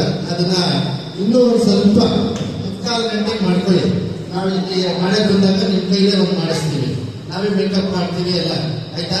ಕಾಸ್ಟ್ಯೂಮ್ ಎಲ್ಲನೂ ಹಾಕ್ಸಿ ಮಾಡೋಣ. 3/4 ಗಂಟೆಗೆ ರೆಡಿ ಮಾಡ್ಕೊಳ್ಳಿ. ಏನೇನು ಮಾಡಿದಿರೋ ಒಂದು 3/4 ಗಂಟೆಗೆ ಇಲ್ಲ ಅರ್ಧ ಗಂಟೆಗೆ ಮಾಡ್ಕೊಳ್ಳಿ. ಇಲ್ಲಿ ಪ್ರದರ್ಶನ ಮಾಡೋಣ ನೆಕ್ಸ್ಟ್ ಸತಿ ಮಾಡಿದಾಗ, ಆಯ್ತಾ? ಎಲ್ಲ ಮಕ್ಕಳಿಗೆ ಮಾಡಿ ಮಾಡಿ ಮಾಡಿ ಮಾಡಿ ಮೇಡಮ್ ಅವರಿಗೆ ಬೈಕೊಳ್ತಾರ ಮಕ್ಕಳೆಲ್ಲ. ಸಾರಿ, 2 minutes ಅಷ್ಟೇ. ಮಕ್ಕಳೆಲ್ಲ ಕೇಳಿದ್ದಾರೆ ಗೆಸ್ಟ್ಗಳಿಗೆ, ಮ್ಯಾಮ್ಗೆ ಒಂದು ಫೀಮೇಲ್ ವರ್ಷನ್ ಆಫ್ ಹುಡುಗರಿಗೆ ಲಕ್ಷ್ಮಿ ವಿಚಾರ, ವಿಚಾರದಲ್ಲಿ ಲಕ್ಷ್ಮಿ ವಿಚಾರ. ಗೌಡ ನಿನ್ ಮನಸ್ಸಲ್ಲಿ ಒಂದು ಲಕ್ಷ್ಮಿ ವಿಚಾರ ಕಟ್ಟ ಅಂತ ಐತೆ. ನಿಜ ಅಂದ್ರೆ ನಿಜ, ಸುಳ್ಳು ತಡಬೇಡ ಹುಡುಗಿರೋ ಅಂತವ. ಗೌಡ ನಾವು ದೂರದ ದೇಶಲ್ಲ, ನೀರಿಸಿದ ಬಳ್ಳಿ ಕಣ, ಕಡಪಾದ ಕಲ್ಲೂರು, ಚೈಕರ ತಾಲೂಕು. ನಿಮ್ಮ ಹುಟ್ಟುವುದು ಚುಟ್ಟುವುದು, ನಾಟವನ್ನು ಮಂತ್ರವುದು, ಪಿಡಿಯೋದು, ಶಾಚಿಯೋದು, ಯಂತ್ರವುದು, ತಂತ್ರವುದು, ಏನಾದ್ರೂ ಇರಲಿ ಪತ್ರವನ್ನು ಪೋಸ್ಟ್ ಮಾಡಿ ನಮ್ಮ ಹೆಸರು ಕಳಿಸ್ಬಿಡಿದ್ರು ಅವರು ನಿಮ್ ಕಂಟಕ ಕಡಿತೀವಿ. ಅರ್ಥವಾಯ್ತಾ ಗೌಡ? ನಾನೊಂದು ಮಾತು ಹೇಳ್ತೀನಿ, ಕೇಳಬೇಕು ಗೌಡ. ವಾಪಸ್ ನಿಮ್ಮ ಹಣೆಬರ ರೇಟಿಗೂ ದೇವು ಅನ್ನೋ ಆಚಾರ ಚೆನ್ನಾಗಿತ್ತು ಪಾಪ. ಇಟ್ಟೇಜೆ ನಿಂತಾಗ್ಬಿಟ್ಟು ದೊಡ್ಡಪಟ್ಟೆ ಚಿಂದಿ ಆಗ್ಬಿಟ್ಟು ಸೊಪ್ಪು ಸಲ ಹೋಗ್ಬಿಟ್ಟೆ ಪಾಪ. ನಡಿಕಾಯ್ದವ್ ನಿಂತೋಗ್ಬಿಟ್ಟೆ, ನಿಂತಿದ್ದವ್ನು ಕೂತೋಗ್ಬಿಟ್ಟೆ, ಕೂತಿದ್ದವ್ನು ಕೂತ್ಬಿಟ್ಟೆ ಪಾಪ. ಗೌಡ ನೀವೇನು ಚಿಂತೆ ಮಾಡೋದು? ನನಗೆ ಹಣ ಕೇಳಲ್ಲ, ಆಸ್ತಿ ಕೇಳಲ್ಲ, ಒಡವೆ ಕೇಳಲ್ಲ, ವಸ್ತ್ರ ಕೇಳಲ್ಲ. 3 ತೊಲೆ ಬೆಳ್ಳಿ, 3 ತೊಲೆ ಬಂಗಾರ, 3 ತೊಲೆ ಕಬ್ಬಣ ಕೊಟ್ಬಿಡು. ಗಟ್ಟಿ ಯಂತ್ರವ ನೀನು ಬಗ್ಗೆ ರೇಟೆ ಕಟ್ಬಿಡ್ತೀನಿ. 3 ತೊಲೆ ಬೆಳ್ಳಿ, 3 ತೊಲೆ ಬಂಗಾರ, 3 ತೊಲೆ ಕಬ್ಬಣ ಅಂದ್ರೆ 7,000 ರೂಪಾಯಿ ಗೌಡ. 3 ತೊಲೆ ಬೆಳ್ಳಿ ಅಂದ್ರೆ 3 ಬೆಳ್ಳುಳ್ಳಿ, 3 ತೊಲೆ ಕಬ್ಬಣ ಅಂದ್ರೆ 3 ಇಚ್ಚಿಟ್ಕೊಂಡು, 3 ತೊಲೆ ಬಂಗಾರ ಅಂದ್ರೆ 3 ಅರ್ಶಿನ ತಂದು ಕೊಟ್ಬಿಡು. ಗಟ್ಟಿ ಯಂತ್ರವ ನೀನು ಬಗ್ಗೆ ರೇಟೆ ಕಟ್ಬಿಟ್ಟು ಅಂದ್ರೆ ಮುಂದಿನ ಅಮಾವಾಸ್ಯ ಮಂಗಳವಾರ ದಿವಸ ಬಡ ಮಧ್ಯಾಹ್ನ ನೀನು ವೈರಿ ನಿಮ್ಮ ಮನೆ ಮುಂದೆ ಬಂದು ರಕ್ತಕ್ಕಾಗಿ ಸಾಯಲಿಲ್ಲ ಅಂತಂದ್ರೆ ನಾನು ಮುಂದಿನ ವರ್ಷ ನಿಮ್ಮ ಊರಿಗೆ ಬಂದಾಗ ಏನಾದ್ರು ಅಂತ ಹೇಳಿ ಒಂದು ಫಲ ಬಕ್ಕೋ, ಗೋಧಿಯೋ, ರಾಗಿಯೋ 100 ರೂಪಾಯಿನೋ ಕೊಟ್ಟು ಕಳಿಸ್ಬಿಡು. ಸುಳ್ಳು ಹಾಕಂದ್ರೆ ಥೂನ ಅನ್ನೋದನ್ನೇ ನಾಮಕಂದ್ರೆ ನನ್ನ ಮನೆ ಕಟ್ಟಿಕಲ್ ಹತ್ತೋಣ ಅಂತ ಬೈಕ್ ಕಳಿಸ್ಬಿಡು. ಗೌಡ ಮಾತಾಡ್ಬೇಡ ಗೌಡ. ಹಿಂಗ್ ಜನಕ್ಕೆ ಜನ ಸೇರಿದ್ರೆ ಜಾತ್ರೆ ಆಯ್ತು, ಮನೆಗೆ ಮನ ಸೇರಿದ್ರೆ ಮಾತಾಯ್ತು. ಗೌಡ ಹಿಂಗ್ ಜನಕ್ಕೆ ಜನ ಸೇರಿದ್ರೆ ಜಾತ್ರೆ ಆಯ್ತು, ಮನೆಗೆ ಮನ ಸೇರಿದ್ರೆ ಮಾತಾಯ್ತು. ನಿನ್ನಂತ ಜಮೀನ್ದಾರ ಮಗನಿಗೆ ಕೂಡಿದ್ರೆ ಕಳಜ ಕಳೆದ್ರೆ ಒಂದು ಕಜ್ಜ ಒಂದು ಗೌಡ. ಅರ್ಥವಾಯ್ತಾ ಗೌಡ? ಮನೆಯಲ್ಲಿ ಮುತ್ತೈದೆ ಲಕ್ಷ್ಮಿ ಇದ್ರೆ ಕರಿ. ನಾನು ನಿನ್ ಹಣ ಕೇಳಲ್ಲ, ಆಸ್ತಿ ಕೇಳಲ್ಲ, ವಜ್ರ ಕೇಳಲ್ಲ, ವೈಡೂರ್ಯ ಕೇಳಲ್ಲ. ಜೋಡಿ ಮರ ಬತ್ತು ಗೋಧಿಯವರಾಗಿ ಇದ್ರೆ ಕೊಟ್ಬಿಡಿ. ಹಂಗೆ ನಿನ್ನ ಹಳೆ ಶರ್ಟ್ ಪ್ಯಾಂಟ್ ಫೋಟೋ ಇದ್ರೆ ಕೊಟ್ಬಿಡು. ಹಾಕೊಂಡು ಊರು ಮೆರವಣಿಗೆ ಮಾಡ್ಕೊಂಡು ನಿನ್ ಹೆಸರು ಇಟ್ಕೊಂಡಿರ್ತೀನಿ. ಅರ್ಥವಾಯ್ತಾ? ಧನ್ಯವಾದ.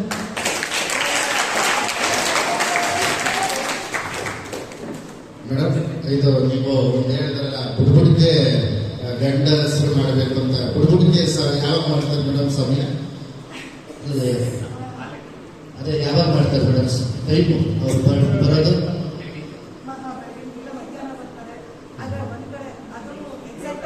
ಅದೇ ಜಾಸ್ತಿ ಬೆಳಗಿನ ಜಾವ ಅಲ್ಲ, ಬೆಳಗಿನ ಜಾವಗಳೇ ಮಾಡೋದು. ಅವಾಗ ಏನಕ್ಕೆ ಅಂದ್ರೆ ಹೆಂಗಸರುಗಳು ಭಯ, ಅದಕ್ಕೆ ಅವ್ರು ಹೋಗ್ತಿರ್ಲಿಲ್ಲ, ಗಂಡಸರು ಹೋಗ್ತಿದ್ರು.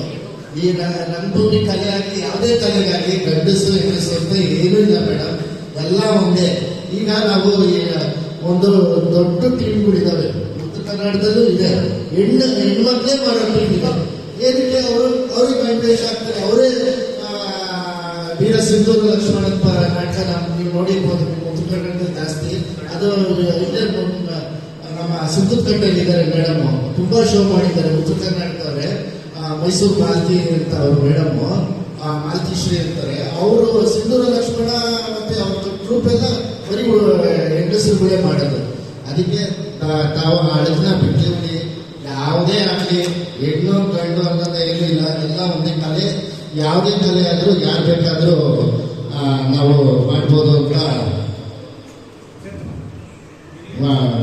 ಭಕ್ತವತ್ಸಲ ಸರ್ ಅವರು ಒಂದೆರಡು ಮಾತಾಡಿ ಈ ಕಾರ್ಯಕ್ರಮಗಳನ್ನ ನಾವೀಗ ಮುಗಿಸ್ತಾ ಇದ್ದೀವಿ. ಭಕ್ತವತ್ಸಲ ಸರ್ ದಯಮಾಡಿ ಬಂದು ಒಂದೆರಡು ಮಾತಾಡಬೇಕಂತ ಕೇಳ್ಕೊತೀವಿ.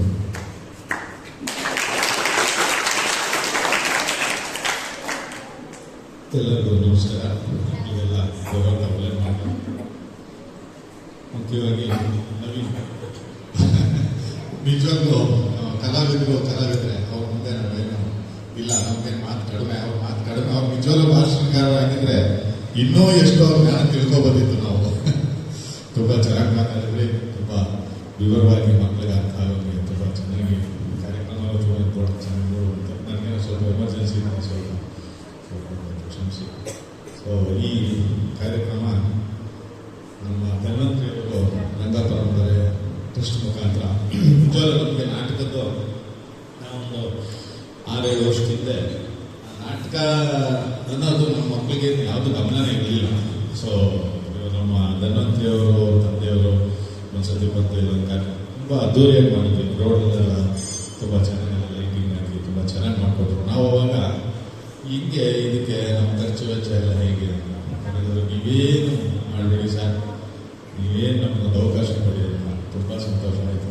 ಮಕ್ಕಳಿಗೆ ಅದ್ರ ಬಗ್ಗೆ ತುಂಬ ಎಂಟರ್ಟೈನ್ ಮಾಡ್ತಾರೆ ಮಕ್ಕಳು. ಪ್ರತಿ ವರ್ಷ 1-2 ಸತಿ ತುಂಬ ಚೆನ್ನಾಗಿ ಒಂದು 3 ಗಂಟೆ ಕಾಲ 2-3 ನಾಟಕಗಳು ಪ್ರತಿ ಸರಿ ಇಲ್ಲಿ ಮಾಡ್ತಾರೆ.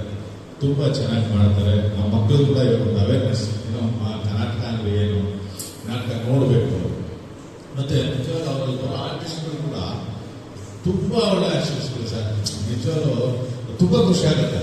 ಅವರು ಆ ಕಲೆ ನಿಜವಾಗ್ಲೂ ಅವರು ಪ್ರಾಕ್ಟೀಸ್ ಮಾಡಿಸಿರೋದು, ಮಕ್ಕಳಿಗೆ ಪ್ರಾಕ್ಟೀಸು, ಮಕ್ಕಳಿಗೆ ಪ್ರಾಕ್ಟೀಸ್ ಆಗಿರೋದಿರ್ಬೋದು, ಮಕ್ಕಳು ಮಾಡೋದಿರ್ಬೋದು. ಮೊನ್ನೆ ಕಲಾರಂಗಗಳು ಕೂಡ ಒಂದು ಹುಡುಗಿನ ಸರ್, ಹುಡುಗಿ ಹುಡುಗನ ತುಂಬಾ ಚೆನ್ನಾಗಿ ಮಾಡ್ತಾರೆ ಸರ್. ಅವನ ಹೆಸರು ಬಂದ್ಬಿಟ್ಟೆ ಗುರು ಅಂತ ಚಿಕ್ಕ ಹುಡುಗ. Excellent sir. ನಿಜವಾಗ್ಲೂ ಹುಡುಗ ಆ ಡೈಲಾಗ್ಸು, ಅಷ್ಟು ಟೈಮಿಂಗ್ಸು, ಲಾಂಗ್ ಡೈಲಾಗ್ಸು ನಿಜವಾಗ್ಲೂ ಇದಕ್ಕೆ ವರ್ಣನೆಗೆ ಏನು ಪದ ನಿನಗಾದ್ರೆ ಆ ಪ್ರಯತ್ನ, ಆ ಶ್ರಮಕ್ಕೆ ಯಾವತ್ತಿದ್ರು ಬೆಲೆ ಇದೆ. ಸೊ ನಮ್ಮ ಮಕ್ಕಳಲ್ಲೂ ಸ್ವಲ್ಪ ಕಲೆಗಾರಿದ್ದಾರೆ, ಬಟ್ ಅಷ್ಟೊಂದು ಇಲ್ಲ ಅಂದ್ರೂ ಸ್ವಲ್ಪ ಇದ್ದಾರೆ. ಸ್ವಲ್ಪ ನೀವು ನಮ್ಮ ಮಕ್ಕಳಿಗೆ ಒಂಚೂರು ಏನಾದ್ರು ಅದರ ಪ್ರಾಕ್ಟೀಸ್ ಏನಾದರೂ ಯಾವಾಗಲೂ ಒಂದ್ಸತಿ ಯಾವಾಗಾದ್ರೂ ಅವಕಾಶ ಕೊಟ್ಟರೆ ನಮಗೆ ಮಕ್ಕಳು ನಾಟಕ ನೋಡೋದ್ರ ಜೊತೆಗೆ ನಾಟಕದಲ್ಲಿ ಪಾರ್ಟಿಸಿಪೇಷನ್ ಕೂಡ ಇದ್ರೆ ಒಂದ್ಸಲ ಸಣ್ಣ ಪುಟ್ಟದು ಏನಾದರೂ ಇದ್ರೆ ಸೊ ಅವ್ರಿಗೂ ಒಂದು ಸಂತೋಷ ಆಗುತ್ತೆ, ಖುಷಿ ಆಗುತ್ತೆ. ನಮಗೂ ಒಂದು ಅವಕಾಶ ಕೊಟ್ಟಿದ್ದಕ್ಕೆ ನಮಗೂ ನೀವು ಬಂದು ಇಷ್ಟೆಲ್ಲ ಮಾಡಿದ್ದಕ್ಕೆ ನಮಗೆ ನಿಜವಾಗ್ಲೂ ನಾವು ನಿಮ್ಗೆ ಎಷ್ಟು ಕೃತಜ್ಞತೆಗಳೇ ಸರ್. ನಾವು ನಿಮ್ಗೆ ಖಂಡಿತವಾಗಿ ತಿಳಿಸ್ಲೇಬೇಕು.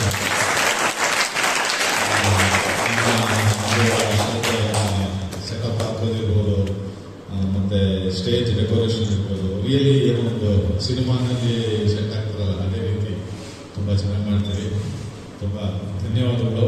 ನೀವು ಮುಂದಿನ ದಿನಗಳಲ್ಲಿ ಕೂಡ ನಮ್ಮಲ್ಲಿ ನಾಟಕಗಳು ಮಾಡಿ ನಮ್ಮ ಮಕ್ಕಳಿಗೆ ಏನಾದರೂ ಆದ ಅವಕಾಶಗಳು ಕೊಡಿ ಅಂತ ಕೇಳ್ಕೊಳ್ತಾ 2 ಮಾತುಗಳನ್ನ ಮುಗಿಸ್ತಿದ್ದೀನಿ. ನಮಸ್ಕಾರ.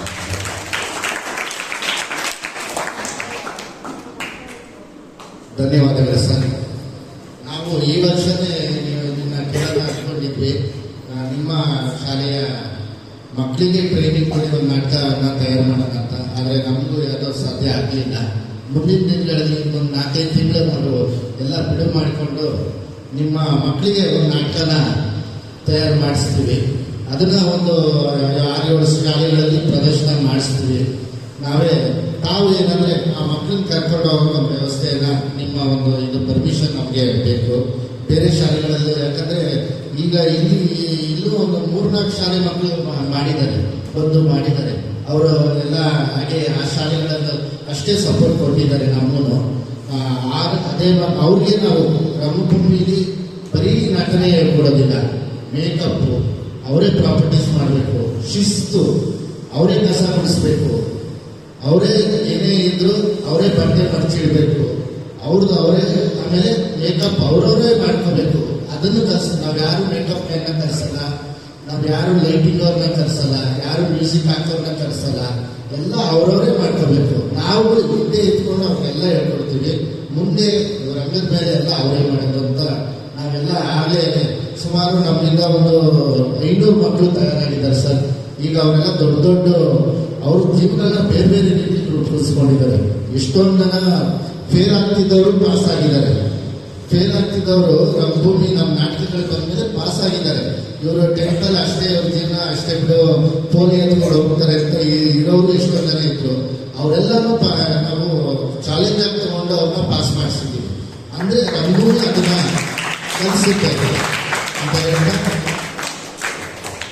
ಈಗ ವಂದನಾರ್ಪಣೆಯನ್ನು ಸೌಮ್ಯ ಮೇಡಮ್ ಅವರು ಮಾಡಬೇಕಂತ ಕೇಳ್ಕೊಳ್ತೀನಿ.